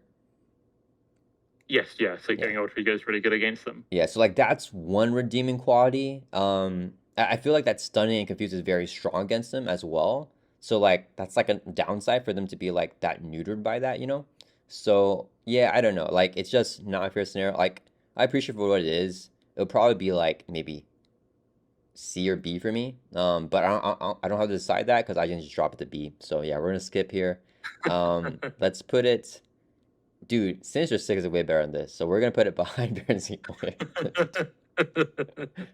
All right. That's fair. I mean, I do think it has some downsides. I think once you hit like 4 player, there's so much to do with like where to move the activation counter. There's so much like there is quite a bit to track. You know, the Age of Apocalypse box is more complicated than the average box in terms of mechanics. You take that to 4 player, it can be a lot, and it can be quite disruptive with like taking away upgrades, making discard cards, blanking stuff. And I do like to kind of adapt, but sometimes forget unlucky. Like it feels like it's too much.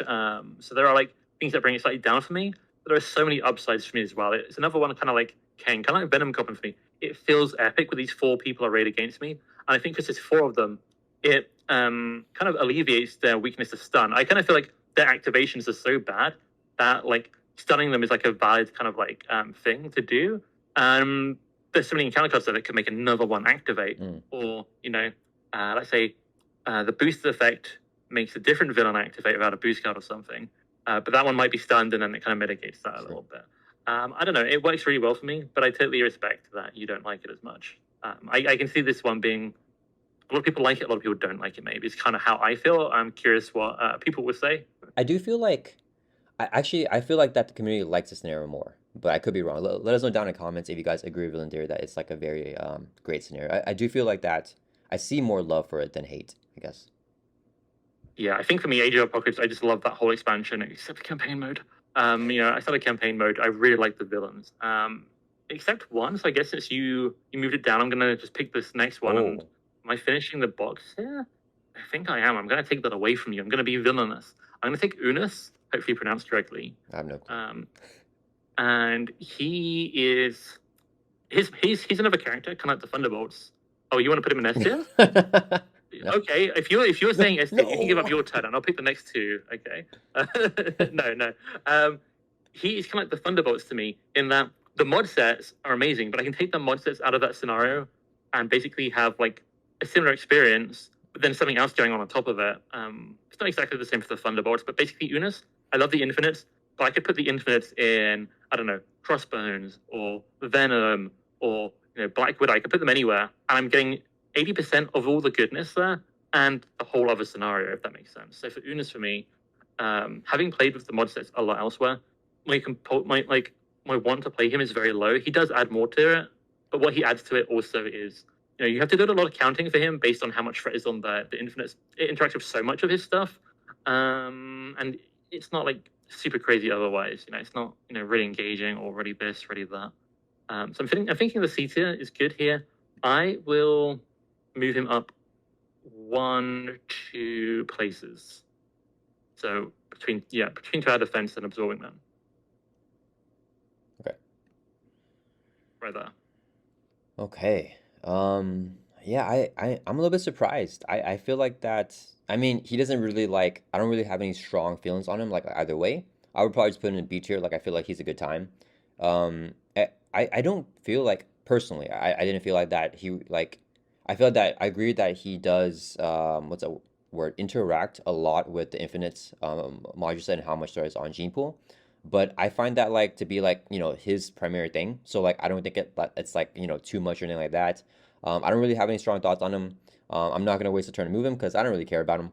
I think that I would have put him in B, but I totally respect your opinion and put him in C. And obviously, I think that I haven't explored the Infinites module set as much as you had, and I can totally see him being not as like him being bland and another scenario being more fun with that module set with Gene Pool to prevent chump blocking. I like that module set a lot, and I think that for me, I Hmm. tie in with him a lot because it is a required module set, but I haven't really evaluated that like with other people, and it's like, oh, well, Unus isn't as good now because like other people like can just do this as well and then like be more fun or something like that, you know? So I think Hmm. that you made a good point. Yeah, I'm just gonna leave him there.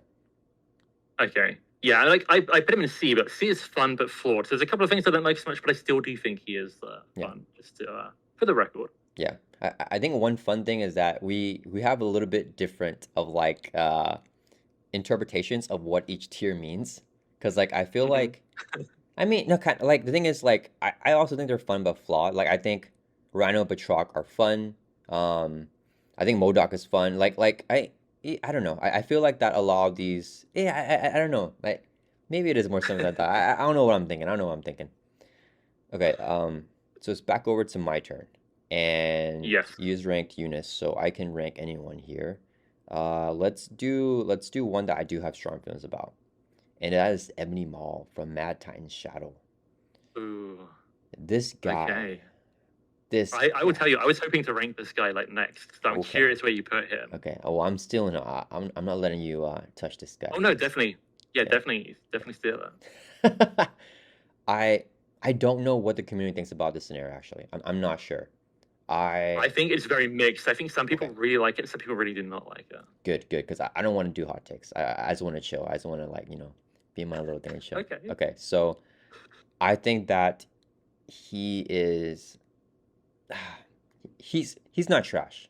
He's not trash. He's just very flawed. I'm putting him bottom C. I think that's where he goes for me. Ooh. I think that my biggest thing with him is similar to Nebula. He has a very, very similar mechanic where, but instead of the first technique each round getting surge, he's every single spell gains surge. And what the heck, dude? Like he has so many spells. So like, and I think I always say this whenever I talk about this scenario. It's never happened to me, but it is a fear that I have to like get like 6 encounter cards in one turn and just surge those spells. And like, I like that the mags of the spells like being in your play area and like they're ticking down each time he activates. But like, I don't want a Surge Fest. Like that's not how I enjoy Marvel Champs, you know what I mean? So like getting like Mhm. a bunch of spells, like I get they don't do anything right away, so like that's cool. But like I don't like seeing those encounter cards. I don't like cluttering that player. I don't want a bunch of I don't mind cluttering with my stuff. Like when I build out and I see a bunch of my like supports and upgrades, I like that. But I don't like seeing a bunch of like obligations, attachments, like encounter card stuff in my play area. Um yeah, and then like even though the spells aren't that bad, and then I think that he is pretty weird with stuns and confuses, because like it's tied behind his activation where the time like the ticking time bomb goes off on the spells, but you stun and confuse them, they stay there, but then he can accrue more spells. So like that's like a redeeming quality on him, I guess. But overall, I think it's still just flawed because you can just surge like 6 cards in one turn. And I know what's happened to somebody. If that's happened to you guys, let me know down in the comments. I've gotten 6 encounter cards from Ebony Maw. Let me know down in the comments. It hasn't happened to me, but I know that's happened before. Well, Ebony Maw has 8 spells, so to get 6 of them on one turn would be very unlucky. But when you factor in like under fire, it's possible. Um, but I don't know. I mean, I normally play him 2 player because obviously that's my main player account, and I don't normally play him on expert. So he only has 4 spells left in the encounter deck after all that setup is done. And by the time everything is back in the encounter deck, you kind of built up a little bit, so you can kind of like resist it more. I do think like I do wish there was a restriction on how much could surge or how many spells you could have at once, something like that. because my partner, she's really unlucky. Whatever she plays, she typically ends up with like 3, 4, like all these spells ticking down, and she doesn't.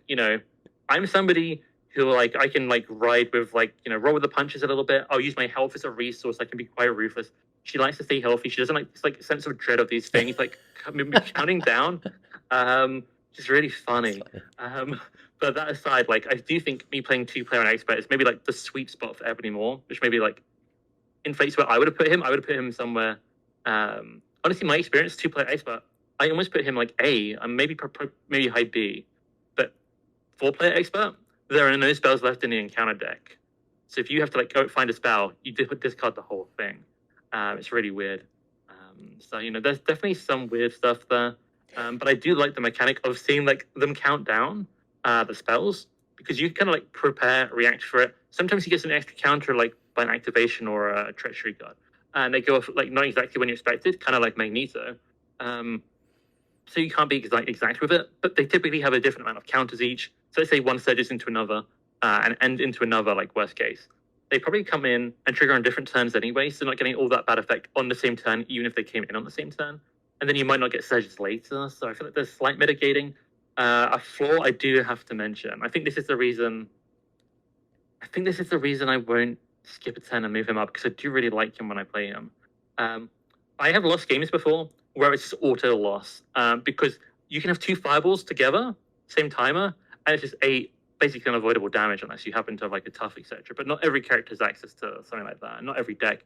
And I don't want to tailor every deck to like worst possible like outcome that might not happen like 9 out of 10 times or whatever. But I have had that and like Rubble Storm go off all at once, and just like it can like Thanos snaps you out of existence, which is funny and memorable, but not ideal in the moment. Are you gonna leave him there? I'll leave him there. I want to move him up, but I'll leave him there. Yeah, I'd say, but this one hurts. Yeah, so like I played a 3-player game with him like very early on whenever I first started playing Marvel Champions, and it could have been like the group I was playing with, but my friends were like complaining the whole time and they hated him, and that made me also have less fun. So like that could be like a big initial impression from him. But also in True Soul, I don't have as much fun with him either, and I'm always just worried about getting 8 spells now in one turn. So yeah, I don't know. I think it could be like some bias there. But I'm glad you didn't move him. I definitely don't want to see him in B or higher. So that makes me want to move him more, but I've committed to it now, and I feel like that's really petty. But like, there's part of me that feels like, oh, I should have moved him.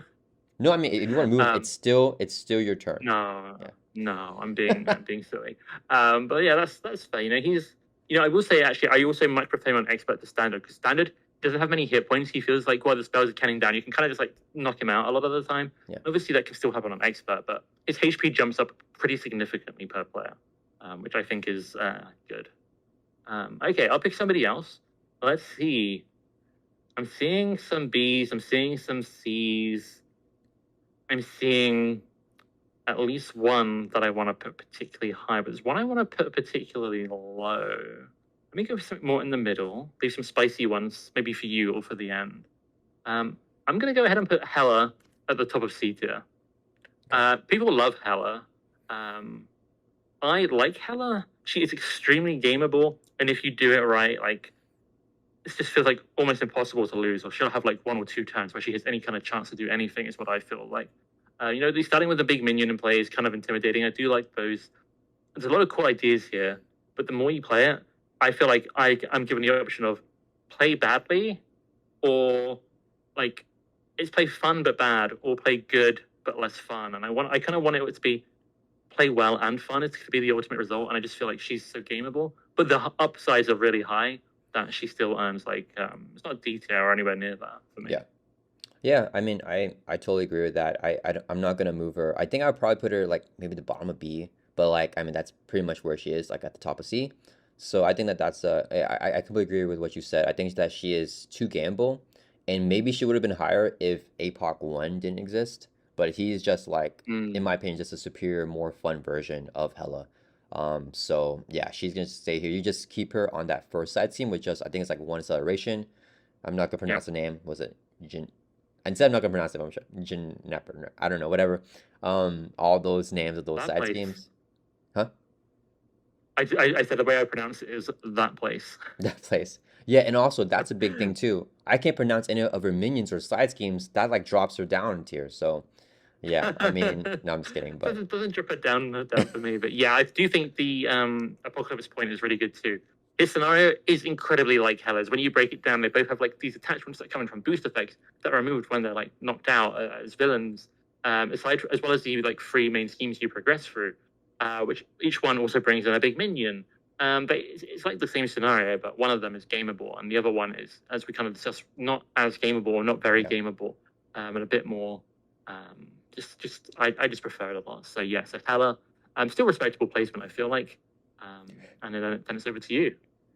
Yeah, yeah. I mean, yeah. It's that. Yeah, I agree. She's gameable, and for me, if I can game it, I'm gonna game it. So yeah, I think if you play her and then you actually like just flip her side schemes, like whenever, like without planning ahead, I think that she can be a fun challenge. I'm not gonna do that though, but I think that could be fun. Yeah, I want to go all out. I don't want to give her a shot to like take me out. The first time I ever played Hela, me and my friend were playing through the Mad Times campaign for the first time. It's the first expansion that came out when we were like both playing. I was Adam Warlock. I played him like 10 times in a row, and that's kind of when my love for Adam started. And he was playing Spectrum, and we are like, oh, there's all these big minions, all these side schemes. Well, let's get through that, and then we can take on the rest of the scenario. And then suddenly we were getting hit for like a million points of damage that we weren't prepared for because we hadn't set up anything because we rushed through everything else. And that kind of, ever since then, I have basically just gamed her every time. And it kind of just always feels like the right decision. Yeah, yeah, yeah. It's weird because it's like, where do you draw the line of like, I don't know, like gaming and like wanting to, give the villain a chance to like take you out. You know what I mean? It's kind of like taunting the villain in a way, like, hey, like let me do this for you. Yeah, I don't like it when I have to not do something I should do to give the villain a chance. I mean, they're my enemy and the game is telling me to win, so I don't really like that. It's one of the reasons, like, I do hold back on deck building quite a lot, like, I'm not putting in certain cards because they make it too easy. But it's taken me a long time to come around for, like, some of the powerful ones to include them less. Even Yeah. though I haven't, I barely touch recursion leadership now at all, except when, like, new stuff comes up to try it. But I do really enjoy it. Like, I ended up having to, like, just tone down my playing of it Yeah. because, like, the game is telling me to win. You know. Yeah. But It's sometimes it's too easy. It's just, yeah. yeah. It's interesting that you said that. I actually didn't know that you purposely toned that down, I guess. I thought you're just always like kind of like a more thematic player in that type of way. Because I'm not a thematic player. yeah, like because I feel like I am more of where you maybe were at. Like where you're saying that it's difficult for you to tone that down. Like for me, building my decks to be weaker is the same thing as like not gaming in this. Like it's like the Mhm. planning part. It's like the deck building, and then the playing the villain. It's the same thing. Like I'm not going to purposely build like a weaker deck, and then also purposely let the villain do things to like be stronger in the game. Like I want to go all out on both fronts. So I think that's kind of like my mindset, and it's interesting to hear that you were like maybe kind of like that more in the past, and then now you're kind of like coming around to like, oh, I want to have a little bit more of a fun deck, a deck that maybe not like thematic in terms of like, comics or movies, but maybe like thematic in Mhm. terms of like mechanical, like theme. Like I want to keep everything like, I want to focus on this combo versus like trying to build like, just a deck to defeat the snare or something like that. Yeah, I will say because there are like strong opinions on it out there. If you want to use like the cards you consider strongest, obviously you should use them. They're printed that way. They're your cards, and I still do that quite often. Don't get me wrong. But for me, I think the slight difference is when I'm playing a scenario, I've got my tools and the villain has their tools, and I like how that kind of collides. But before that, I will pick a mod set that I think is appropriate, not the hardest. And I kind of see deck building in a similar way. Like I'm trying to set up like the right level of challenge for me, and then when I'm in the challenge, I don't want to make bad decisions for the sake of it. But like in deck building, I'm fine holding back a little bit. But it does depend on my mood. And sometimes, I did, before I did my recent tier list, I was going to go over a different strategy and just like most powerful decks, every character, every time. And I tried to break the game in all these different ways with all these really powerful decks. And it was really, really fun. And a lot of the strong cards are just fun cards. So this is a little bit of a random tangent here. Yeah. But yeah, I like to build into a mechanic. And I think what's helped this as well, there's so many more cards now that work together I'm always like, oh, I could easily put like 50 cards in this deck, but I'm trying to cut it down to 40. So sometimes the powerful ones that are like really powerful, but don't tie into what the deck's trying to do, it's just easier to chop those.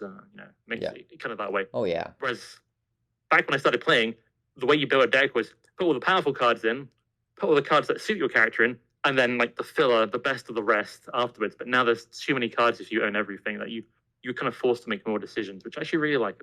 Actually, Yeah, yeah, that's interesting. I know exactly what you're talking about with like, let's say like you have a deck and then like you're like at 42 cards, but you're like this deck, I think this deck really runs well with 40 cards. And you're like, but I don't know, Nick Fury, I'm not taking Nick Fury out though. Like he's like, I don't know. So yeah, it's interesting because I cannot ever see myself doing that in the future. But I Mhm. mean, who knows? Because I'm definitely leaning more into doing module sets like, nowadays. So like maybe in Mhm. the future I would also build decks to like hinder myself, but I just can't see it now. But maybe in the future, I have no clue. Yeah, as I play more Marvel Yeah, Champions. I wouldn't say it's like hindering yourself. I'd say it's just helping yourself less, if that makes sense. Like you're not trying to like make a terrible deck. You're Yeah, just yeah, trying to maybe exclude a couple of like key options. But like it's still really fun to use those. And like one of those cards I consider is Make the Call. But Make the Call is still one of my favorite leadership cards ever. Like it's super fun, and I think most yeah. people should use it. It's so And fun. I think now that I'm doing less content, I'll probably be using it more as well. Just there's a lot of fun stuff. Yeah, And if you do ever want to mix it up, you could always just do an occasional game, like every fourth, fifth game, just try and change it up a little bit. But you could just keep it as it is, and there's absolutely no problem with that yeah. at all. I Whose turn is it to pick? I yeah lost track. I don't know what's going on right now. I don't know. I don't even know who went. I I don't, think I picked Hela. Did you pick anyone after Hela? oh, man, I don't think so, right? I All right. I apologize to anyone who's watching this if we skip villain's turn. I'm just gonna go. I feel like it was Hela. Yeah, I think that was the last one. But honestly, if I have no clue. I was gonna say if we notice a different one, I'll just have an extra turn. But I think it was Hela. Yeah. Okay. Sure. Okay. So I will rank someone now. I think there's. Oh man. I don't know if I want to like. Yeah, I'm gonna still hold back on the A's. I'm gonna hold back on the A's. Let me get a B Okay. to like make this like a little bit more neat here because there's a little dip in the B, which I'm not a fan of. Okay, Um. hold on. I think I've got two left that I would put into A tier. How many do you have that you Oh. think you might put into A? I think two as well. Or like A and Ooh. higher, maybe. I got to think about it. For me, Okay. I wonder if they're the same ones. yeah. For me, they're not higher. For me, they're eight. I think for me, I would only have two or three in the S, and you already dropped my S's, so that's like passed. Okay. Yeah. Okay. Maybe I'm revealing too much. Maybe I shouldn't have said that. Dang it. Okay. Yeah, So I'm gonna use that information right now. okay. Let's do a fun. Okay. Would you be down for me to do the first A and guess, and you do the second A? You might take the one I want to now rank differently, but you know what? I'll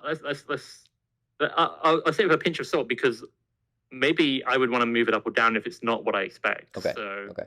if you want to go for one, Okay. So we can go for if that. I don't hit your A, then it's off. Okay. But if I hit it, I think you should try to do the other one. Okay. Okay.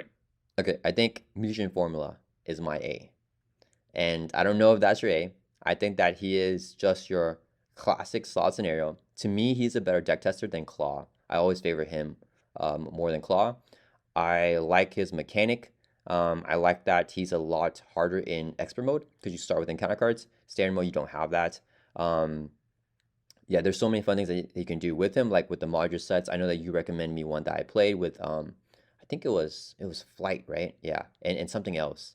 But yeah, I think that's thematic and fun for him. Giving him the advanced glider is also thematic as well.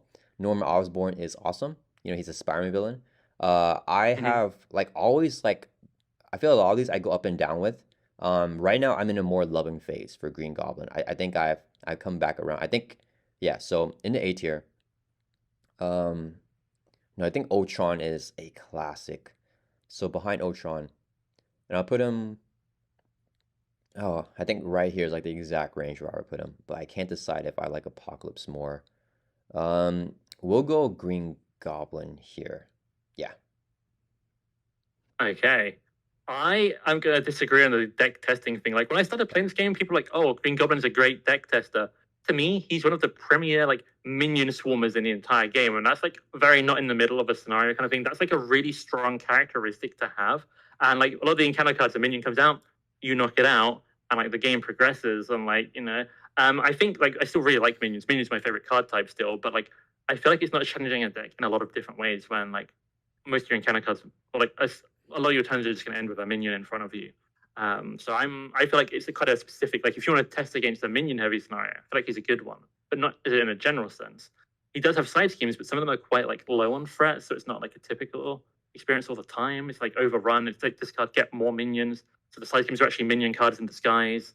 So I don't know, but I do like him a lot. I think the A tier is good. This is one of the ones I had in my head, but the more I thought about it, the more I realized that I wouldn't actually put him in A tier. What? I would skip my turn right now and put him in S tier. Oh, what? I think, S tier. yep, moving him Oh up. my goodness. Okay. I think he's just fundamentally fun. They did the core set, then they put out Green Goblin shortly after that, and I think a lot of the best parts of all of the game kind of just got kind of coalesced here. I don't love the encounter cards all coming at you at the very beginning. It's a little bit swingy, but I don't hate it. I think it's like fairly reasonable, like at least with his default modular and stuff.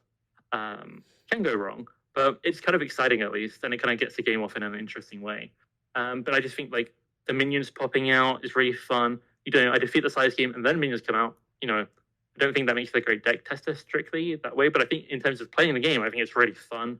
I don't think I've ever had a game against this guy unless like the turn one run really bad.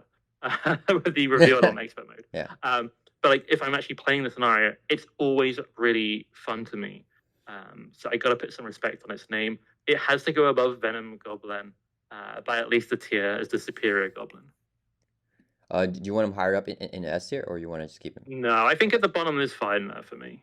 Oh man, interesting. Okay. I thought that because you're disagreeing with the deck testing thing, I thought you were gonna drop down to the B. I was gonna get flabbergasted there, but okay. But you put a fast one on us and moved up to S. Okay. Yeah, I definitely don't mind him in S. I think that when I only had the core set and Green Goblin, I liked Green Goblin a lot. Like he was probably my favorite of all of them. But I think over time I've liked Ultron more. I think Ultron's grown more on me, like as a classic villain. Claw's just always been Right. behind Green Goblin for me, but you put him super high up, so he's just right here. Yeah, I don't. Yeah. Sorry, I just think about Ultron. For me, he's moved a little bit down over time. I still really Mm. like him, but I somehow feel that like the drones have less variants than the goblins, if that makes sense. So, like Yeah. when I'm getting a lot of goblins, when I'm getting a lot of drones, but I think I prefer Mutagen like quite significantly Yeah. personally. I prefer it to like Mr. Sinister. I prefer it, I think, to Zola. Claw, maybe not. But I do think it deserved to be this high up, particularly over a couple of the other choices then Yeah. in A. So I'm happy with my placement. I'm sorry I messed with you a little bit. No, you're good. You're good. Yeah. To defend deck testing for Green Goblin, I mean, he's not my personal deck tester, so I can't really, I mean, like anymore. He used to be back long in the day, but I do feel like I don't know. I feel like minions is a mechanic that you want your deck to be able to take down, and if you can't, take down like consistently, mid-level minions, then like the deck may not be that good, so like that's kind of my thought process on that. And I feel like he adds a lot of threat as well, because each time he does damage to you, then he adds threat on the main scheme. The threat threshold is low, so you also want threat mitigation on that first main scheme, because if you get to the second one, like it could be very difficult because he can swarm on you with those the 5 hit point goblin that has like one scheme, one attack, and like those are like sometimes I leave them because it's like when defeated you take a damage, and it's like 5 hit points. It's like it's gonna take 2 swings most of the time to take out. So it's like, do I want to do that? And then like if you let them swarm, you let the main scheme pop, then like he goes up by X per threat, which is like more threat by the goblin. I don't know. I feel like that he presents like a lot of different things that I want to make sure that my deck is able to handle. But I can definitely see the point of like he's definitely a more minion heavy scenario. But I think the reason why I like his minions more than Claws, and I usually play Claw with the Masters of that module set, the recommended one, is that Claw like has the big minions and then like the small ones with tough. and like zero scheme. Mhm. And then like Green Goblin just has like small to mid minions, and like they all don't have toughs. So like I don't know. And then like some of them have like nasty one root effects, like the stun one, stuff like that. But yeah, I don't know. Yeah, that's my thoughts on him. Okay, I mean that's fair. That's fair. I think we just disagree slightly, but we both like him a lot. He's at least A tier for both of us, so Yeah. that's there's a positive, which is always nice. Yeah, there's a time that I had every like player that I introduced to Mario Champions play Green Goblin, and then I think that that's where he really dropped for me because we play like 4 player games, and then I also played some 5 player games, like just adding another player, like adding the threat per like the fifth player, and like those games were so slow, and we felt so safe. So like a lot of people got bored because like we were just like clearing everything off, and he had so many hit points, so we're like trying to get through it, and like I think that's where like he dropped the lowest point for me, but he's definitely been coming up in the past like year and stuff, but yeah. Yeah, this is a little bit of my hot take here. I don't know if I've ever said this, but I think 4 player is my least favorite player count just because it takes longer. So I think 5 could take even longer. And like if you're able to clear everything, then you've just got a big like huge amount of hit points that kind of like feels maybe like insurmountable. So I can kind of see that happening. Yeah, yeah, that Yeah. 5 player game never finished, by the way. We got down the first stage and we're like, all right, like we can't do this. Yeah. Wow. Okay. You know, it was a really long game that took forever. Me, you, and Nelson against that Super Thanos with all the thing. That was a nightmare because we just didn't have any damage. That was your fault. That was your fault because you suggested those module sets and on Thanos. Come on. And then I We respected his damage a lot, and I think that kept us in the game. But we didn't bring the damage. That it just it took forever. yeah, it's great, and I feel so bad because I think it was like storming, and like my power kept going out or something like that, and I kept like disconnecting as well, and I had to like try to like get back on. That was crazy. That is not what made it take a long time. It's just Thanos with all the difficult stuff, and we didn't have damage. Yeah. Well, yeah. You guys had really fun decks though, like fun ways to like. I think like it was Nelson's deck that had like a card that like I've never even seen before. I don't remember like what it did, but it was something. I remember like that was crazy to me. Like that was like the first time I think you'd ever used Overwatch, and that's because I like Oh yeah, yeah, made yeah. you use it basically. And we were using Stand Together. I had a copy as well of my Adam deck because I could have like something from every aspect. Yeah. And that's like again not a card I use very often, but it was a great tech against someone that's like would avoid like potentially just one shot anyone. Yeah. Yeah, I feel like I never coordinate decks. Like we just bring like solo decks and we just play together. So like it was fun Oh like no. coordinating like all the decks. Yeah, yeah. Yeah, that was I love definitely a new multiplayer experience for me. decks. Yeah, yeah. Yeah, I mean I like multiplayer decks whenever I do two-handed games. Like I'll like coordinate the decks, but then like I go super hardcore like it would be something like they make them both like X-Men or like the other one like Guardians. You know what I mean? Something like where it's like Hmm. the decks are unplayable and so they're running cards Yeah. that like they can't use something like that. Yeah, but I feel like that's hard to do with another player. Or maybe I just never tried, I guess. But Yeah. This who's has turned into like a kind of like general Marvel Champions talk podcast, and I'm kind of enjoying it. But we should probably pick a villain because you're yeah, gonna have a long time editing this. yes, yes. This is gonna be a long one. We are. I think it was you. You moved it up, right? Like Green Goblin up to S. Yeah, it's over to you again. Okay. Should I shoot for the other A now because like our deal was off because you had to break it by moving up to S. Go Um, for it. Go for it. Okay, I'm gonna do no. You know what? I'm not because I wanna save like my hand. Like I don't want to like like oh everyone else is under A now. You know what I mean? I don't want to review that information. So Okay. I wanna play this game a little bit better. So we're gonna do someone else. Let's do Taskmaster. When Okay. I first played him, he was A for me. He's dropped down Hmm. now to B. I just feel like he's a little bit too easy now, too simple. I Hmm. really like, oh, you hated this. You said that you didn't like getting allies, right? I love getting Hmm. allies to help me out. So like I like the thematics of like, he captured, these Avengers and then you like save them and then they come onto your side and they help you and they're very powerful. So I really like that. That was why he was A, because he was like one of the first scenarios that I played that did that. And I really like that. But there's more scenarios now that do that. Project Wideawake does that, and I like that a lot more. So he goes in B tier, just a solid scenario for me. It's tough because I'm gonna put him here. I would have him like Hmm. probably in front of Crossbones and stuff, but I just really like Sinister Six and Baron Zemo, and you kind of like screw this list up. So yeah, we're gonna do that. I think you did the mess up the list, but yeah, Taskmaster is a weird one for me. I don't like the rescuing, like thematically, I like rescuing allies, and again, Taskmaster for me used to be like basically A tier, like back in the day. But the more I played him, the more you realize like these allies completely, like, for me at least, trivialize the difficulty. They're like zero costs. They do something amazing sometimes if you spend one more card. That's worth way more than one more card. And it just here's several of them, so you typically get them, and they don't scale up per person, which I don't love actually. I don't think side teams necessarily need to scale up in Oval Champions. Scaling talk could be kind of interesting. That's a whole different topic. But it's just so easy to get these like zero cost powerhouses. That like go into your deck and then you get them again later in the game and stuff. But I really like his theme of like punishing you for being in hero form, for flipping down into hero form. It's not too harsh. It's not like you can't go into hero form, but it's something you have to like take into account, and it's really fun. I probably would have put him high in C tier these days, something like that. But I'm fine with him like lower B. It's not a problem. Okay, yeah. I mean, that was a good point you made about the alter ego stuff. I do like that mechanic a lot, where he punishes you for flipping a lot, because I like to flip a lot. And yeah, yeah. I mean, I think I was surprised that you dropped it all the way to C now, from A. But I gotta remember that you also like C, so I always forget that. Ooh, that disclaimer is important. Um, Also, when I started playing, there were a lot less like scenarios, so like there was less A tier like candidates. Because if we look at A tier and we look at Taskmaster, almost everyone in that tier except like Zola and Klaw and Ultron, those are all newer characters that weren't even out at the time when I started playing. Basically, I guess Ronan was out when I started playing, like round about that time. yeah, But otherwise, they're like all new. yeah, So yeah, respectable, respectable. yeah. I'm gonna save the one I think I'll rank highest of the ones left as well, closer to the end. Okay. And I might do the same for one of the ones I'll rank lower, but maybe not. I'm gonna go for, I think a solid B tier for me is going to be Drang, Brotherhood of Badoon, I think is the official name. Drang is really interesting. He's kind of like Unus. When you take the mod set out, Band of Badoon is so fun everywhere. When you take it out, what does he have left? He has a bunch of side schemes and this like ship that shoots you occasionally. But he's kind of a really fascinating base like of a scenario because he doesn't have many cards. There's not much else.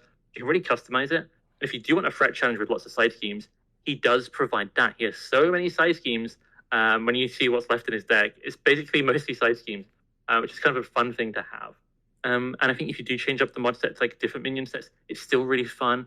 And with his default, it elevates Band of Badoon because he's got a couple of extra Badoon. He's got the Badoon engineers. So it elevates a really good mod set more. So I still do like it. I think I always generally have fun against Drang. Threat does scale like absolutely crazy when you get to 4-player, but I normally play at 2-player. So, small mark against him, but not going to drop him anywhere for me. Where will I put him in B tier? Because I never remember to specify that. I will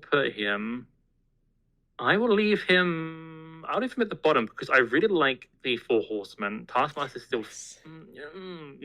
No, Baron's... Put him... Hold up. This is like a roller coaster as I go through this tier. We've both screwed up both of the tiers so much. Yeah. It's like, oh, where do I put him? I'll just whack Drang in front, behind Sinister, in front of Sinister Six, No, come on. But 4 horsemen, dude. Yeah, but Zima's there, and like I do prefer him to Sinister Six these days. It's kind of close. I'm gonna show my kindness. My villainy is only theoretical. I'll let Sinister Six be above him. Okay. So like here? I do, yeah. It feels pretty close to me, so like this is fine. Thank you. Yeah, I was thinking that you would either put him here or here. Like I thought that it was like a 4-way jump. Like, oh, let me just get him like behind 4 horsemen or like above Sinister Six. Cool. Yeah.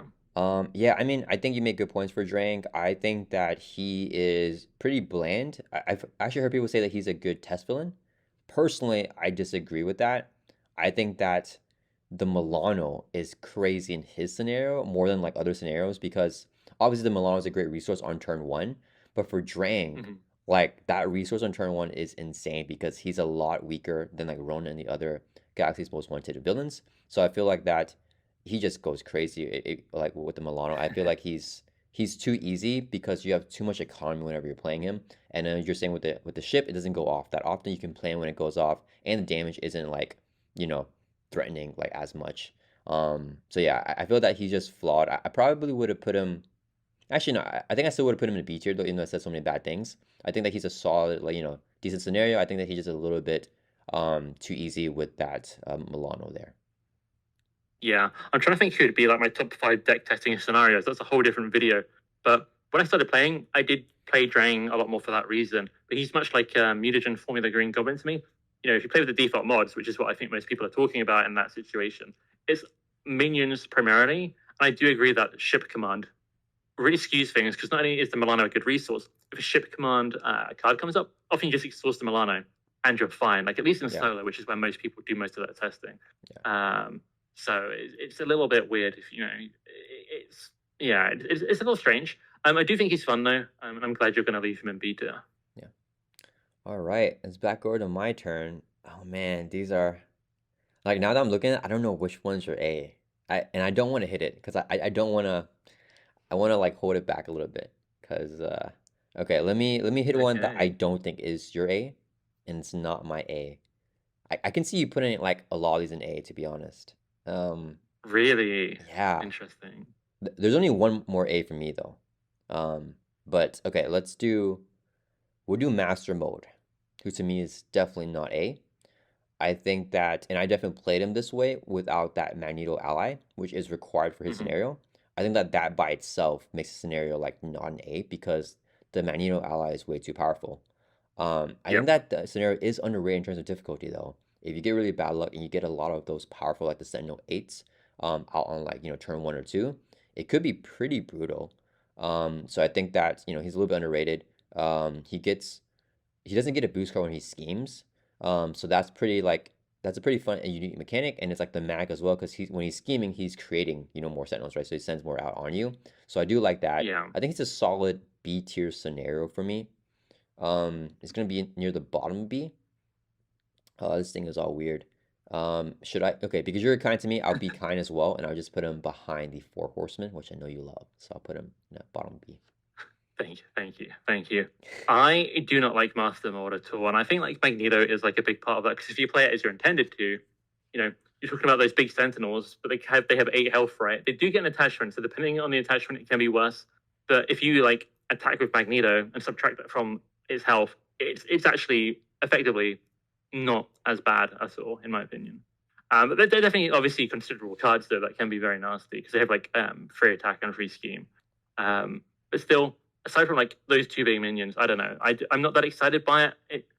It's kind of like Sentinels to me. You use the same mod sets if you use the recommended ones, but if you change the recommended ones, it still has one of the 2 Sentinel mod sets, and they work better combined in my opinion because a lot of them mention the Sentinel trait. So like it's kind of like Mysterio with his illusions. Like I will change it out, but really his default modular gains extra value because it does something else other modulars do not do. The only other modular with Sentinels, into my understanding, is Future Past, which Oh yeah. is a big challenge and jump up, which I do enjoy using sometimes, but it's not like it gives me like a whole world of customization for this scenario. Um, so there's that element to the mod sets. Magneto's annoying. When I play it, I've always played officially, not largely because I'm running the channel especially. Like I want to make sure my experience matches up with as many people's. So my workaround has been I'll play with Magneto, but I won't use Magneto unless it's an emergency. It's kind of like a challenge. It's kind of like my fallback thing. But like if I just use him all the time, it really like in solo more than multiplayer, it really like makes it all easy. But even in 2 player, I don't know. Like the ultra ego thing is interesting. If your character has to go ultra ego, it makes the scenario a lot harder. So there is an aspect to it. There are things I like about it. I think I would have put it in C tier for me. Probably somewhere around like the middle to lower part. But I do enjoy it when I play it. Maybe around the middle. But low B is not enough for me to skip my turn to move him. So that's respectable. Yeah, I do want to clarify whenever I said that he could be a challenge with those those difficult sentinels, I meant if Mhm. you don't play with Magneto. Yeah, for sure, if Magneto is Oh in yeah. there, it's for sure gonna like not be difficult no matter what, just because Magneto is so powerful, which is thematic. I- it's funny that you said that you play like officially. So I also do that. Like I consider not playing Magneto whenever I have him in play, but I don't use him. So like my playthroughs with Master Mo on my channel, Magneto's there. He's like in the side of the screen, and I'm like, guys, I'm just not gonna use him. But like he's right here. So like I'm technically still playing legally. I'm just not gonna use that ally. Okay, so you don't always game it and you use things to your advantage when you can. This is the exception to the rule. You Ooh. could have made it easier, but you haven't. So when you maybe start gaming like tower defense a little, so maybe you just don't give up on Kang's second stage. You know, it's a little similar. Like I could do this, but maybe I'm not going to. Uh, it's weird though. There's no like perfect solution. So, Yeah. but yeah, I respect that. That is the way I like to do it as well. Man, you got me. Yeah, yeah. That is a sneaky got right there. Yeah, You admitted it. it's weird that I never like connected that the conflict behind that because yeah, I don't know. I think maybe it's because I think in my head, in my like weird way of like making that make sense, is that Magneto is like not a part of me or my deck, right? It's not my hero. Mhm. So like I'm still going all out. It's just like I don't want help from this guy that like sometimes is against humanity, you know what I mean? Like he's gonna be over there and I'm still gonna go all on my side. But yeah, that's a good point. Like why don't I, yeah, yeah, that is not going all out if I don't utilize Magneto. Something I think could be like fun is like set up like a challenge mode. To me, like with tower defense, is like make sure I keep the tower as healthy as I possibly can by the end of like a bonus like challenge. And it's like with Kang, like if I lose like the second stage, it might still win the whole scenario at the end, but like it won't be like a clean like a flawless victory. Like I feel like I get like a quote unquote high score at my arcade machine or whatever. That's kind of a way I like approach it, but that's not like the default way. And I think that we have to talk about them, this way. I'm I'm glad Master Mold is not any higher up because there's a lot of fun things. But yeah, I'm happy with this. And we're down to the final 5 villains to face. Yes. All right, and it's back over to you because we're in agreement mode again. Yeah, okay. I feel like the tier list is looking quite like more healthy now than like Yeah, A being double the size of anything else. I'm really liking this curve um, right here. hmm, I'm going to. hmm, So there's actually a lot of mutant ones left. I'm going to go ahead and wipe one of those off the board. I'm going to take Spiral, the last scenario pack one I think that we have to rank here. Where am I going to put Spiral? Spiral is like really unique and interesting, but really weird and plays weirdly with quite a few like decks and heroes. Not in like a bad way, but it doesn't always like appeal to me. It's like we normally pick heroes first. Right? I'd be like, oh, this seems really interesting. This seems really interesting. Then I like who's gonna like provide like a good challenge that's not like overwhelming or underwhelming. It's kind of like how I approach the game. And Spiral doesn't often feel like she'll be overwhelming or like underwhelming in terms of challenge, but she just feels like she's gonna be weird and everything's gonna play weird. But then it is very unique and different, which is like it's a weird pro and con thing. For me, she's improved risky business because like she's on like her safe form where she's kind of more like just scheming, and then she goes to like her form where you've got limited time to try and like get her health down. But she's better, she's more fun, she's C tier at least. Um, I think she's just slightly too weird for like my taste somehow. So I'm gonna put her above Rhino. So you're very close, just there. That's where I'm gonna put Spiral. Okay. Yeah, I think we're like exactly on the same page with this one. I don't know if I would put her B. I would put her like definitely around B and C. Definitely not D for me. But Mhm. like the word that you said, she's just a little bit too weird. That is exactly how I feel. Like there's just like a little bit like I get that like she's very unique. I like that she's like different. I like that she gets cornered, she escapes, like that's thematic, like finding Mhm. her. But yeah, it's just like a little bit of the rules interactions and then like getting her cornered and then like how she doesn't have like an attack stat here. Yeah, I don't know, it's just a little bit like off for me, I guess, and it's just not my cup of tea. But I know a lot of people that actually really like this scenario. It's just not my personal favorite. Mhm. Yeah, I also want to shout out her swords, which are like completely crazy to me. Like I kind of like that they take a bold swing, but like you got her in the initial like form, escaped I think, and you can't damage her, but she can't damage you, so it kind of invalidates a lot of normal interactions. And then she flips, and if she's got those swords, which she might have, she's got cards to find the swords. Like she's gonna absolutely like destroy you potentially, and it's like such a like a change. And I like the bold stuff, but it's just too too weird. Yeah. Yeah, the swords is a good call out. I never know what to do with the swords. Like, is it better to On like fire, yeah. face on fire. Yeah, it's yeah, yeah. The swords definitely feels like a crazy ramp, and yeah, it's like one of the worst attachments actually, which is like pretty underrated. Hmm. Yeah, I think it's definitely up there. But yeah, okay, cool. Yep. So we're in agreement with Spiral. Back over to my turn, and I don't know why you didn't do Morlock Siege or On the Run yet. I don't know why these are, cause like I I was holding back on those because I know at the start of the video, like I asked, which image was which. I don't know if that was on the video. It might be before I started recording, but I wanted to make sure, like I could see which icon was which among all of them about it. And I was like, kind of like holding back because I feel like I made a comment about one of them to you or something. I kind of meant like leaving a bit of mystery. All right. Well, I'm gonna do one of them here. So my thing with these is that I always mix them up. They use the same villain set. I don't like that. And then they're like all, for me personally, not memorable villains. Like I think it's like Greyjoy. That's like the only one I remember actually for the name. Like I think that's Game of Thrones. I think he's called Grey Crow. Oh, Grey Crow. Whoops. So you didn't remember the name. So I don't remember. Yeah. Like I don't know. It's like it's different from like Sinister Six, where it's like Doc Ock, Hobgoblin, Craven. Like I know all of them, and these guys I just don't know. Can I name one? Chimera. Chimera's one. Right? I said that right? Yeah. Yes. Okay. Yeah. All right. So I know one of them. Riptide, Yes. Bulldozer. Yes. Bulldozer. The other ones. Okay. Isn't Bulldozer also a Wrecking Crew member, or do they have the same name? Oh, did I get the wrong one? Ooh. Did I get the wrong one? Oh no! What am I thinking of? I'm thinking of Blockbuster. His name is Blockbuster. Okay. I did get it wrong. You're right. Gotcha. So good. We both made mistakes. Both of us. Name. That's funny. Yeah. So that's there are like 9 villains to memorize here, though. In our defense, like there's a lot. Yeah. It's not just like how memorable they are. It's that there's a lot of them. Yeah. So I mean, that's a big thing for me, like that thematic factor. I'll do Morlock Siege. I think I like Morlock Siege more. I like getting the Morlocks. I like that they have like tough. I like that you can use them, exhaust them to like do things. But that's pretty much all I like about them. I think I would put them in B tier because there's nothing I hate about them. It's just like not. Okay, let me look at the C tier. Would I rather play this than like other C tier villains?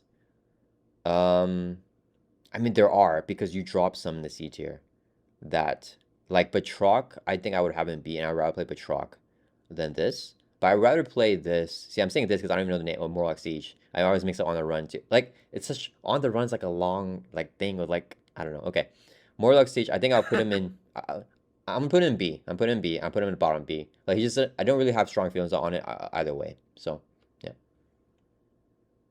Okay, I when I did my initial like kind of like review reaction to the expansion, I feel like it was with Nelson on the podcast or something. But I said my favorite one in the whole of Next Evolution at that time was Morlock Siege.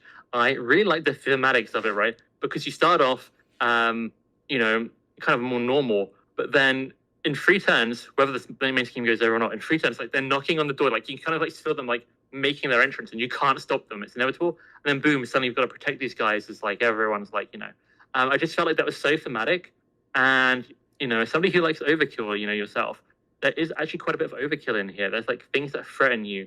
But on the flip side for me, it gives you so many like toughs on the Morlocks. Like it's hard not to get toughs on multiple Morlocks like early on, and then like you can cycle that card back in, and it's probably going to come up again. And then you can like in solo play, if you don't lose the main scheme in the first couple of turns, which I think you kind of like generally very rarely would, the Morlocks get toughs, and they've also got 5 hit points each. So realistically, you can soak like 3 to 5 attacks, I feel like, from a villain without having to defend, which makes it like potentially so easy, especially for like really like, I don't know if I call it gaming yet, but like I like to try and keep them all alive, but you only need one alive at the end. So if you want to be ruthless, you can like sacrifice those bozos. And like, I mean, it's pretty dark, but like you can do that to try and win, right? So it's so easy. When you were talking about what you thought might be like the easiest scenario in the game, this one popped into my head as being like very, very easy. Yeah. But I love the theme of it. I do love the different villains. I love the way you move through the villains. Because you have to defeat multiple ones. There's so much possibility with them, but they all do require having like attack to trigger anything. There's like pros and cons with it all. But I feel like B, I might even put it at C, just because over time I've realized the low difficulty, and like the fact that I can just kind of ignore defending for like multiple turns. Just really just like, it's kind of like Spiral. It takes away like a big part of the game for me. That's just kind of like a lot something like I'm not having to engage with it very much. And if you do get a bad villain that's bad for you, you can kind of just like rush it down and move on to the next one, which maybe is like slightly too easy to play around sometimes. I'm not sure. It does have some crazy overkill. I'm not going to waste the 10 moving it, though. I think low B is a good place. I do really like it. Got to put some respect on its name. It has a lot of fun things about it, so I Yeah. feel like this is good. I thought you were gonna move it up to the A whenever you said that it was your or it used to be your favorite scenario in Next Evolution. And I thank you for like you just made me like realize something that I never realized. So I always mix up the knock counters. I'm like, is it on the run? Because I always mix these two up, right? Morlock Siege and on the Mhm. run. I was like, are the knock counters from this one or this one? And I didn't realize they're knock counters because they're knocking on the door. Mm. Okay, that's cool. You can Like you can hear them like booming on the door and they're like coming in. Like it's just fun. that's why it's three Um, counters and then it flips because and then you get the mhm. Morlocks. Okay, see, because I never did the campaign. I don't know if it's like it's probably like red on the flavor text of the cards, but I don't read that on like the main schemes and stuff. Um, You don't like reading, I understand. yeah, yeah, yeah. So like, okay, that like actually puts it up for me in terms of like the theme. Like I do like that they're Mhm. knocking, and they want your help. So that's cool. But I do agree with you that I think it's one of the easiest scenarios in the game. It's definitely like for sure like top five easiest. Yeah. Yeah, yeah. You definitely make good points on that.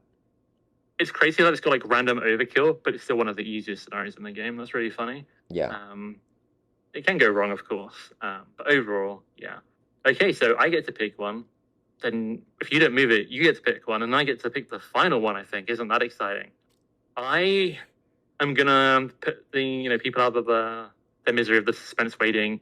I'm gonna go for on the run, and I'm gonna drop it. I vary on this one sometimes between like A and B, but I'm gonna drop it at the end of A tier. I really like on the run.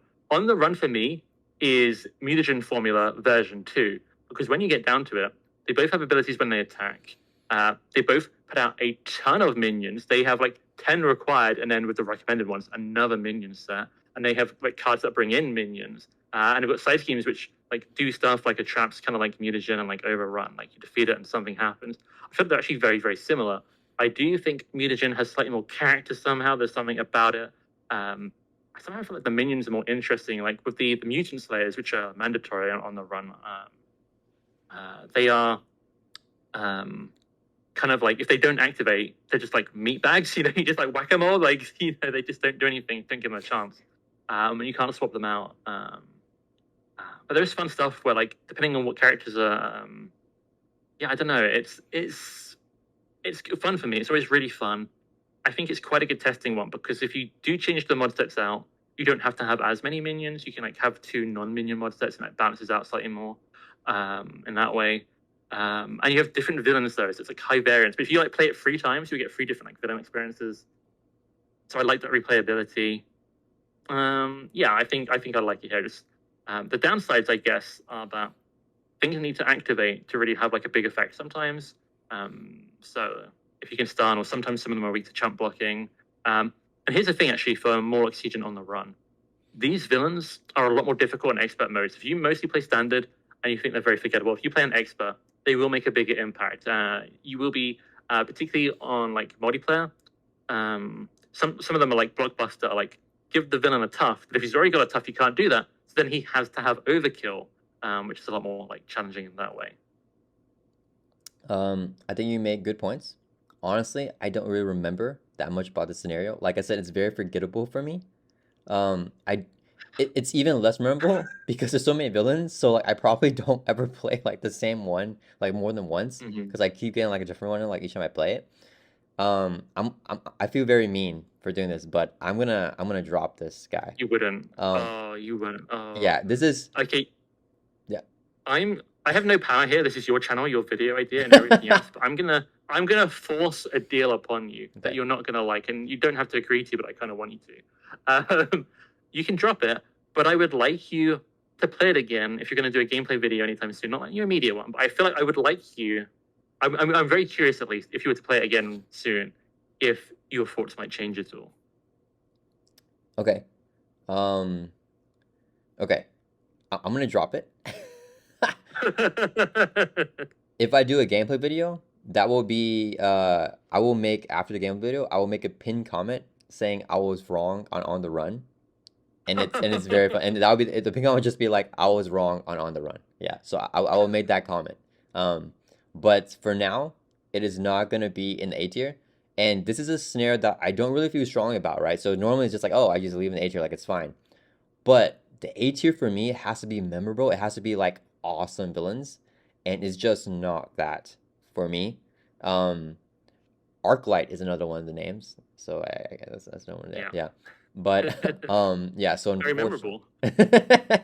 yeah. So unfortunately, because you and I both got some of the name wrong, some of the names wrong, I'm gonna have to drop it down. But I won't be that mean. I'm gonna put it in front of Morlock Siege at least at the bottom of the beat. Oh, come on. Yeah. These two That's really guys funny. just like aren't. I don't know. They just like maybe something will happen. Maybe if they're just one scenario, like if it was just on the run and Morlock Siege did not exist, or like vice versa. I just I'm like really nitpicking on just like not really identifying with like so many villains and like not knowing them. Mhm. Like even the four horsemen to me are like more like memorable. And they have like difficult-ish names, I guess. I don't know. But the Horsemen's way, you always fight all four of them all of the time. Oh yeah, sure. And it's like, it's based on stuff like that. It's just kind of a memorable concept, I guess. I do think the villains, because there's so many, like, you have like less like kind of I don't know, mental engagement with each one. And they're less known in Marvel as well, comparatively. Yeah. But I do think it's a really fun scenario, like mechanically especially. So the rules of this video, you can skip your turn to move one up or down, and only the most recent one. Can I skip my turn to move it back up? Is that in the rules? I am sorry. I did not write the rules like very explicitly, but it is against the like after a thing is placed, you can't move anymore, unfortunately. So like the way that like it's in my mind, it's like what are the rules? Like the exact wording. It's like something like after a only the most recently placed villain can be moved.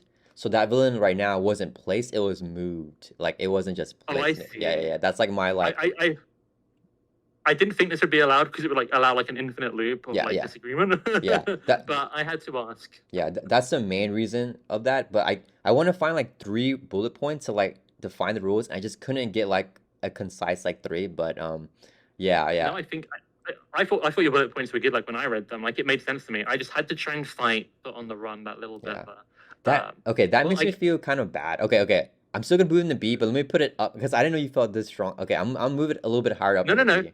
no, no, no, no, no. The game is you get to like skip a turn and move it. Don't like half move it because you feel bad. I think Okay, this is fine. Um, I'm fine with this. I'm okay, like, it's okay. It's up to you if you do want to. If I've okay. convinced you, you can move it, but You have not don't do it for convinced me. me, but I will give it another shot. But yeah, yeah. I mean, it seemed like because you're like, I want to find a loophole in the game to like create an infinite loop to like move it back up. So I was like, oh man, like you really likes this scenario. Like, oh snap. I So wasn't. I wasn't trying to create an infinite loop, but the only way I felt like I could rescue it would be to break the rules to make that. I'm going yeah, for yeah, Doctor Strange. I've come to bargain. It's just a loop of moving it, and one of us, you have to give up. yeah, yeah, yeah. Yeah. Okay, but I get to pick another one now. I get to like an Yes, extra choice basically. You yes. kind. Well, there's only two left, so I guess not. So I get my choice of these two fine young men. I guess neither of them are young, but And who they're do I not pick fine. here? I will pick Collector 2. I feel like Collector 2 gets a bad name because people don't like Collector 1. Um, but Collector 2 is very, very different scenario. I like Collector 2. So I don't love it though. I do think it's slightly flawed. I'm feeling like, these tiers are so messed up. I look at C tier and I'm like, it's above half of these and below half of these, but not in the middle. Like the characters are like the wrong way. Okay. Um, But I think just to average it out, I'll put it in the middle of C tier, roughly like, I don't know, somewhere. Like, I think Mysterio is way better, but I think M.O.D.O.K's worse. So what do I do? I'll put it above M.O.D.O.K. Put Collector above M.O.D.O.K. It's another fun one where you like win by removing threats. I like that the Milano is like not there at the start, but you end up like jumping into your ship and like flying out partway through kind of thing. I think it's kind of fun. It's got like, I feel like it has a lot of confused, but some of that is a mod set you can change out, the Menagerie Medley one. So I do love Menagerie Medley. On its own, it barely has any encounter cards, actually. It's a very, very Oh small yeah. encounter deck, so it's quite customizable in that regard. But it does have Galactic Artifacts. It's mandatory. Man, a lot to remember. But I do like Galactic Artifacts. So I think it earns its place there. What are the flaws? Because you said it's very flawed, but I haven't heard much flaws on it. I think it doesn't like do enough outside of like it has a lot of threats to challenge you. It's got a lot of side schemes that you mandatorily have to take, but it doesn't like challenge you in many like interesting ways to elevate it. If that makes sense, I think that is the biggest one I can think of. Um, yeah, and like I feel like attacking him to like weaken him and remove like I think it removes threat as well. It's been a couple months, but I just don't think it's like as interesting as the ones that have maybe come after it. Like I put Batroc higher easily. Oh wow. So yeah, I mean I guess there's not that much difference here, but I do prefer Batroc to Yeah. Collector. So yeah. Yeah, man, okay, I don't know. So okay, since Patrakas came out, I have not played the Collector 2 again. Mhm. But I don't, so my impression of the Collector 2, he was my last A tier. I Oh really? You yeah, really like him? I really like Collector 2. I agree with you, he gets a really bad rap. He's just an amazingly fun scenario. Like he is so like I always have a good time whenever I play Collector 2. And I like tackling like the threat in different ways to remove threat. There's like multiple different ways, right? I think it's Mhm. like if you defeat him, that removes threat, you can just store it like naturally. And there's like one other way that Mhm. I'm like forgetting because I haven't played him in a There's while. the library labyrinth. I think you can like take an encounter card to remove 5 threat that way. Oh yeah. So like I love going for that like big push. So after you get on the third Yeah. main scheme, you like burst like thought removal and like maybe do like over 10 threat removal in one turn, which always feels fun like to do like a big, push and it feels like you're like running to escape out of the collector. Yeah, I like he used to be my favorite adventure scenario before I played Sinister Six. But yeah, he is I don't know, like you make good points. I do think that I don't really think he can be gamed, but I think that he can be a little bit too easy at times. But I think that you could definitely like ramp him up as well. And I don't think he's flawed in his easiness, like the tower defense or something like that. I think Mm. that he could easily threat on you if like you flip the main scheme and he gets an advance like right away. Like whenever you thwart off the main scheme, if you don't have extra thwart removal right away and it gets an advance, well like you may just like lose the game there. And you have to do like yeah I don't know. I find that personally fun. So Okay. yeah. Okay. You convinced me slightly. I want you to move him up 2 places in the same tier. Okay. So okay. Well, I'm glad I convinced Your you. your your your pleas have moved me. I've heard your struggle, but I also agree. Like you have actually convinced me. Okay. So thank you. It didn't matter because I'm still gonna waste my turn here. Because Like, to me, he is an A tier level fun villain, and maybe it's a lot of nostalgia. Maybe I need to play him again because like I said, it's been a while since I played him, but I've only had good times with him. I have good times with him in multiplayer as well. My wife likes playing him, and like there's not a lot of scenarios that she's like, oh, this is really really fun. So she said that about Collector too. So I feel like he's got to go up. And okay. man, okay. I feel bad because you moved him up too, like, for me. So that was very kind of you. But he goes on the top Well, of B I was tier. convinced. I was convinced. I would have moved him up. Just, yeah, but okay. Yeah. Wow, you moved him right to the top of B. Well, because I want him to A. So like this is like my Okay. compromise to you because I can't move him up to A. So he goes on the top of B tier for me. And oh, should we name these tiers here? I feel like B should be called good bad guys. Good. That's a fun one. Good bad guys. Okay. And an S? I'm thinking like Uh, felt like maybe like a reference. I don't know. reference. The Elite Four. I don't know. That's funny. Okay. Well, yeah. Because That's you have to fine. fight them, right? Yeah. Yes. And everyone loves Pokemon, so Yeah. Yeah. all right. Okay. Wow, I'm liking Collector, you're this. giving me the last 3 picks here because you disagree with my opinion so much. It's really funny. So here's what I thought was gonna happen, okay? What I thought was that you put on the run here, I would move on the run down. So it's like where I want in B tier. You would put collector in B tier. I'll move collector to the A tier, get it where I want. And wherever you put saber tooth, I'll also put it wherever I want. I thought I was gonna win. I thought I was like, okay, at the finish, like I get whatever I want. Oh, you But cut out for. yeah, but you Yeah. put collector so low that I'm not actually getting what I want here. So kudos to you. That was a good play, putting it in a C But tier. no, I didn't mean to play it though. I just put them where I wanted to put them. Okay. But it's worked out, kind of. Yeah. Except you now put Collector above all of these people instead of below them all. But he's fun. I think for me, part of what it is, Menagerie Medley is such a fun modular set. It's such a large modular set, and Collector 2's cards are like he doesn't have many of them, so I feel like that mod set makes a big impact. But I do like putting him in Menagerie Medley elsewhere, and it's such a fun. It's one of my favorites. So I don't Yeah. know what you think about it if you've like experimented enough, but definitely if you're ever looking for like a fun, challenging minion mod set, that one is like right at the top for me, probably like top 3 or 4 minion mod sets. So, Yeah, so I but it think is fun. It is really yeah. fun. So maybe like this is preemptive for me to like still think that he's like fun because I have not played Menagerie Melee outside of collectors like at all. But a lot of people who watch are probably similar. They normally play him in Right. Menagerie Medley. They don't put it in a lot of Yeah. other places, and that's like a totally valid way to play the game and experience. It's just Yeah. yeah, But possibly like based on different way what you're to do it. saying, it sounds like that maybe I might be mixing up the funness of Menagerie Medley with the collector too, and I don't know if I'm doing that. Like yeah, so that could be why I think he's so fun and why like we've always had a good time playing him. I'm not sure, but yeah, I mean definitely I will play him maybe not soon, but you know at some point, and we'll see if my opinions change and if I actually think that it's just Menagerie Medley making him fun. Yeah. I feel like a fun twist here would be to like Menagerie Medley and On the Run and see if that raises that up for you, and then put like a different That would be one, fun. like the Nasty Boys or something, in Collector, and see if it like that makes the difference with the mod sets at all, or maybe Yeah. it doesn't. But okay. I mean, he's fun. I do enjoy it. I don't hate him being up there. It's not like stupid Venom and Ronan, Venom Goblin specifically. It's staring me in the face this whole video. in AK. No, if anyone likes those characters, like obviously it's completely fine. It's just differing opinions, which we're all mature enough to do here, aren't we? Now I get to play Sabretooth though, and you're gonna hope you can move him to where you want. You're probably hoping I put him in the middle so you can like, because would you get that turn? Would you have a final opportunity to move him? Is that how the game works? Yeah. Oh, okay. So you've kind of given yourself the final say in a roundabout way here by giving me the final say. Sneaky.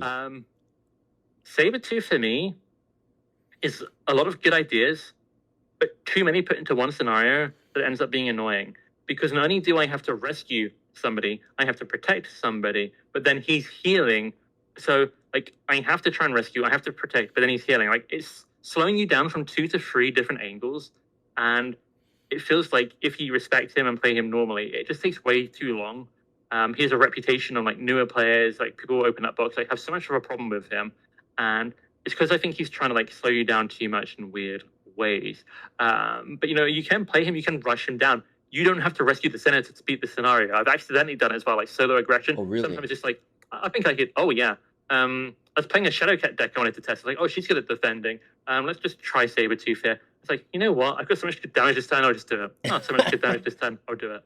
And I'm not gonna lie, the senator, he was on his last legs, but I beat Sabretooth before I rescued the senator, which is really funny. Nice.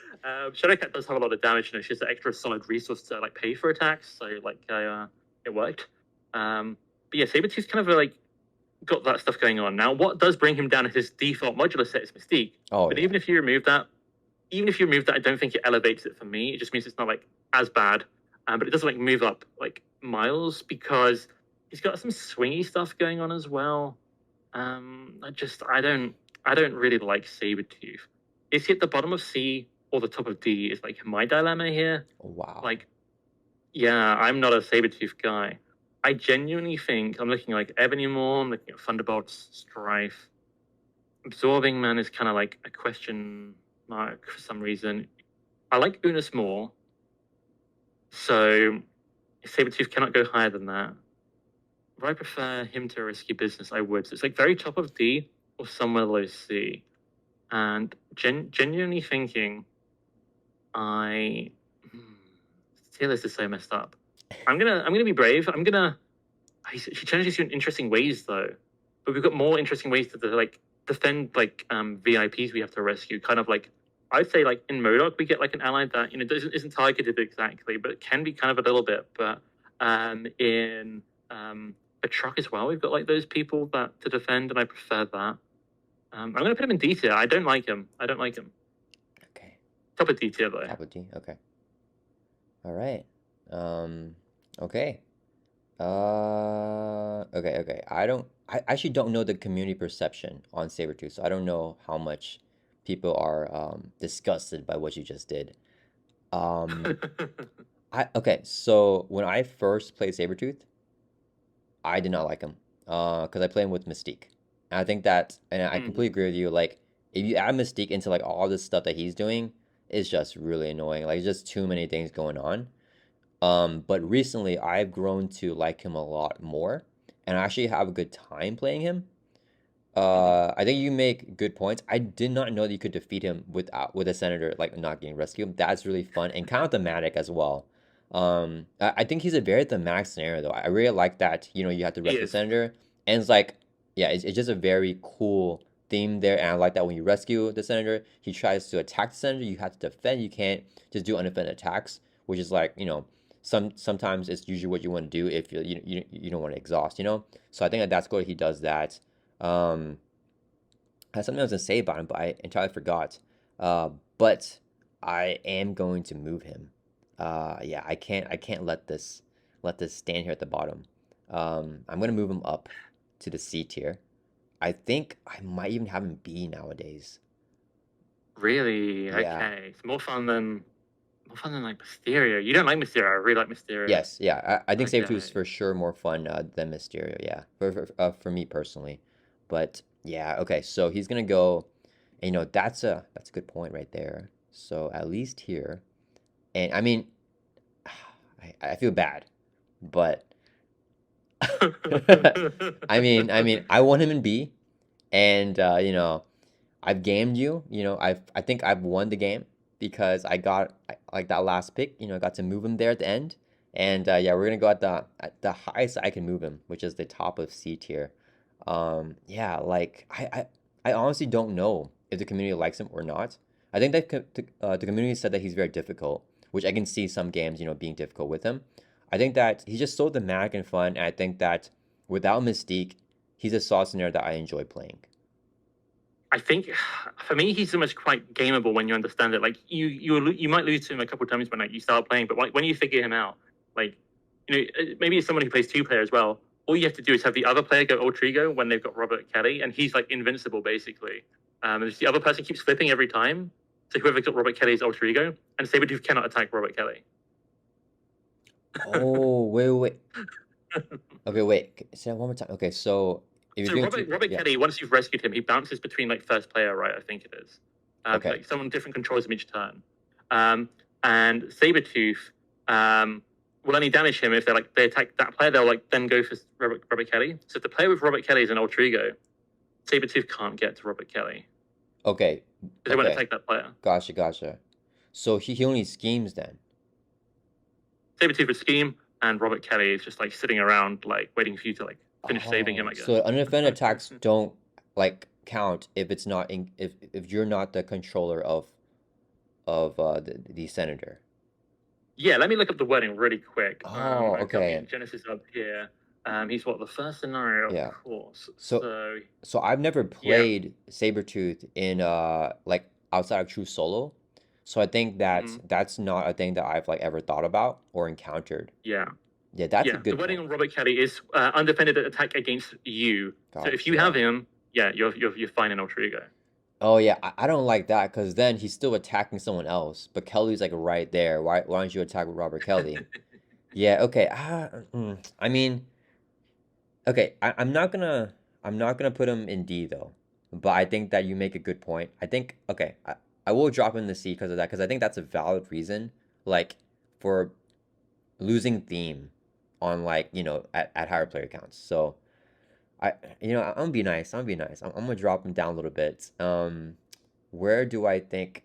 I mean, he's still for sure better than tower defense.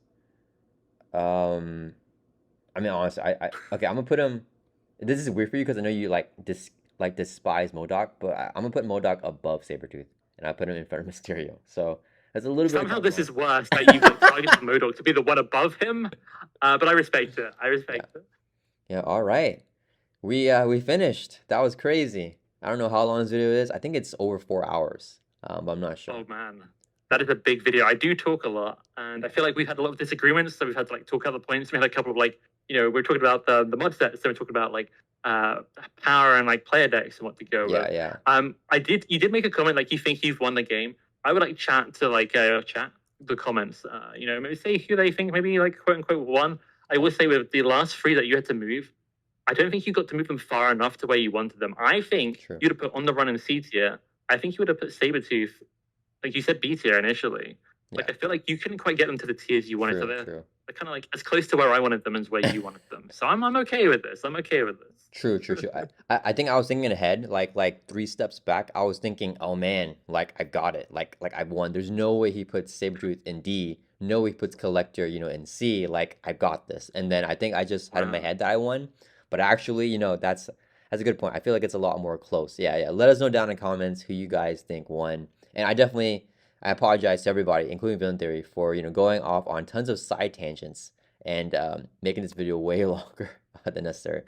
But yeah, I enjoyed it. I think people who are watching it will enjoy those, but I think they're interesting topics. If you didn't enjoy them, don't let us know in the comments. We'll just we know you know.